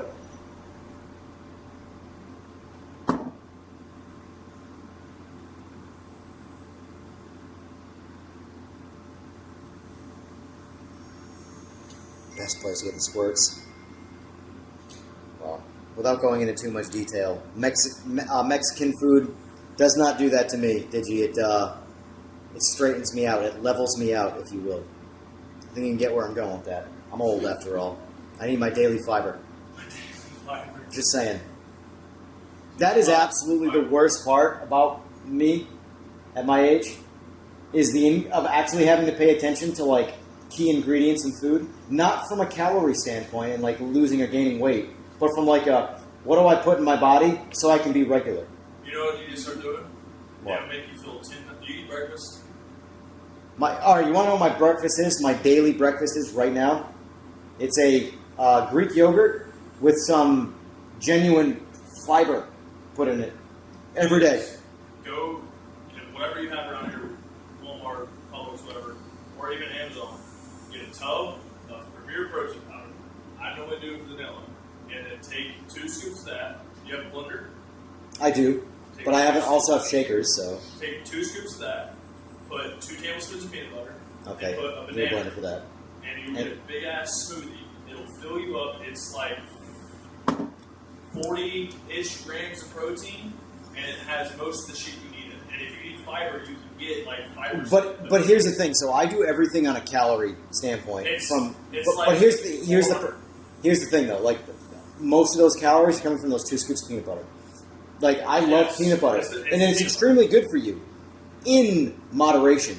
Like the amount of people that overeat healthy food, like for example peanut butter, and gain weight, and they don't understand why they gain weight. It's all about the calorie. You get, dude. That not for nothing, but like the who is it that does nutrients? What's the that I got? Like I have USADA in my head, but that's not nutrients. That's drug testing. What's it doesn't matter what you eat. No, you could eat donuts all day if you stay under your calorie deficit. Fine, but you will feel like absolute shit. You'll get highs and lows, and you will be hungry all fucking day. Yeah. Because I have like a meal plan, but I suck at staying on it because I get it home and I don't want to cook, so I eat whatever the fuck I have. Yeah. But like right now, my basic meal plan is half a cup of rice, 10 ounces of ground beef, zucchini, squash, onions, and some beans. And that one meal is like 600-ish calories. Eat that twice a day plus that protein. I'm in an extreme deficit, but the rice keeps you full, the ground beef will keep you full, and that protein shake, it's a big ass shake for like 400 calories. It fills you up. Yeah. And you get all the protein that you need, all the stuff you need, except for maybe some fiber. And if you need fiber, they make like fiber oats you can put in that shake. Yeah. And, like, I found my biggest like life hack. It sucks. Like a lot of guys drink water when they're working out, just nonstop. They walk around with a gallon of water all fucking day. It's so ugly to look at. Like, oh, I got my water. Hold on, I gotta, whatever. It's 3 minutes o'clock. But I drink like a gallon and a half of water a day, purely for the act of being able to go to the bathroom. But the downside to that is to get regular on one side of the bathroom scale. I feel this. She's just like, what the fuck am I listening to? Me? Who? What? Well, I'm talking about movements here. No, I'm not To even get- focused on the conversation. All right, that's fine. That's fine. To get regular on one side of the spectrum, I'm way over regular on one side. I got to drink a gallon and a half of water a fucking day. It sucks. Yes, if you stick to like a certain diet that you're going to stick to, after like the first week is going to suck, but once your body gets used to it, you know, it's like a schedule.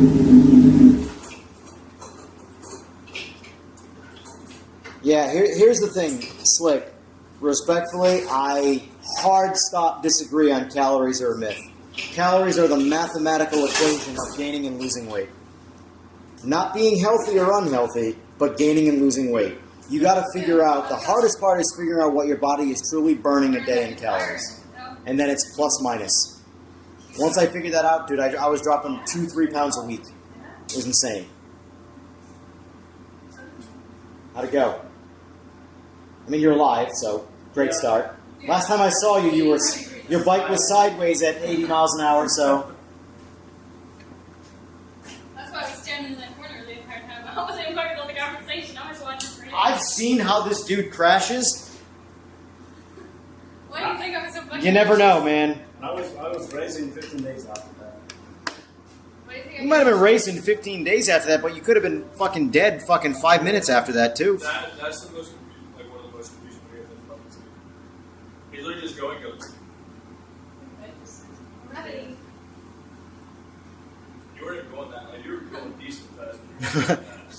Like gravity and round earth. Okay. I get where you're coming from. That's all they're going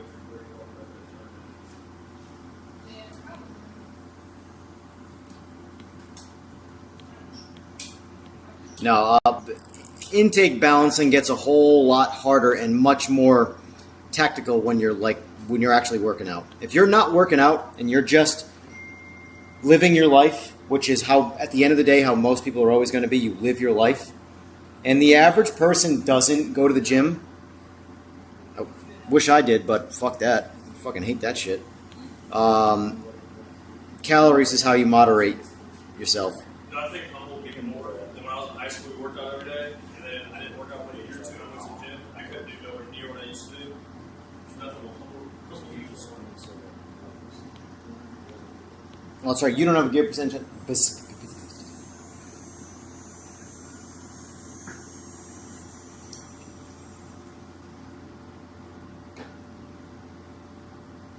Yeah, Slick, your lifestyle and my lifestyle are very different when it comes to having to moderate how you eat. It's a lot more of an equation when you're working out than when you're just calories in, calories out, which is what I've been doing for a couple of years now. I haven't lifted a weight in a couple of years. Since I crashed, I was lifting weights every day until the last time I crashed a bike. And then I lost 100% of my years of gains inside of a few months because I couldn't move, to the point where I was like, fuck that bullshit. I'm just going to fucking do it the old-fashioned way. Watch what I eat. You want to start a whole lot of controversy when it comes to diet? Let's talk about fasting. I'm kidding. Let's not talk about fasting, please. For the love of God.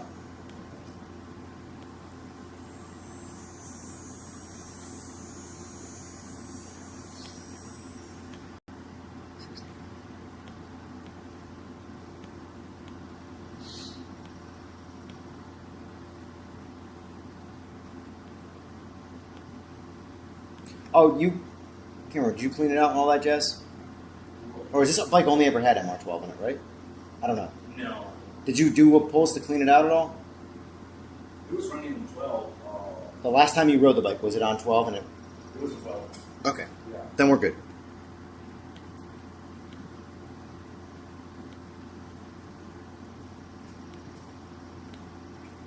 And FYI, what I have against fasting are the people that think it's some voodoo witchcraft that like changes your body's algorithm and makes you go, oh, I'm going to lose weight way faster. No. When you starve yourself for a certain amount of time, you only allow yourself a certain amount of set hunger to get a certain amount of calories in your body in a 24-hour span, which allows you to be in a deficit in a different fucking way. It's so frustrating. Oh, well, no, that's not how fasting works, bro. My body is self-detoxing. It's changing the ones and zeros in its algorithm, and it's becoming this sorcerer of witchcraft and wizardry. It's Harry Pottering the body fat, and next thing you know, I'm just shearing off the cow milk. I tried fasting, and I hate it. It makes you very, very dry, and the moment you eat, you feel like shit. Listen, here's the thing about it, though. Here's the positive I will say about fasting. If it's what it takes you to be healthy, then that's what you should do. Yeah. But don't make up some fucking witchcraft shit that it's doing that it's not doing. It would be. My body's going into fucking cellular mitosis and shut the fuck up. You're in a calorie deficit. That's why you're losing weight.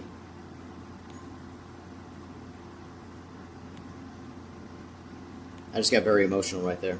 That was like right there with like tires.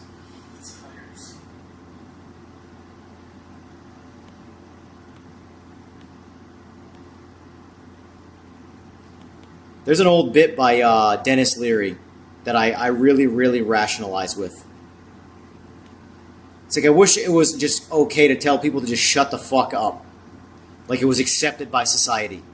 Like he's like, if I was a therapist, you'd sit down and I would tell you to just shut the fuck up. Next. Shut the fuck up. Next. Revolutionary new form of therapy. You just told me to shut the fuck up. I've never felt so great. Oh, man.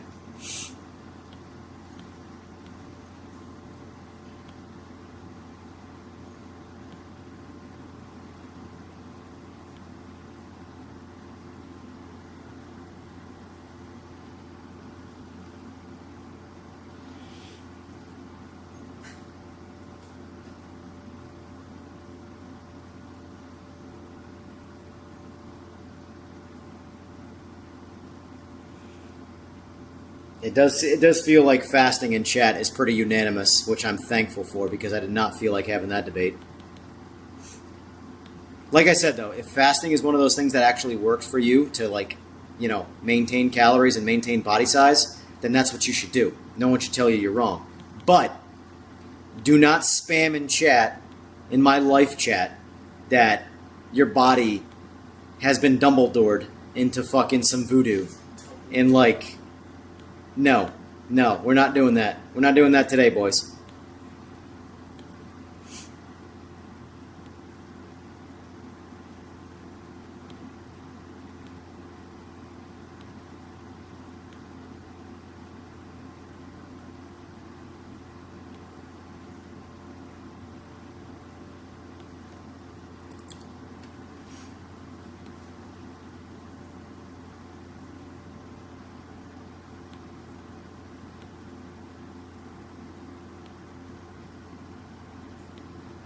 There is some level of bitching, though, in my opinion, that is healthy. Like, I feel good right now getting this out of me. Just bitching about random shit like fasting. Oh, man, I could smile ear to ear right now. The only other things that are going to make me smile this much is if I eat a good meal and then I watch Spider-Man. When's the new one supposed to come out? It's already out. I'm going to see it tonight. Wait, really? Yeah. Oh, shit. Maybe watch it.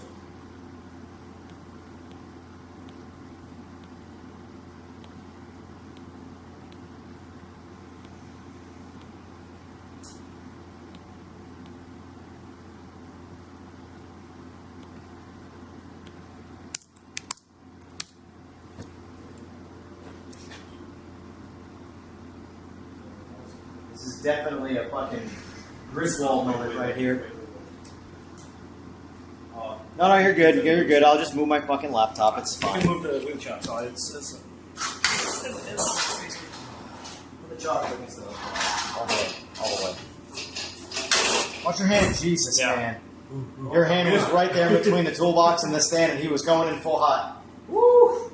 I saw some broken fucking knuckles right there for a minute. Don't worry, he's a certified dumbass. Well, he almost proved it. It's fine. Yo, which person? When I call it. Yeah, I don't know.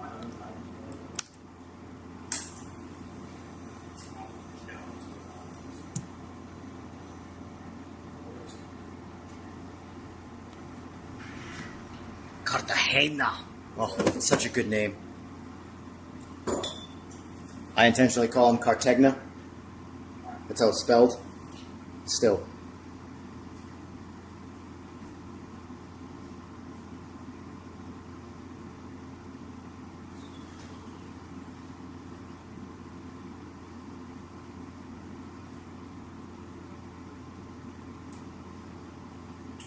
Jojo, no, I am not. If you're asking me specifically, no, I am not.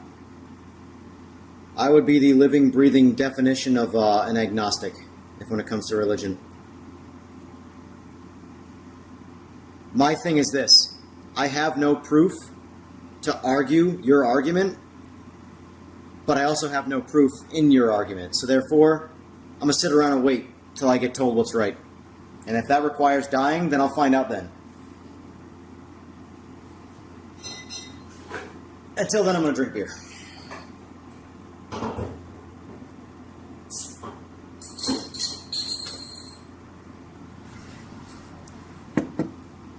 Yes, sir, MT. We are doing some tuning. Making motorcycles go faster.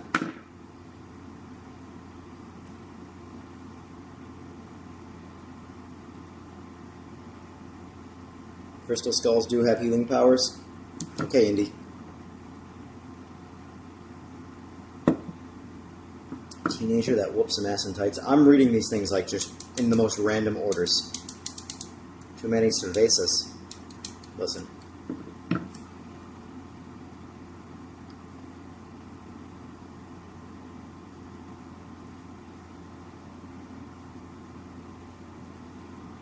Yes, sir, Bran. Yes, sir. Any day I'm making money, I'm happy. I mean, I gotta get paid. Cartagena. Cartagena. Oh, look at that. Gen 5 life. Already flashed. Get out there. See that? You guys bear witness to the advantage of the old bikes. Shit's already flashed.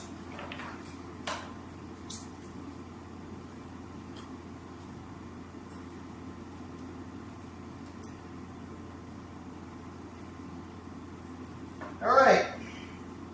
As they say in standard video game comms, good luck, have fun, don't die.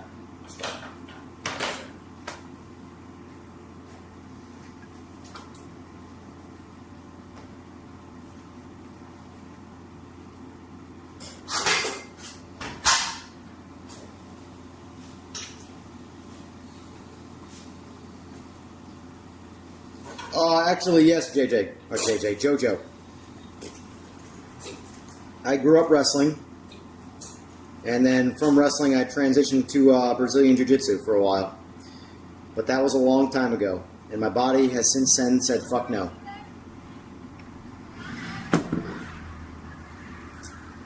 When you're small, you have to have precautions. You can't not how to learn how to defend yourself physically.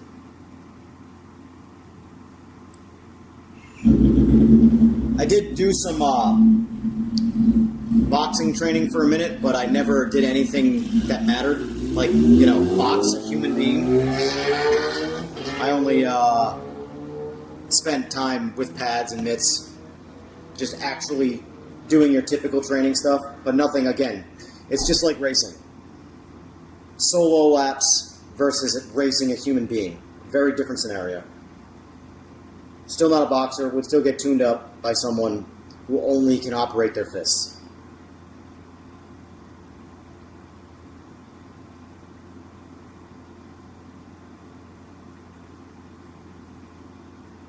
Does anybody remember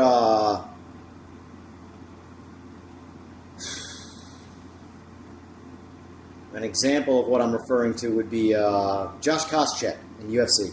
You guys weren't alive then. Josh Koscheck was a successful wrestler who got into the UFC and had absolutely no stand-up game whatsoever. But he would win a lot of fights by taking you down and just bullying you there. Oh, yeah, if you can take a punch, you But that's the thing. Like, for example, let's go back a little forward of that, but a little more successful, would be Chuck Liddell. yeah. Chuck Liddell was a wrestler. Chuck Liddell, Wasn't he? he was a wrestler. That was his, like, actual thing that he was good at, was he was a wrestler. How it helped him in the UFC was he learned how to throw hands, and he had a fucking concrete jaw. Yeah. So he could take a punch and throw a punch back, but anytime a wrestler who was superior, or could potentially be superior, could try and take him down, he would stuff it and just keep on hitting you. That was his talent. And his career ended when his jaw could no longer take a punch. And it was like a light switch. Literally, Oh, yeah. once he could no longer Who take a knocked punch, him out the he first couldn't. time? Rampage. Was it Rampage? Yeah, Rampage Jackson knocked him the fuck out. Again, the second time. Like, Rampage Jackson beat him the first time they fought, and then when Liddell was in his, like, actual prime, when he was just running through people, Quentin stepped back up to fight him, like he got his contract with the UFC, and this was supposed to be Liddell's comeback story to get a win, and then he got knocked the fuck out. And then when he got knocked the fuck out by Jackson, he never won a fight ever again. His jaw literally turned off.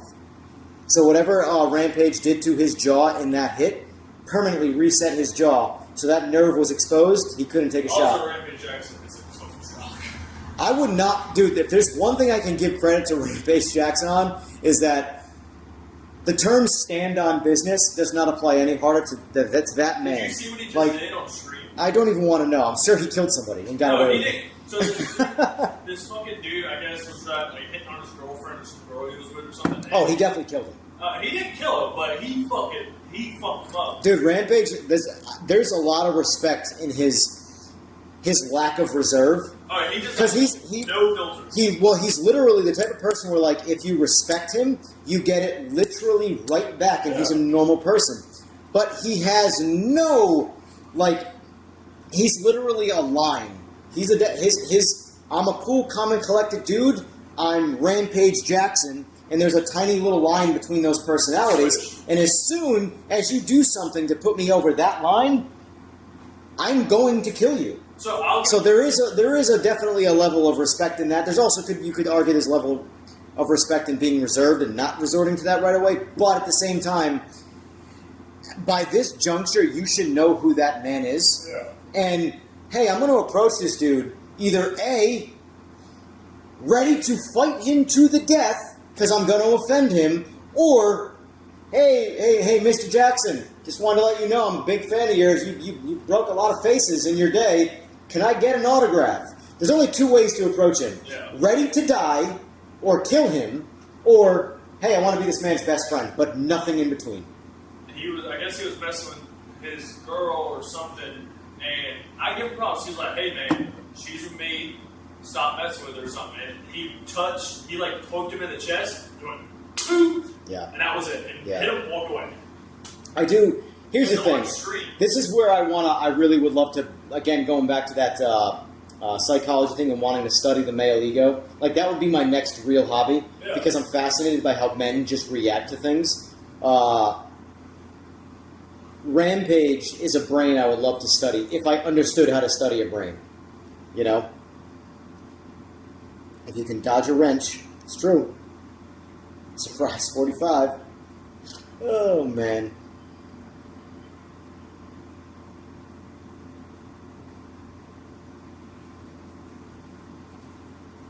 They get paid. No, believe it or not, Brand, they're actually paying me to be on cam.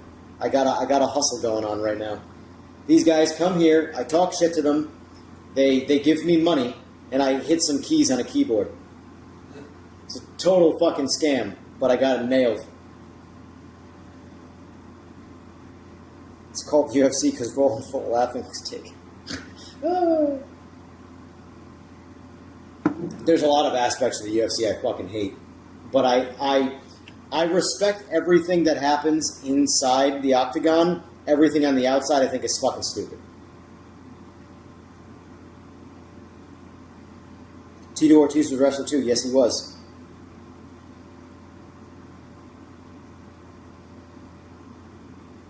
compression has ended. When are you getting back on PMR for you to test it out? Jojo, I don't really know much about him, to be honest with you.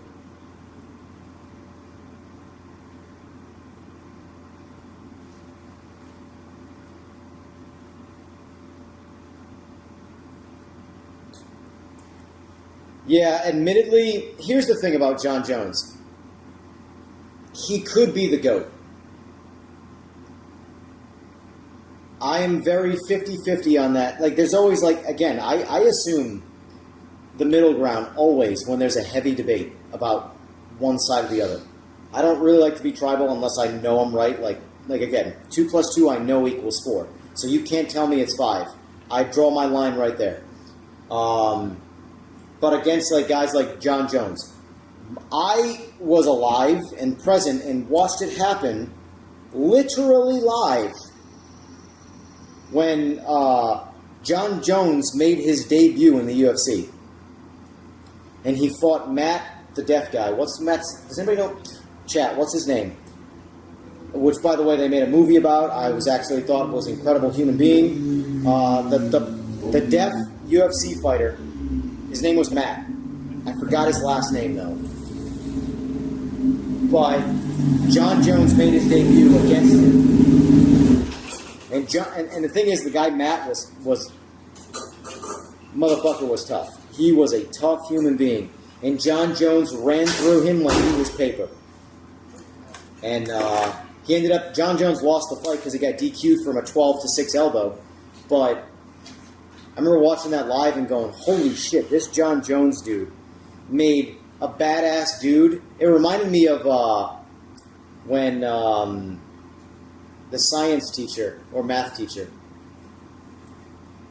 got tuned up by Anderson Silva on Anderson Silva's debut. Oh no, second fight. Ben Franklin. When Ben Franklin got ran through like he had never been in a fight before by Anderson Silva, that was the John Jones level. Matt Hamill, yes, Matt Hamill. So you can't knock John Jones's overall incredible potential GOAT ability. I think he's a piece of shit person, but you can't argue his ability to be just a weapon with his hands.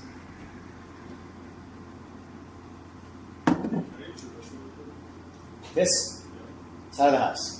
Find a good spot, comfortable spot, and let it drain. Don't face the camera. There's no cameras on, don't worry. Except for the camera's spying on you right now. Oh. You don't know where they are, though. It's all the bird. Well, the bird cameras actually, I think, are completely 100% off. They have not had batteries, or they have not been charged in a while. Those I don't even have access to those. That's all the wife. She loves her birds.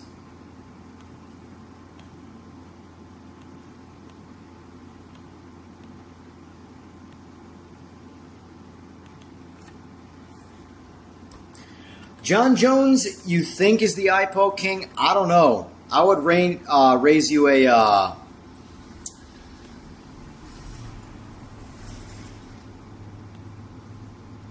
when's the last time you put fuel in it?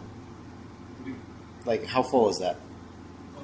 You might have ran out of fuel at the very end of that pole because you went lean up top. Not crazy lean, but It is good. I can. It's out. that's enough fuel for sure. Then you might be legitimately lean up top. So it's a good chance that you need to clean it out because she needs fuel now up top. I'm gonna do second one, third, fourth. Well, you've already done the 2 poles, so there's no reason to clean it out. You're good to go right now. Just stick to 4th gear. That's something you do in the very beginning to not like waste time. But since we've already technically wasted time, you're good to go now. Fuel, but it was sitting for a while, so I probably the controller kind of broke. You don't know shit. I don't know shit. You don't know shit. I'm just YouTube radio.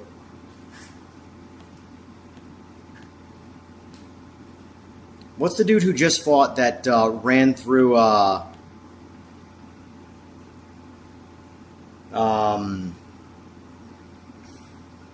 he fought in the White House fight, which I thought was a bit of a joke, but this is where I talk about how I like what happens inside the octagon, but I don't like what happens outside it. That should have never happened in that stage. I think that was stupid. Everybody was like, oh, but America! This is such America. Yeah, exactly. This isn't the Roman Empire. Remember how that failed state happened? We really want to do that again?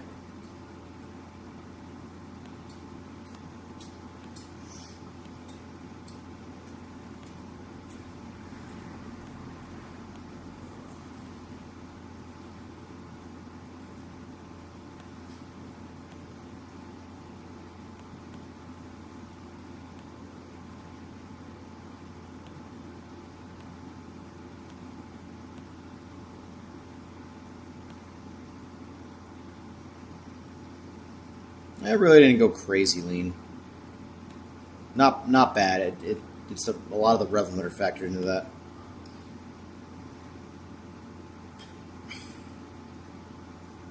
Okay, that's good.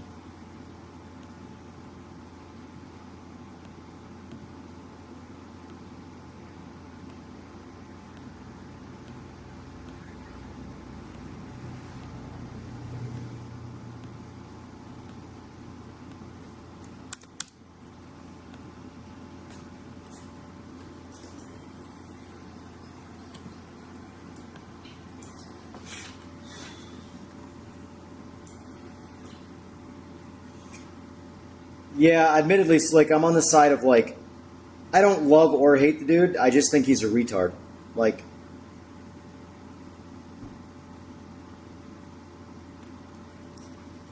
I thought, and listen, you want to make a social media post and you want to say things like that, that's fine. But in that particular stage with that particular scenario, that shit's just embarrassing. Like, I had secondhand embarrassment when I heard that statement, and I don't give a flying fuck about her or him. Do not care. But it was just like, dude, this is world stage level publicity, and you're doing shit like that, and the entire world's looking at you. I'm like, God, fucking shut the fuck up, you loser. Like, that's what I thought in that moment.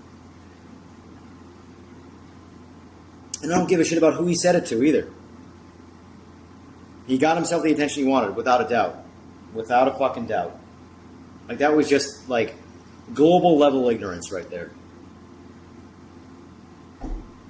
Maybe it's just my age. I probably would have ate that shit up when I was, 19, but now I'm like, I look at everything from a money standpoint. It's like, dude, our world economy sucks. Saying shit like that ain't gonna help it.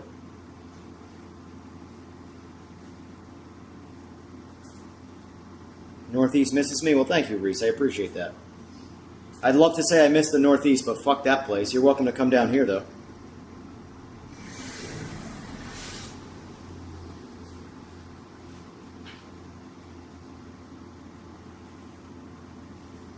Dude, Justin Gaethje's fight with fucking Taporia? Fuck.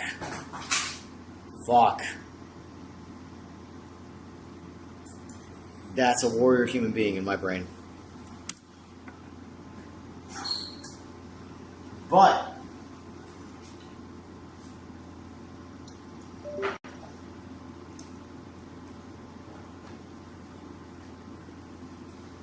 I also understand Taporia in that scenario.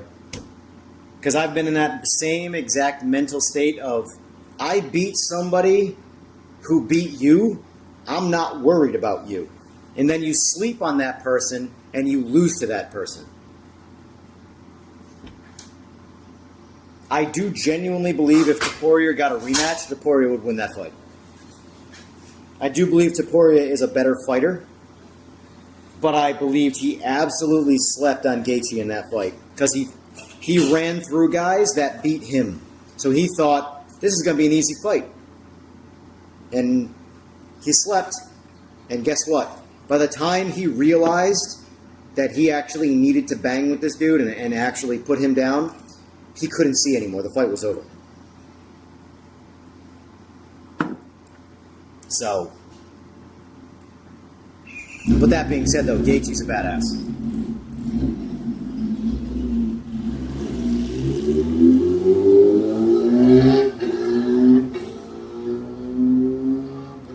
a wheelie? I'll do a wheelie in PMR tonight. Our neighbors, Neighbors hate you? I don't matter. Lights, Subaru, Those guys commonly do some plinking from time to time with 22, and this guy over here shoots 50 cal and full auto all the fucking time. I can assure you, they don't notice my existence. It's actually the guy over here. He knows some fucking people. Listen, I know we're in North Carolina, but he knows some people to shoot what he shoots. We know. Because he shoots walks out to his backyard, he John Wick, just and he just keeps on going. He's walking towards this little dust mountain with a steel plate behind it. And I'm like, dude, who are you preparing for right now? I'll be washing my car, and I'm like, I'm recording a fucking Michael Bay movie right now over here. My Focus has got a little bit of dust on it, but this dude over here, he's preparing for World War 17, and I'm just like, cool. I don't got to worry about security when I got these neighbors. Yeah. Mind you, they don't know me like that, so I don't know if they come to my defense, but if this neighborhood ever got like, what's the movie? No, where they for one day you can kill it. Purge. If this neighborhood ever got purged, I'm gonna sit back and watch TV because those motherfuckers got it. You know? Unless they come for me, then I'm fucked. If that guy comes for me, I'm fucked. I'm totally fucked. The first day we moved to our house, we were there 12 hours. Our neighbor tried to call the cops on us because there was a for sale sign and a lockbox on the door. We didn't think anyone lived there. So we got U-Hauls, so we parked the trucks in that driveway. Yeah. She came out fucking screaming, yelling, "You're in my fucking driveway, I'm calling the cops, blah, blah, blah, blah." We were like, all right, Where are you from whatever. again? In Charleston. We live in That's West right. Corner. Yeah, that's right. And she called the cops. The cops never even showed up. And then, like, 2 weeks later, some other dude moved in. And I was like, hey, no, we moved in after we got an HOA complaint because I had my 6x10 or my 8x10 trailer in my backyard. And we had a fire pit. We got an HOA complaint for that. And we were shooting paintball guns in our backyard into the woods. And we got a complaint for that. And they said we were smoking weed when it was our neighbor's kids the whole time. Makes sense. So we got that taken care of, and then another neighbor moved in, and I went across the street like, hey, I'm just letting you know, we got loud bikes, we do this, we have people over sometimes, we party. If it ever gets too loud or anything, just let me know. He went, if you're out partying, you don't invite me, we don't have a problem. Yeah. I was like, Yeah, sweet. yeah. He's cool as shit. And the other neighbor, they're just cunts. Yeah. That's what I like about this, because it's kind of spread out. All where I live at, they put their houses on fucking top of each other. Yeah. Yeah, but Charles. Hey, what's going on, Adam? Good to hear from you. Hope all's well for you too, sir. Hope the heat's not killing you.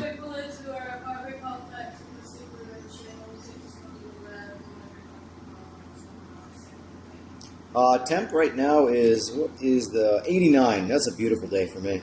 This is a nice day compared to how it's been. Why do you need the ZX10 chain so tight? Well, I run pretty much all my chains tight, so I think a lot of the confusion with chain tension comes from dirt bikes versus street bikes. So on a dirt bike, if you're adjusting the chain in a neutral state before it's under weight and load, you need to run them really loose because they tighten up with suspension travel. Whereas it all comes down to suspension geometry and how the swing arm moves. So on a street bike, the chain is in its absolute tightest position with no weight on it. As you compress the suspension, the chain loosens up. So, to the opposite of a dirt bike, you need your chain super loose in a neutral state so that when it tightens up, it doesn't skip teeth. Whereas, if you go crazy loose on a chain on a street bike that's sitting on the rear stand, and then you put a human being on it and then put it under full load, the suspension is going to compress, the chain's going to loosen up, and now you're going to skip teeth. You're going to create all sorts of problems. It's always funny the people that argue with me about chains. If you go over right now and feel both of my chains, you'd be like, yo, this is way too tight. The people who say my chain is way too tight are the same people who watch my bike in a video. My chain looks like a fucking slinky when I'm going through the gears. Like, oh, your chain's way too loose. Well, it's the same chain. You just said it's way too tight. So which one of you is right? Which one of your personalities should I go with? My neighbor loves LMU. It's you he's preparing for. Oh, that's funny, Art.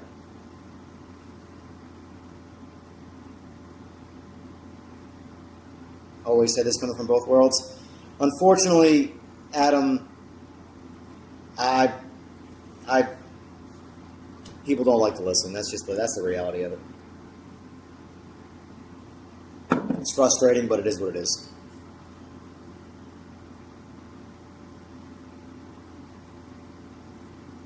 How much tension do I set it for? Tight as fuck. Tight as fuck. If you have to use one finger and it's a struggle to move the chain, probably should tighten it more. Chain tension's a myth. You think that? I don't even know what those are, Reese.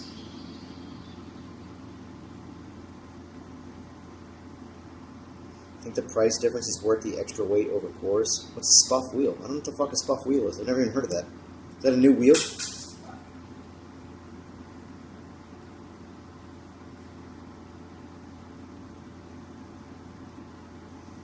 So you have to understand, when it comes to motorcycles, in the past year, I have paid zero attention to the industry.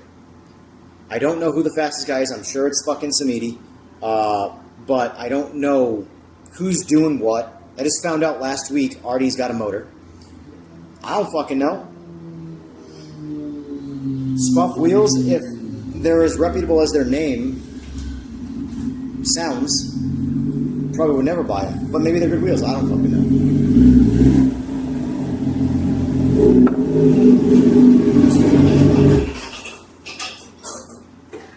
You fast yet or what? Well, way better.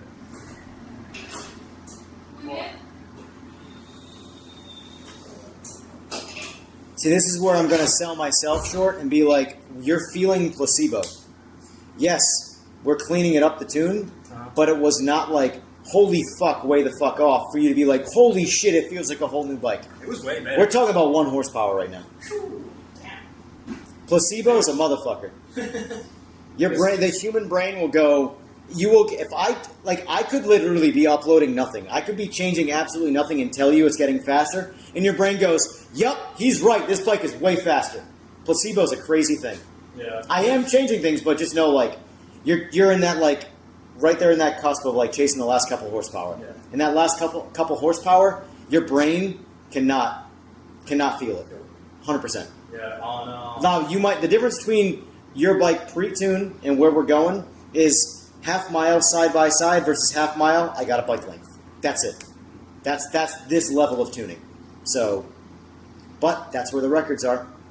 Anybody who sets a world record doesn't do it half-assed. That's all I'm saying. Yeah, But you're feeling your brain is feeling placebo. No, it was way different. Because when you say it was lean, the tool that I did, and you said it was lean, it kind of like cut off on between 13 RPMs. Like, Yeah. I was like, oh shit. We'll see. Now it was clean, like the whole way.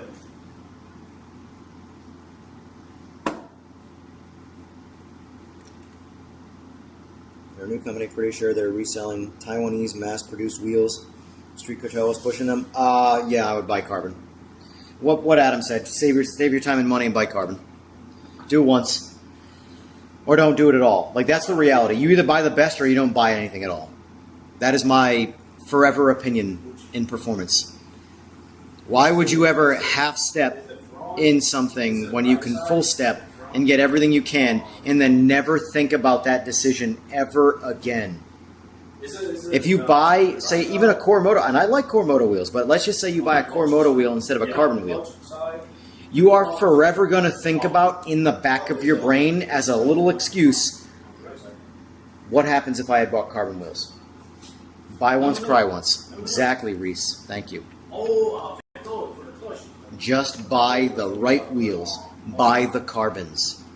And be done with it. And then never think about your wheels ever again. Just don't hit massive potholes. I always see that conversation. Oh, what happens if I hit a pothole? There's an easy solution for that. Fucking don't hit a pothole.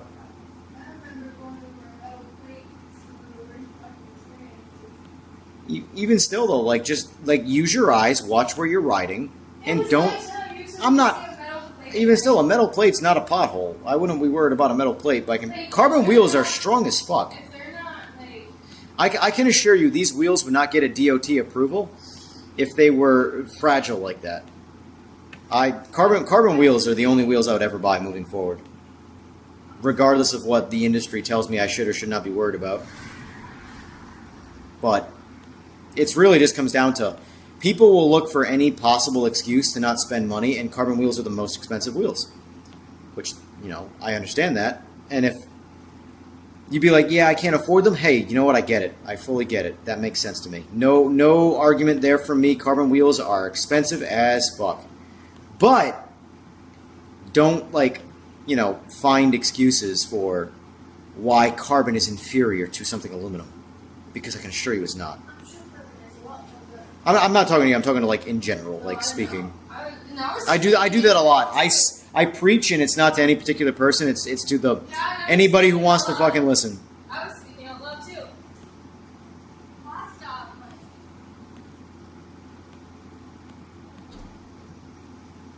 Like, me being who I am with bikes right now, if I ever bought another bike, I would still never buy anything that's not a carbon wheel. If I was gonna buy wheels, I would be buying fucking carbon wheels.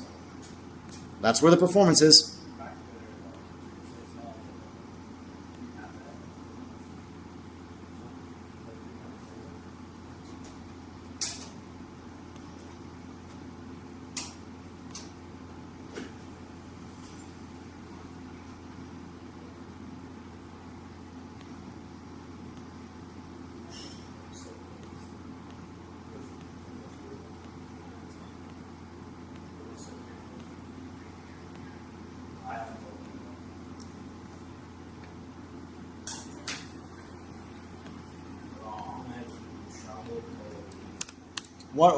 Do one more pull and we're good. Yeah.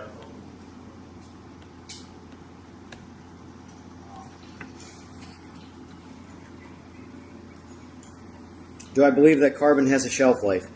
I believe that anything that lives on planet Earth has a shelf life. Any material. So, yes, carbon has a shelf life. What that shelf life actually is, whatever date they put on the wheel, is overly cautious.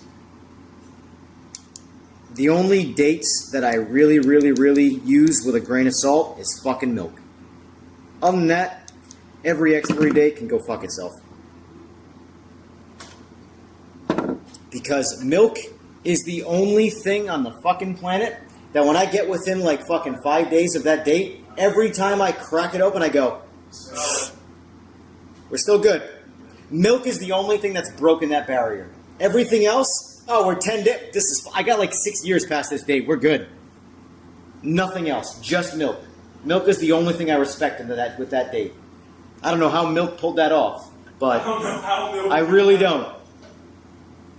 I also don't know how they get the dates. Like, I'm just imagining someone milking a fucking cow and the cow going, July 3rd. Like, It's all dates. And like, I understand that there's some fucking farm life algorithm that they use that fucking go, yup, came out the cow on this day, we got this day for this day, and the blah blah, and next thing you know, here we go. you know something interesting? You're not even supposed to, like, you don't even need to keep it cold. You don't need to keep milk. Well, I mean, I love cheese. It seems like it's weird. I like milk, and I love cheese, but everything in between, I am full-on fearful of. Certain cheeses. Freddy Krueger come out and be like, yo, what's up, buddy? Fucking milk between the date and cheese? I go, horror movie. Yeah, so you make cheese with milk, but there's cheese that you can eat that's aged. It's basically rotten cheese. There are certain cheeses that are just rotten cheese, moldy cheese, and you can eat it. Well, you learn something new every day. I mean, I gotta Google fact check you, and all that. Yeah, I gotta cheese listen. I aged. gotta be a typical politician. I gotta fact check you. Fact check. I'm a fact check you. There's aged. Hey, Cartagena. You sir. Same final thing with poll. meat. You can eat aged meat. So I can go eat some food and then watch Spider-Man.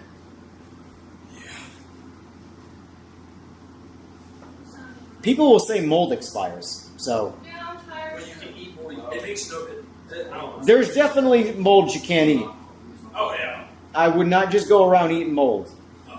Oh. I'm just saying. I'm just throwing that out there. Like certain, I forgot what the name of the cheese is, but it's literally just moldy cheese. And like you make cheese with milk. There's Parmesan wheels that are like 10, 20 years old that people still eat. Like, Oh, yeah. And Italy, the giant ass. Well, wheels. no, dude, cheese is a fucking like cheese is like wine. There's a reason why wine and cheese are in the same fucking like family of like things you dine with. Same thing. Like They're both the older the better.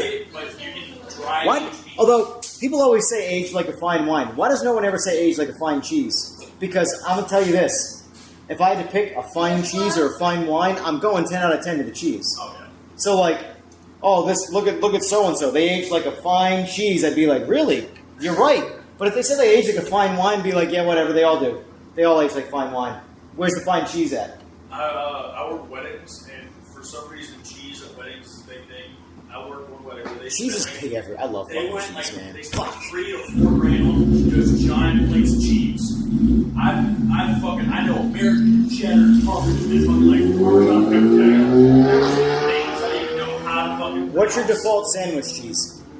Default Sandwich cheese. So you go anywhere and say they offer you, what do you want for cheese on your XYZ? Oh, pepper jack. I love Yeah, I pepper agree. jack.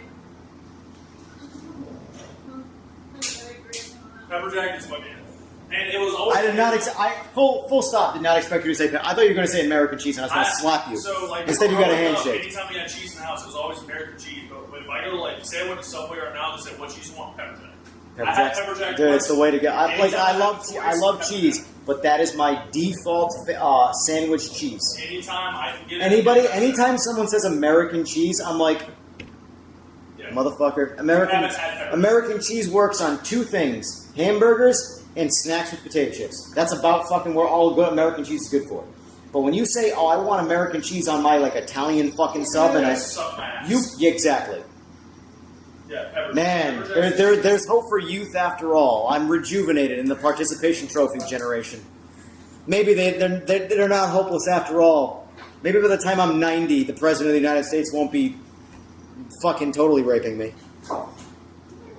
Blue cheese is good, but it's not I a don't sandwich. like blue cheese. Swiss is good, but Swiss doesn't have enough, in my opinion, flavor to properly garnish the sandwich. Feels like it's bland. It is that thing. Swiss. I believe it or not, I like Swiss cheese by itself more than I like on things.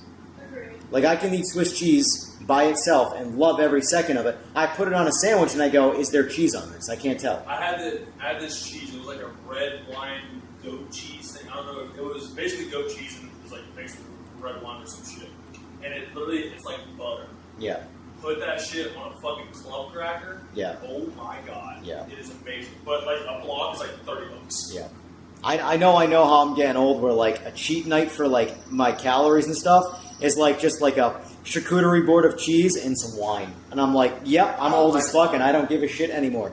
Maybe it's just me. I don't like I wine. love wine, but the thing is, if you say you like white wine, you don't like wine. I Just go eat some fucking green grapes and leave me the fuck I alone. fucking love grapes. Like, exactly my point. Red wine or fuck off. I've had red wine. I've had fucking a bunch of different wines. It's like coffee.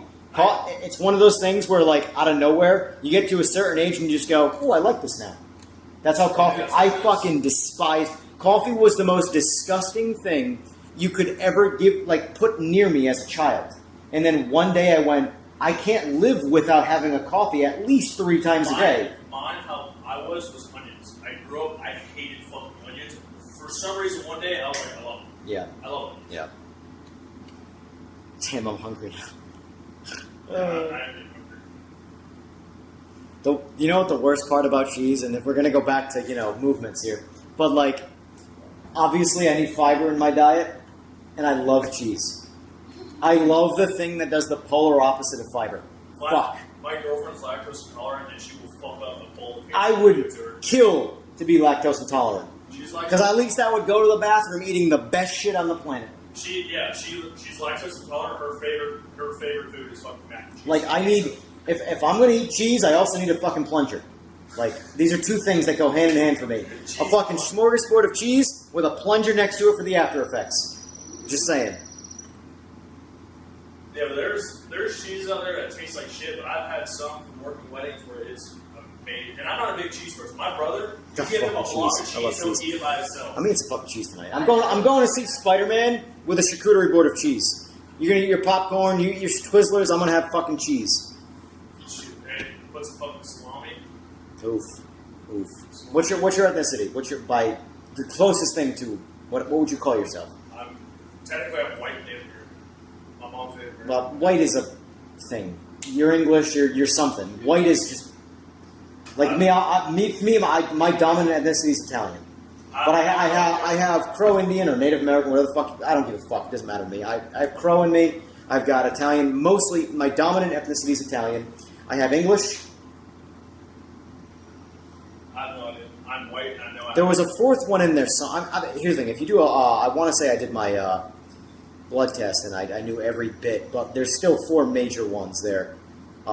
Dominant's Italian, Crow Indian, English, and there's another one. Like my last name's Robinson, but I'm dominant Italian. Robinson is not an Italian name. I was asking because of food. So like Dude, I grew up on average, what is your food? Like for me, it was Italian food. Well, so when I grew up eating basically the same shit all the time. It was either, and we were also poor, so it was fucking cube steak, chicken ball, catfish, spaghetti. That's literally what I grew up on. Yeah. It's cheap, easy to make, and you can make a lot of it all the time. Like right now, I like a little bit of everything. I fucking love ramen. I will fuck up some ramen any day. I love Mexican food. I love Italian.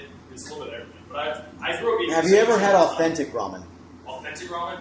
Not ramen noodles.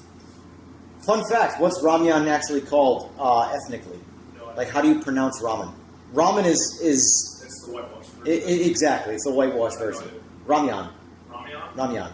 It sounds like a fucking holiday. There's a ramen place in Charlotte that Charles was talking about, and I want to try. But there's one place where I live. It's not like I wouldn't say it's authentic ramen, but it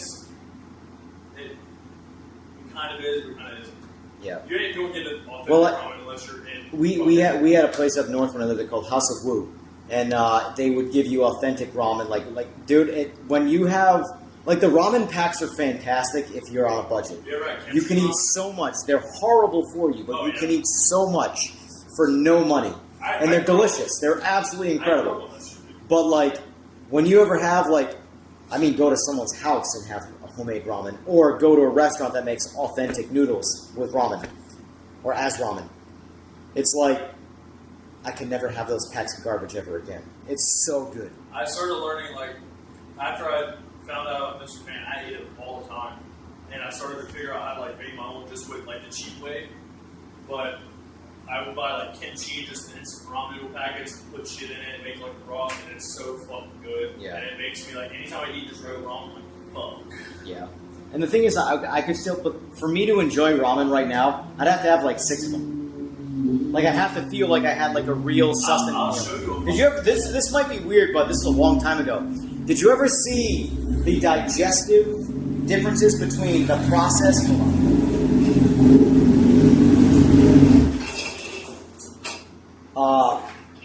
Way faster. It's sure. It is, you're right, it's way faster. Give me $1 million. Give me $1 million. He's going to send you 55 million. 65. 65 million. I've never seen someone run to their phone so fast. I now know what it's like to be a chick who, goes to grab her man's phone and the guy freaks out. Oh. That was what it was. That was it. As soon as I typed in 00000, it says whoa, whoa, whoa, whoa. That's my I tried to make authentic ramen. I did soft boiled eggs, and then I took soft boiled. I've never made a soft boiled egg. It's I think fucking purely amazing. on name alone. It's fucking amazing. Um, And then I got thin pork and just cooked it, and then I did crispy onions, green onions, the seaweed wrap, did a bunch of other shit, and I put kimchi in it. Yep. Oh my god. There was a while back a video that has been seared into my brain of someone who had ramen packs versus authentic real noodle ramen. The only real difference is, regardless of how you made it, none of the process, that preservation. Yeah. You know, remember? I don't know if you remember the McDonald's brief documentary of what happens to the burger over 20 years. This motherfucker just walks away when I'm talking to him. Motherfucker just walked away. Perfect time for me to fucking punch some numbers in.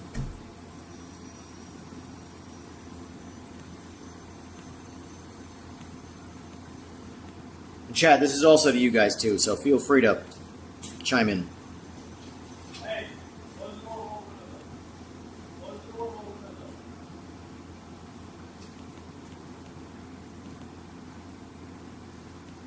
He's in there fucking sleeping. I don't blame him. I don't fucking blame him. I'd love to be sleeping right now. I love sleep. Sleep is my favorite thing to do. The older I get, the more I love sleep. I don't get a lot of it either.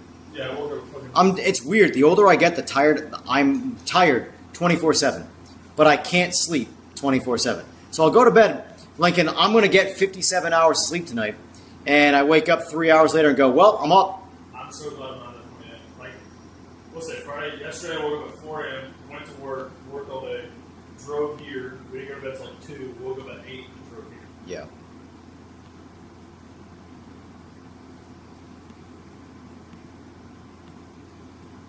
Anyway, there was a video a while back where they did a digestive sort of like documentary style where they ate packaged ramen with a small pill-sized camera that watched the food break down through their entire system, and then they did the exact same thing with traditional non-processed ramen. Like processed ramen sit longer. The processed ramen just didn't digest. Yeah, it went through the person's entire body, and it just eventually mixed with their shit and became shit. But it was borderline still noodles by the time it came out. Meaning it's not... What doesn't make sense to me is you can eat corn. This is when we get really nasty. You eat corn and when you shit, corn's still there. I don't understand that. It is a mystery, but the reality of why is that we suck at chewing food. Corn, the thing is that corn isn't digested by people. We can't digest it. So how it goes in is how it comes out. So when you see, like, genuine corn later, it's because you suck at chewing your food. That's all. That's the reality of it. And I admittedly suck at chewing my food. You see that one British dude on TikTok who he doesn't chew, he literally swallows everything? He's like, Dude, there are some crazy British fucking people out there. Anybody ready for Ted Lasso? I don't know why I thought British and Ted Lasso, but I can't wait for fucking Ted Lasso season 4. Does he have to do another pool? What? Does he have to do another pool? No, he's good. You can start, yeah. Be careful though, you're gonna drain oil everywhere when you pull that clutch cover off. You're still gonna lose a shit ton of oil. Yeah, it's hot. You gotta lean the motor over this I'm gonna way. take the frames off first. This guy's like, oh, I'm gonna reset the fucking sun's orbit, and you know all these things are gonna happen, and I'm gonna turn off Earth's gravity. Don't worry, it's not gonna leak. All right, whatever you say. The oil.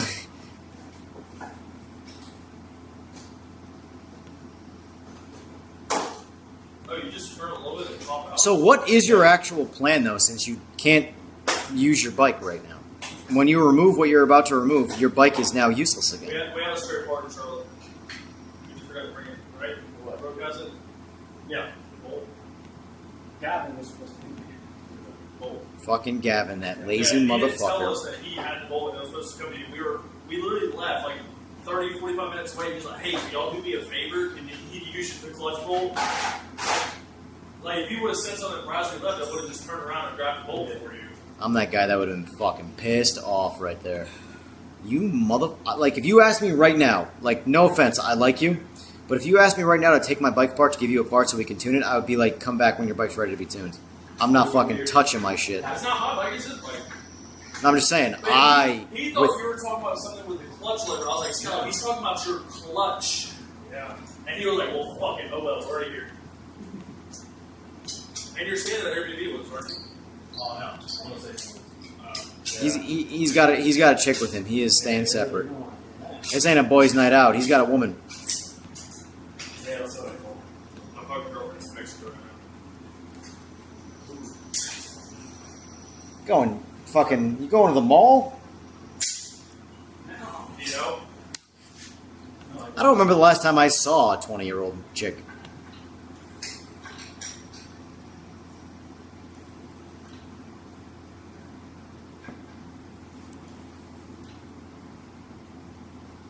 Yeah, but here's the thing, Slick. I'm up till 3 a.m. racing, and then I go to bed at 3, and I wake up at 7 going, well, fuck me running. I guess I'm ready to start my day.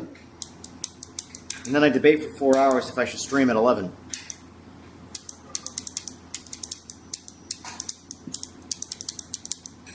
I love how fast these bikes flash, man. It's such a vindicating feeling. But alright, once this flash is done, I'm going to work towards my stream sign-off. Because I'm fucking done. The rest of the beer's for you, not for me. You enjoy that with your lady friend. Oh, never mind. You enjoy it by yourself because she's not old enough to drink. What's fucked up is when I had a fake ID and I would go out in bars, I would never get ID. The moment I turned 21, I always got ID. I'm so pissed. What'd I do? Yeah, before I was 21, I would go out to bars. I had a fake ID when I was 16. Oh, dude, it's called statute of limitations. Yeah. Wait, you're within it. Never mind. Don't say shit. I would never get ID. I would go to vape stores, bars, anything. They would never ID. They're like, all right, fine. The day I turned 21, I went out to a bar. They're like, I need your ID. Yeah. And every time they're like, I need your ID. I'm a homebody, so I just drank as fuck. Like, I did most of my drinking between 18 and 21. And then by the time I was 21, I'm like, I'm over this fucking shit. I only drink on occasion, unless there's something going on. I don't drink just to drink because it's just a waste of money. Something has to be going on for me to drink. That's why I like Bloody Marys. I fucking hate Bloody Marys. Get out. You had me with the cheese. Get the fuck out with the Bloody Marys. Man, I've only had one, and it tasted like shit. And it was a Bloody Mary mix, and I didn't like it. I thought it tasted like shit. It could just be I had a bad. It might have tasted like shit. It's possible, but I'm still judging. I love Bloody Marys are my go-to alcoholic beverage. Like, go-to. Tito's and strawberry lemonade.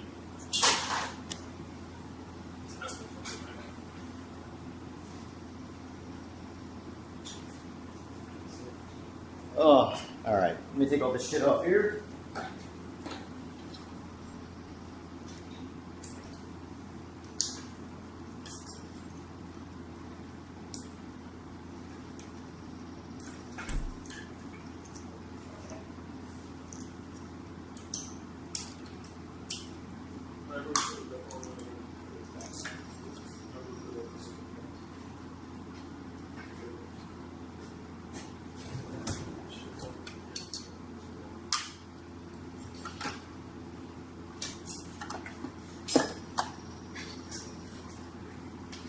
Make the guy a Bloody Mary.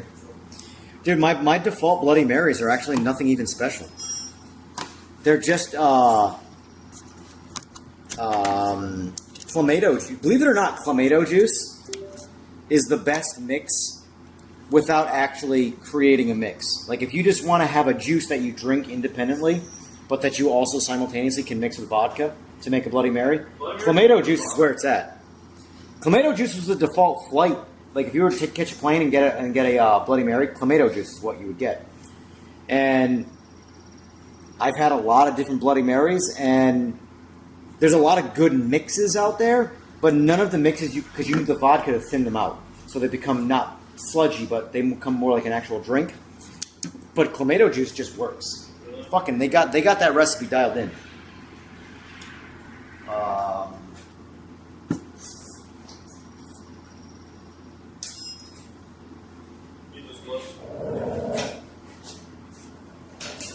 What the man needs to do is fucking pay me. Ooh. Can't find that money though. We gotta walk the bike first. You gotta lower the bike. You gotta get the fuck out of here so I can live my life. Live my life a quarter mile at a time. Now one more bike to tune tomorrow and y'all can fuck the fuck off.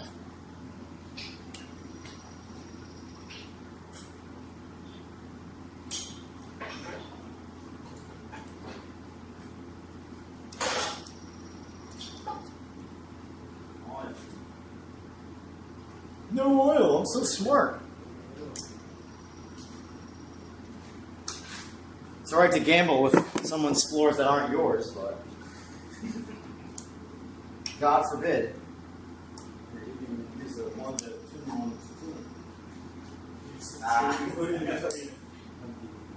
this fucking guy. No. I came out of retirement for one fucking day. When I went to Pensacola. Some dude. I went to fucking Pensacola. I went from has been, bike slow, never was, none of this shit to 2 days fucking later, bike's got a built motor. What do I have left to prove? Fucking nothing. Leave me the fuck alone. Let me play my video games and leave. Just fuck off. Clamato. Fuck is a clamato? Clamato juice. Have you never heard of clamato juice? It's like, I'm not mispronouncing that. It's called clamato juice. Ato juice. Juice. Yeah, if you can find that.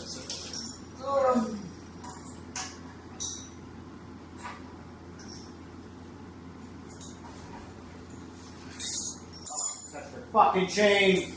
Ooh. Grease. I got dirty. And I didn't get paid to get dirty. Bill's going up. I have seen the green. I want to be a cunt, like, because I'm doing everything I can to defer people away from me when it comes to turning wrenches. So part of me wants to install, like, a fucking, my hands got dirty feet. You know, my hands got way, I had to wash my hands 6 times, and it's $10 per wash, so. Well, you can do that. Like, clean your fucking shit, man. Not you in general. But yes, you also too. Clean your fucking shit. Gross. So if I touch that chain right now, it's not going to be dirty? Dirty. I got dirty. The prima donna got dirty.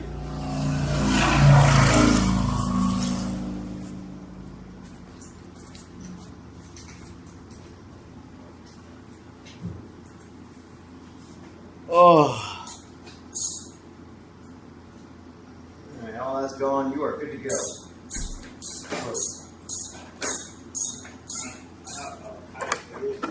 I am not responsible for anything you may or may not break in the process of swapping components. I am operating the laptop and the laptop only.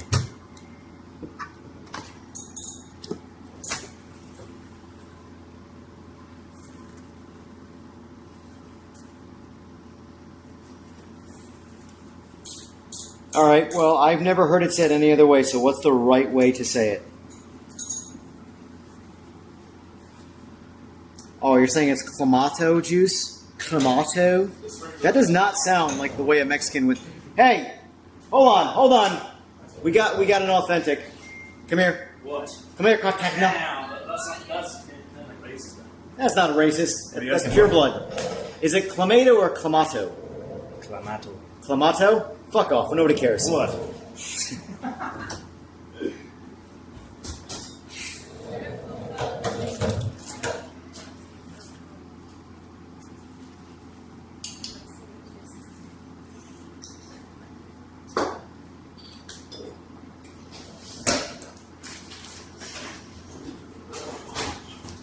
Well, by my own words, I am deceived. I always say to myself and to everybody, there really is only one way to say every word in the world. We just use dialect as an excuse to say shit wrong.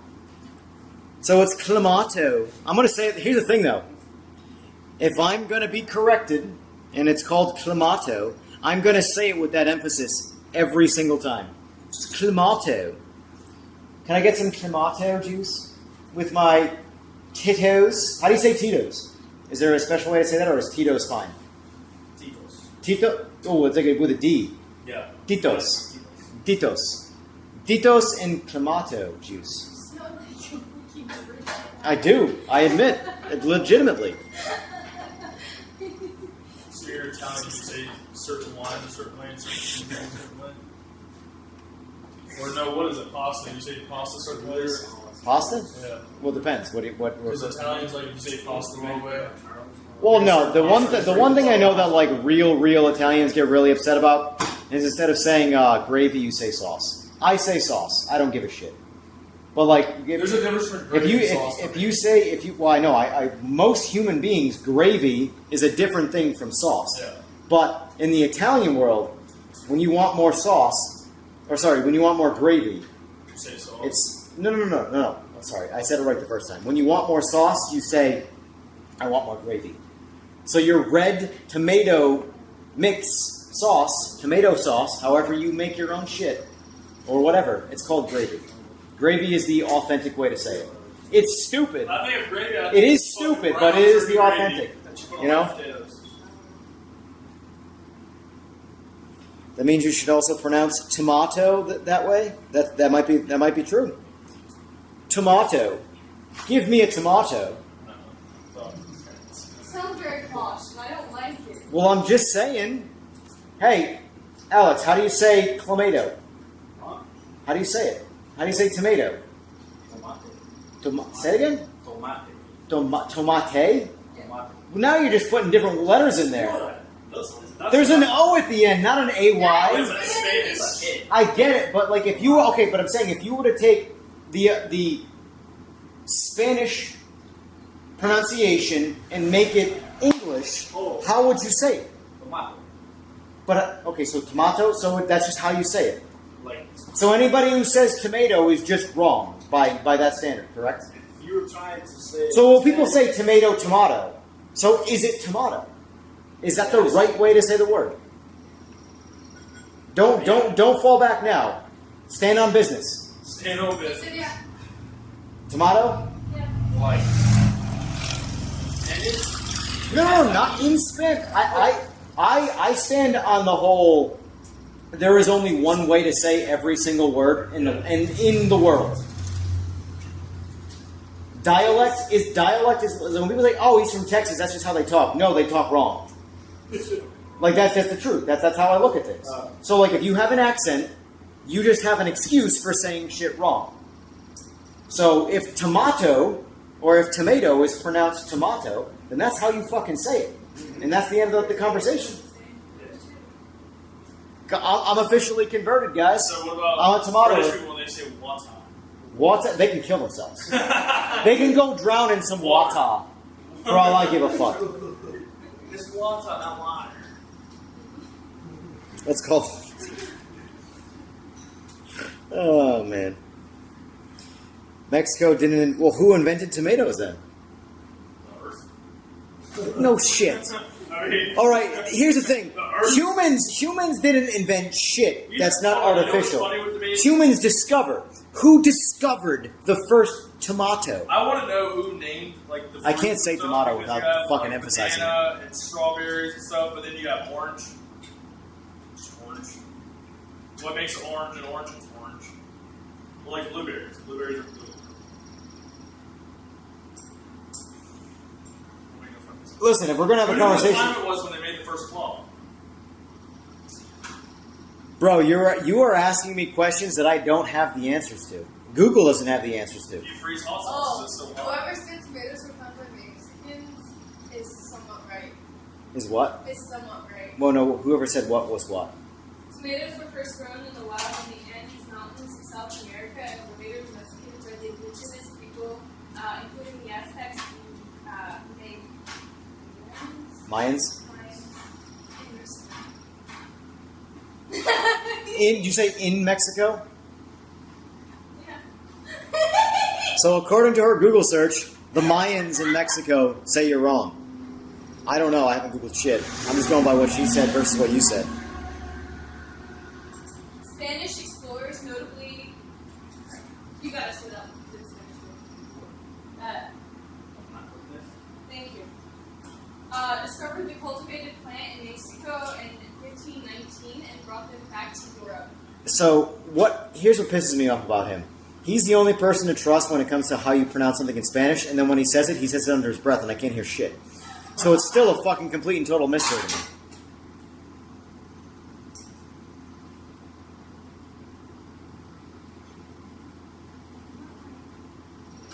Not like. listen, Slick. Nobody invented tomatoes. Sorry. Apologies, dialecters like myself. Tomatoes. Nobody invented tomatoes. They discovered them. Who is the first person to go, this is a motherfucking tomato, and eats a tomato? Who was the first person in their nationality, in their echo or geolocation on planet Earth? Who found that? Who found the first fucking goddamn tomato? Here's a real fucked up one for you, my friend Alex. Ooh. Tomatoes, fruits or vegetables? Oh, I'm really twisting that brain stem right now. Are they fruits or are they vegetables? They're not green. They're not green. They start green. They start green. So they are winery, like. I know they're classified as fruit, but they follow the same path as a vegetable.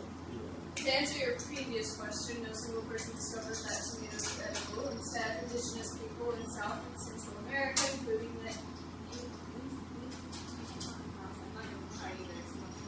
Incan? No, I'm just going to butcher it, so I'm not going to say it. And the Aztecs domesticated and eat raw tomato plants thousands of years ago. So Aztecs. So what's the That's a what would be the whole different- what would be the modernized ethnicity of an Aztec? Because I don't know.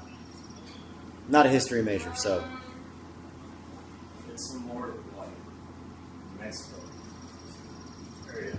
chat. What's the modernized ethnicity of an Aztec? If you say I am a descendant of an Aztec, I am what? Fucking art. Speaking of following vegetables, don't forget to like and subscribe. Yeah. That's rude. That's just rude. I don't lick my own elbows, okay?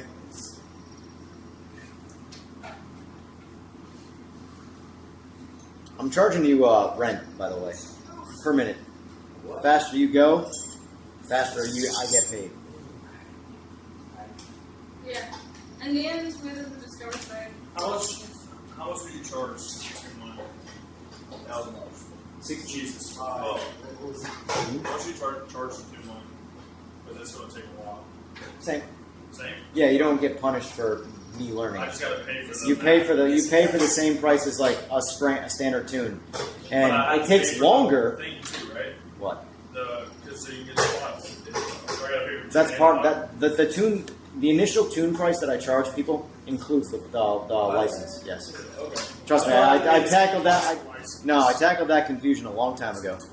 Just included in the price. Yeah, KWS, like our local place like Tune, they want $550, and it's just I know. Yeah. The new street tunes, they'll be a little bit more accurate. Well, no, street tune's always going to be. Anytime real world, like you can call it street, you can call it track, you can call it anytime. If the dyno is where you're racing the bike, that's the best fucking tune for the bike. It all comes down to what is the environment you are racing this application in. Well, that's where you should fucking tune it. Yeah.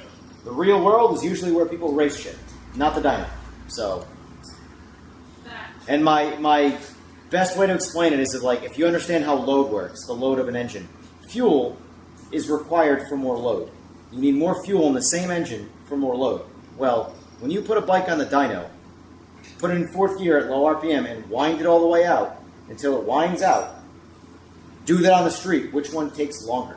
Yeah. Street takes like multiple times longer to wind out that exact same gear because it's under way more load. The atmosphere is pushing against it, the weight's pushing down. On the dyno, you're spinning the weight of the drum. That's it.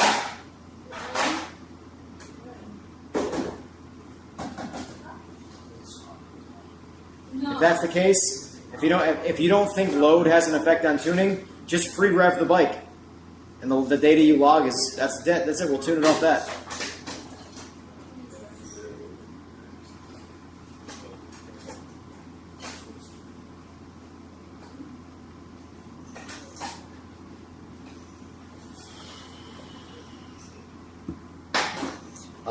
Random PMR side note. I think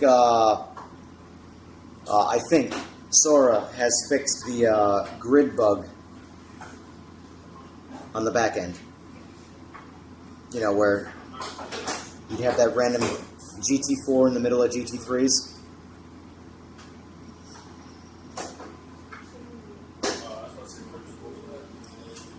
Oh, I'll be right back.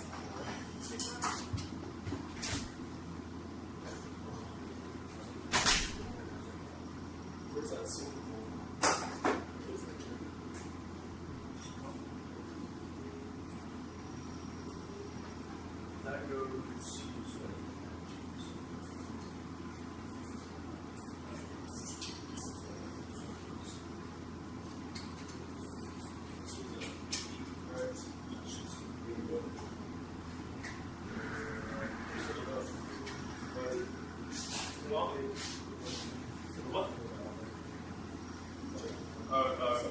Give me that small edge. It's nice. Oh, this is mine. Yeah.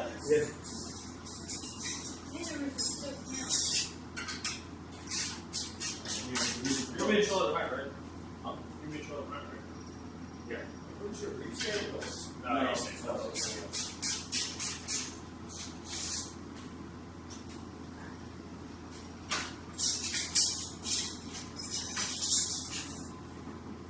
No. Crowd's gonna be the Honda dude will be there? Honda dude? No, he's going to Tampa. Oh, okay. So he's Yeah, Tampa's next weekend? Yeah. So he was like, I'm right there. And I came here because I need to move. I'm just going to go from here to Florida. Are you guys going there? No. Yeah. No. Sure, it's right around the corner.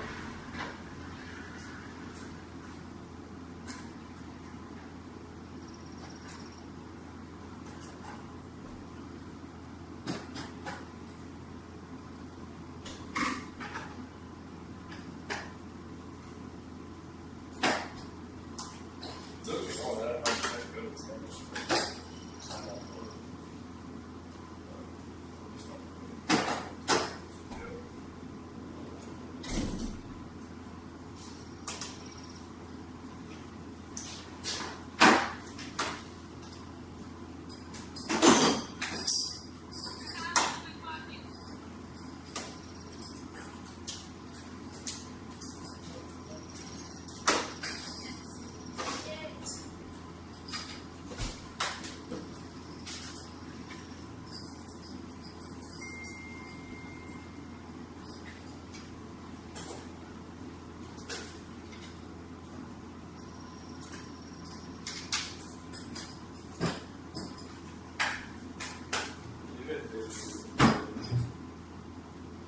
Huh?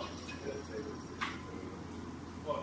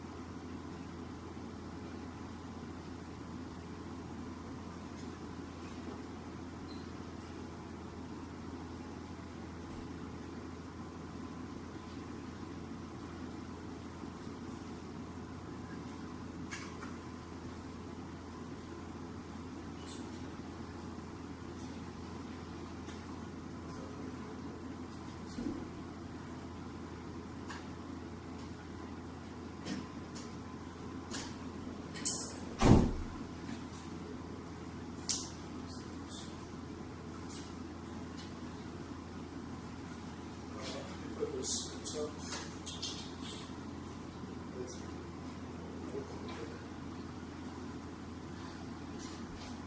That's the reason why we're doing that.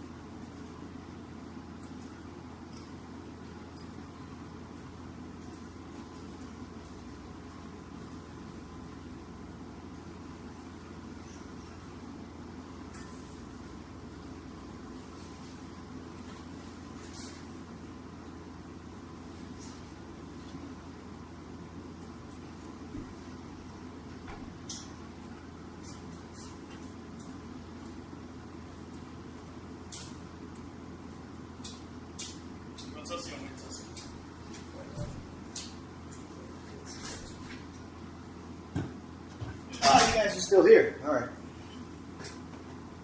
Sorry, I put it later. You're good. As long as you're like genuinely 100% gone by like 6. What time is it now? We might make it. Please don't wait till 6. That's like 2.5 hours from now. But That's pushing it, dude. That's pushing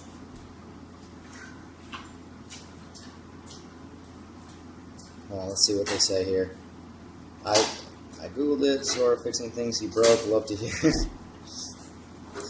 Google says the tomato means fat. The Aztecs who discovered them. That is awesome.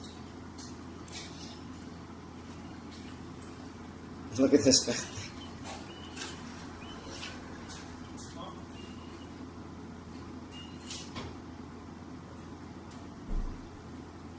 That's wild. That's funny. Fat thing. Look at this fat thing.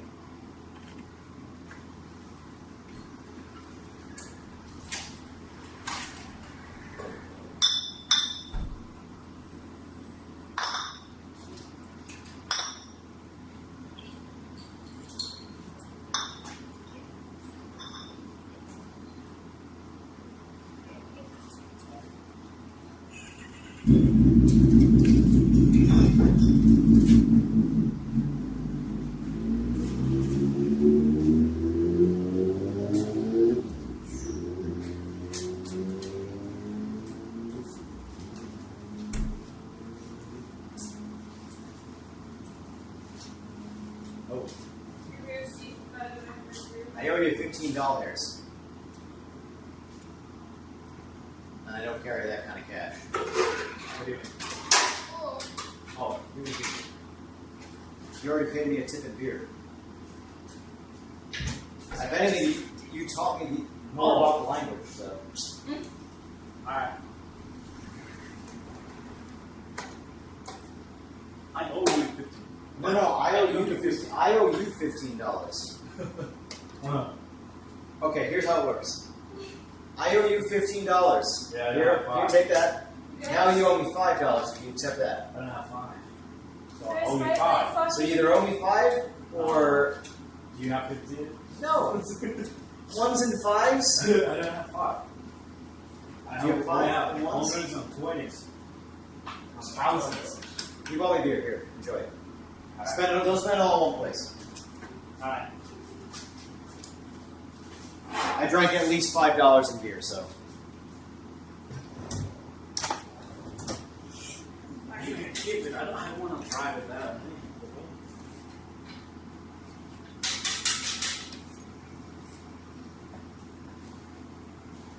What? You can keep it. Well, you're telling me I can keep something that you currently have in your hands. What? No, the beer.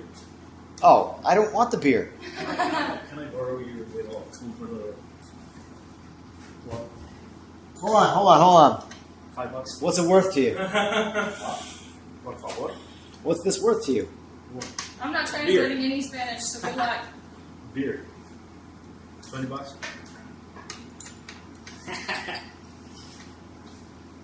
If you're selling it. I'm not selling it, I'm renting it. I'm renting it. I'm iRacing this shit. There's iRacing this a shit. subscription to my fucking tools. You're gonna pay to use each tool, and then when you leave, I get all my tools back. How much do you use a snip? How much do you use a snip? Yeah. How much you got? Well, you already let me use it. Yeah, but I was working then. I'm not working anymore now. Nice high five. A crisp high 5. Chad, how much should my snips be worth? Alright, you can't be asking them.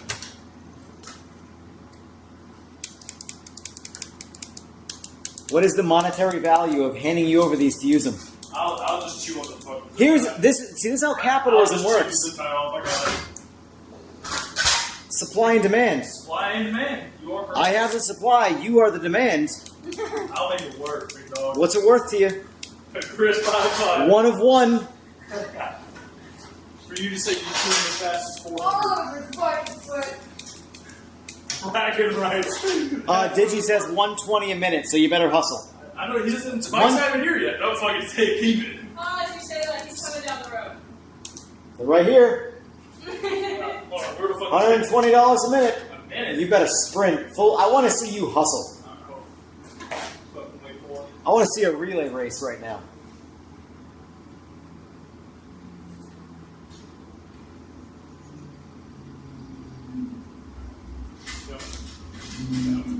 No. I want to see you go over there, sprint to me, sprint back. No, I'm not doing all that The shit. timer counts when you start moving to me. I'm already here. Hold on. 3, 2, 1. Alright.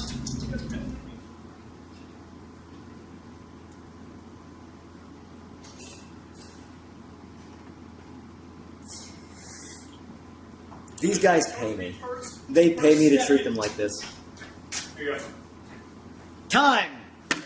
You have no watch. 20 seconds. Look, that's You owe me $40, bro. Jesus. Yep.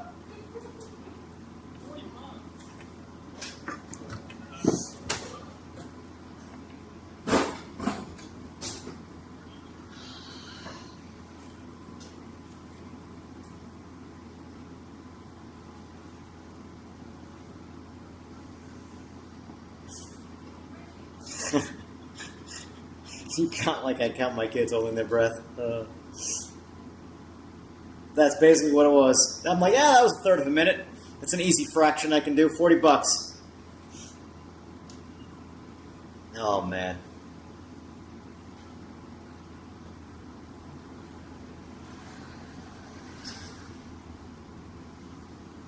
It is wild that these guys pay me.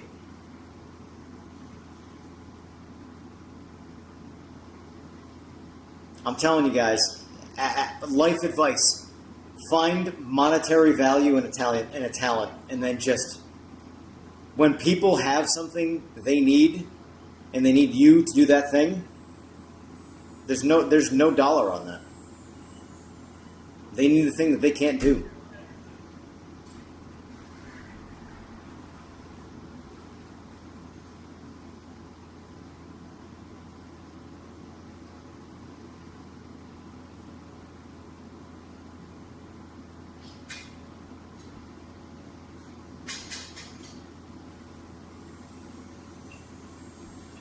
All these cervezas over here. Oh my god, look at this shit.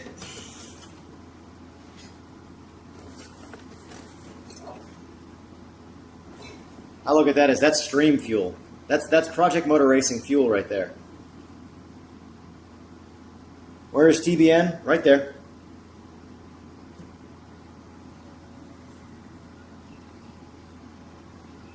Just chilling.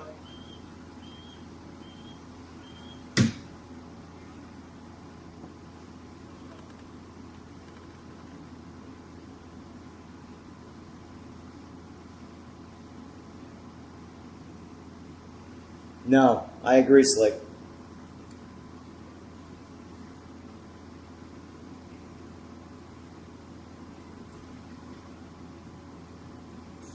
It's weird with like self-employment and life.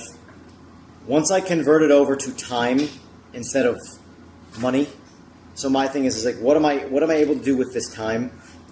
It's like life-changing.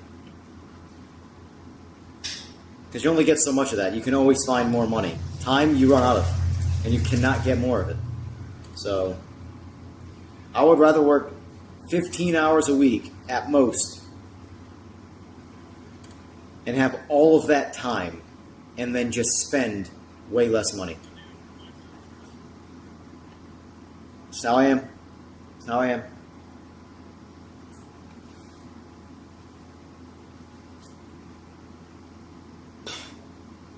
See what else they got in here.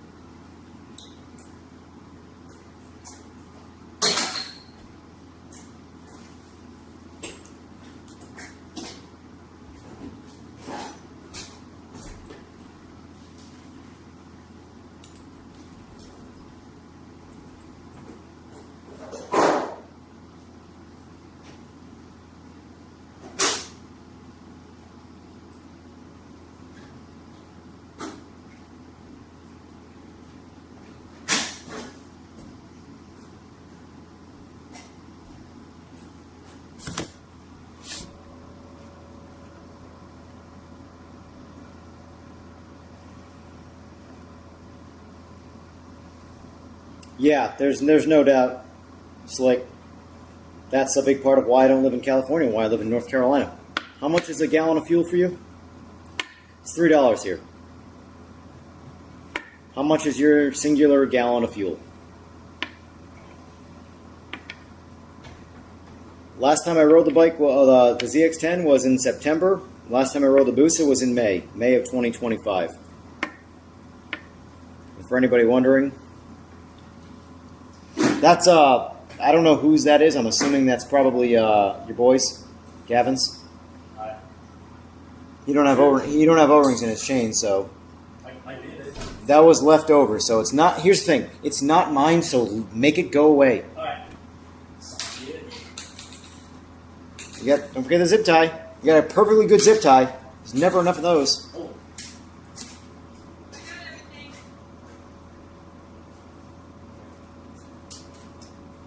I'm home.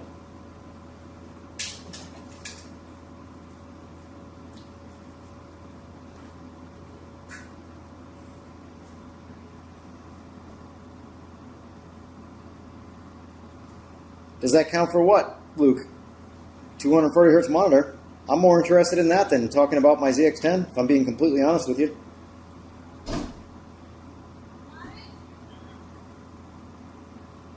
Oh, that's Gavin. That's your name on it on YouTube?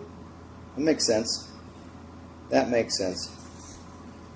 Explains the oil light that I left out. I was telling you I can't tell you about your own bike. Who knew?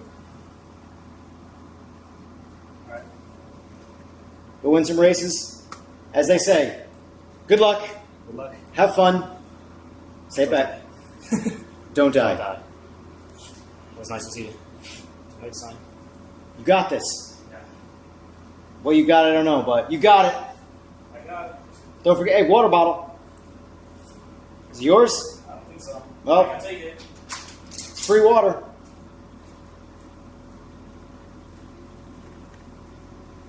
That's the way to be, Luke. That's all I do. Hold on, let me go turn my Busa on for the week. Hang on. Just to prove to people that it's alive. Yeah, I've heard some rumors of, that his bike just doesn't run. His bike doesn't run. I'm back. He's back. Why are you back? That's it. You better win. I'll win. You better win.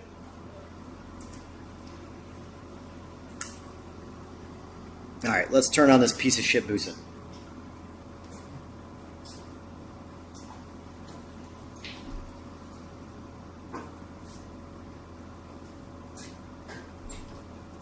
Does it run? I haven't ridden this bike since May of 2025. Battery still charged, that's good.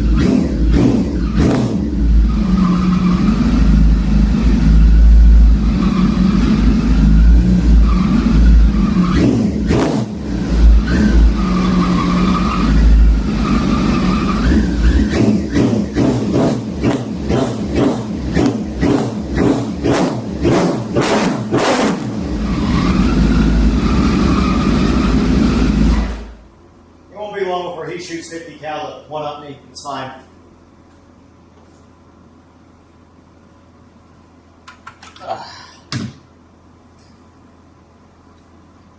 It won't be long before the neighbor decides to go shooting and make me look like a bitch.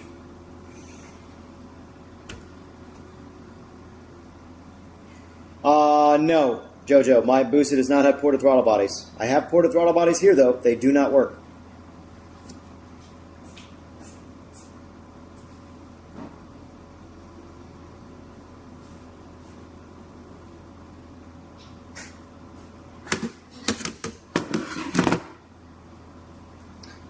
OEM?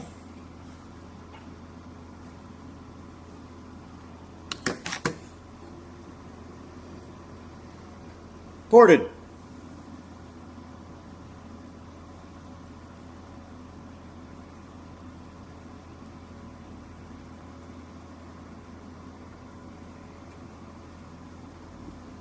Might be hard to see, but right there, they ported through the casting. Here, let me, there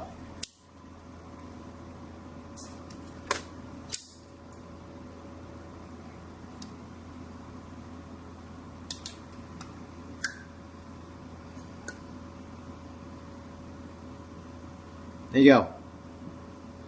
See the light coming through right there? That's the casting of the throttle body.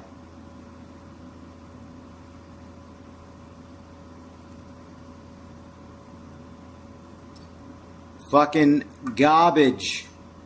No one does anything right, ever. Why did I succeed in my industry? Because everybody else sucks.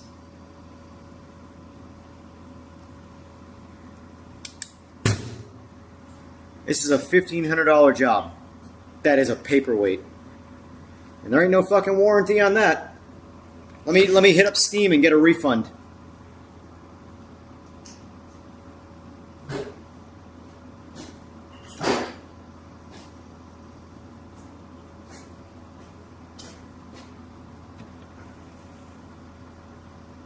Who was the smart guy that did that? Believe it or not, it wasn't his first job. He is a business. He is a business. It's frustrating. It's totally frustrating that, like, there's just nowhere to turn. But here's the other thing, though, too. What I know about naturally aspirated and stuff and just the way things work. If you mic up the cylinder head, the intake port of the cylinder head, and the throttle body housing, the smallest diameter of the throttle body is still bigger than the port of the opening port of the cylinder head. So there's only so much you're going to get out of a throttle body anyway.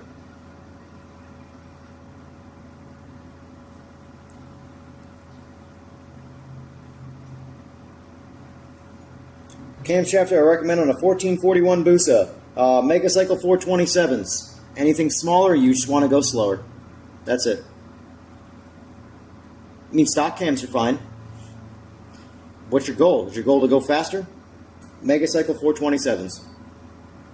As big a cam as you can possibly get. I want bigger cams for my Busa. If I was to change anything, it would not be the crank, it would be the cams. Skinny these days, appreciate that. Thank you. I've put on some comfort weight since I lost all my weight. I got down to 142. I should say, I believe I'm in the 60s right now.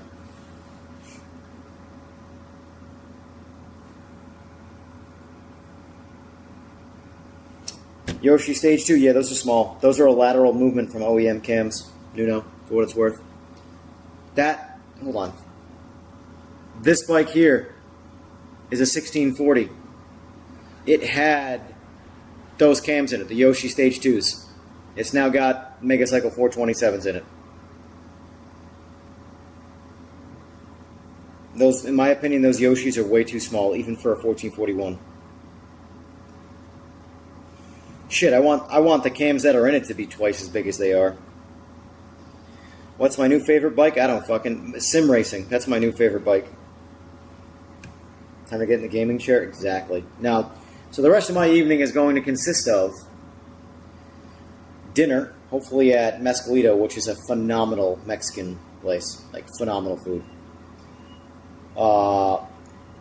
397 intake, 360. Yeah, exactly. The 427s are exactly that. 427s, twin 427s.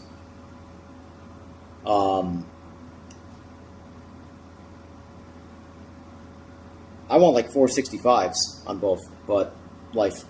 Anyway, the plan for the rest of my night is going to be dinner, hopefully at Mexican, if not, probably at home.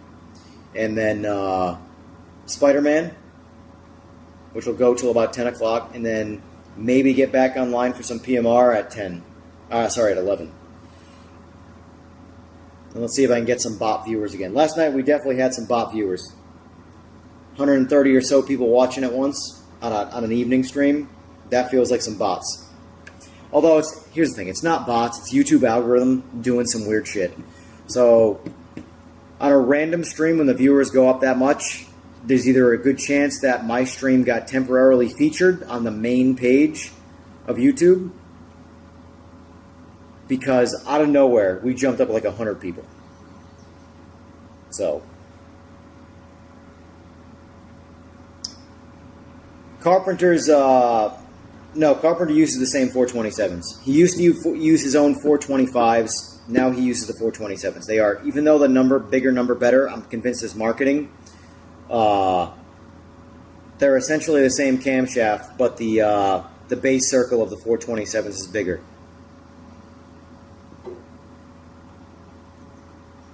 That's it. At least that's what they've told me. Who the fuck knows?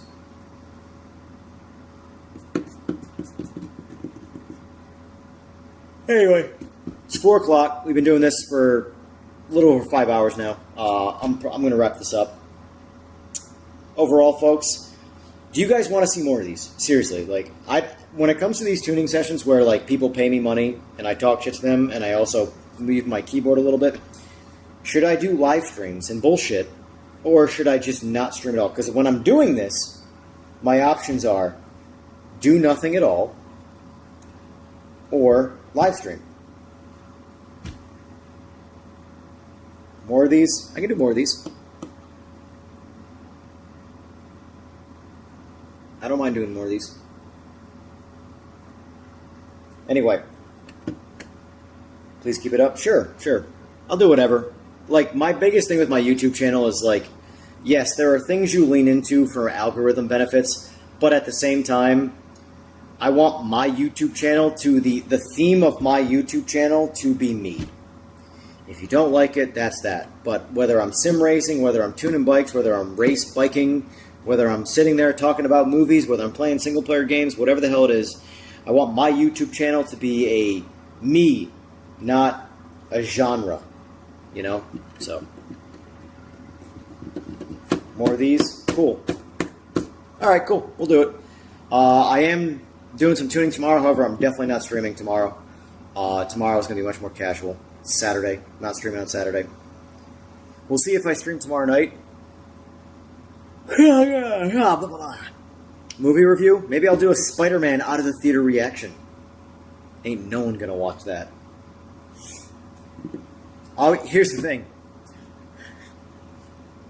I'll turn a Spider-Man out of the theater reaction into a debate about realistic tire physics. And I'll make it a controversial title. And I guarantee you that'll get views. Fucking hell. I won't watch, no spoilers. You better see it soon, man.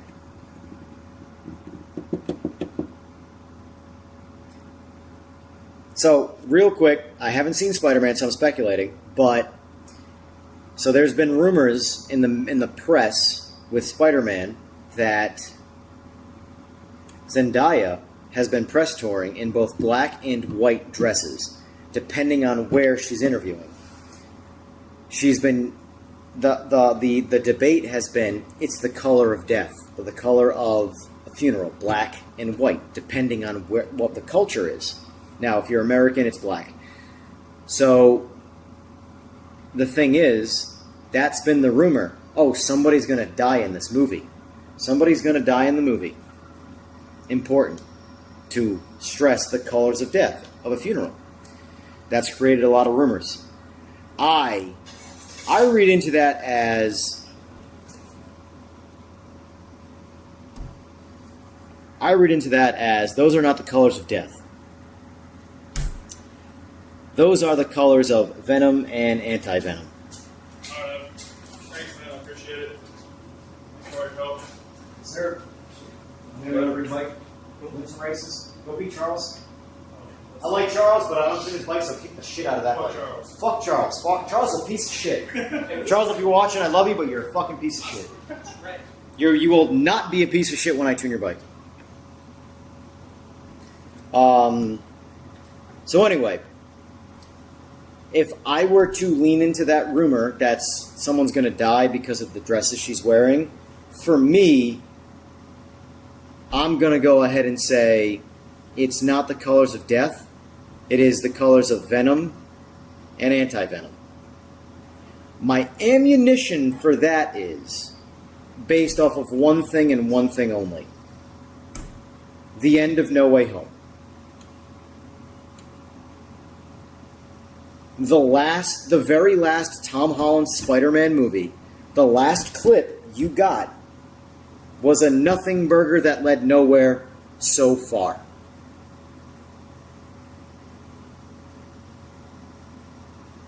Tom Hardy at the bar talking about Thanos just up and disappears, and then a little piece of Venom is left behind to introduce Venom to the MCU. That's it. That's my ammunition right there.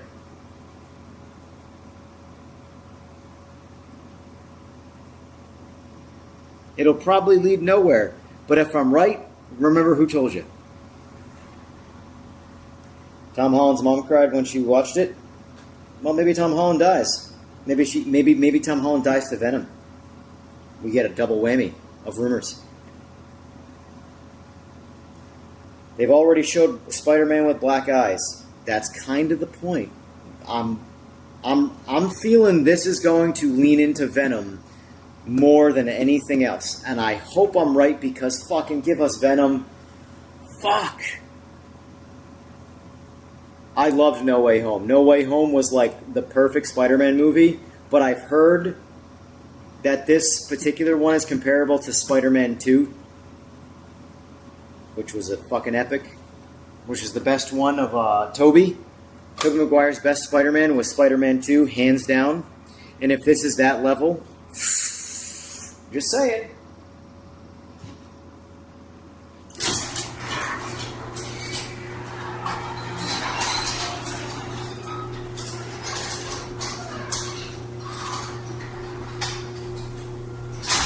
I think Venom when I see anything black associated with Spider-Man, yeah. Damn, when the camera refocuses up and rebalances or does the white balance with the garage shut, it's no sunlight. Wow. I'm not gonna lie, guys. If you are into the wanting to film with a webcam thing, the Insta360 Link 2 Pro, gotta get the Pro, is the tits. This thing looks good. Like, I'm looking at my stream. This is a webcam. I've always had the stigma that webcams are dog shit. This thing's good.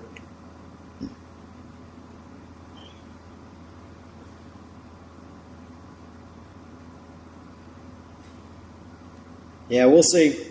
But anyway, alright guys, I'm going to call it. This has been fun. I'll do more of these. I don't know when my next schedule is for tuning, where it'll take up some time, but next week I'm probably going to jump back into comparing PMR to ACC. I really wanted, so there's two comparisons I really want to kind of spend some real time with on stream. I want to do GT3 in PMR versus ACC GT3. Like, really spend some real authentic time with it. I know I'm going to, here's the thing. One thing that's already working against ACC is the force feedback. I genuinely already right now like PMR's force feedback better than ACC. But I got to try and ignore that and really focus on the cars. And then the other comparison I want to do is PMR's Super V8 Commodore versus AMS2's Commodore. Because AMS2's Commodore fucking kicks ass. So, anyway. Okay, so I might be back streaming tonight. pay attention to my Discord. I'll announce it. For those of you guys who are in my Discord, if not, sign up. Until then, I'll be back then. If not, just pay attention to Discord. Just be in my Discord. Bike guy, car guy, whatever. I announce all of my streaming lives, not on Facebook, not on Instagram, but in my Discord. Just call me Straight 4 Studios, where I do all of my business through fucking goddamn Discord. Anyway, folks, it's been fun. Have a good one, and I'll see you soon. Take care.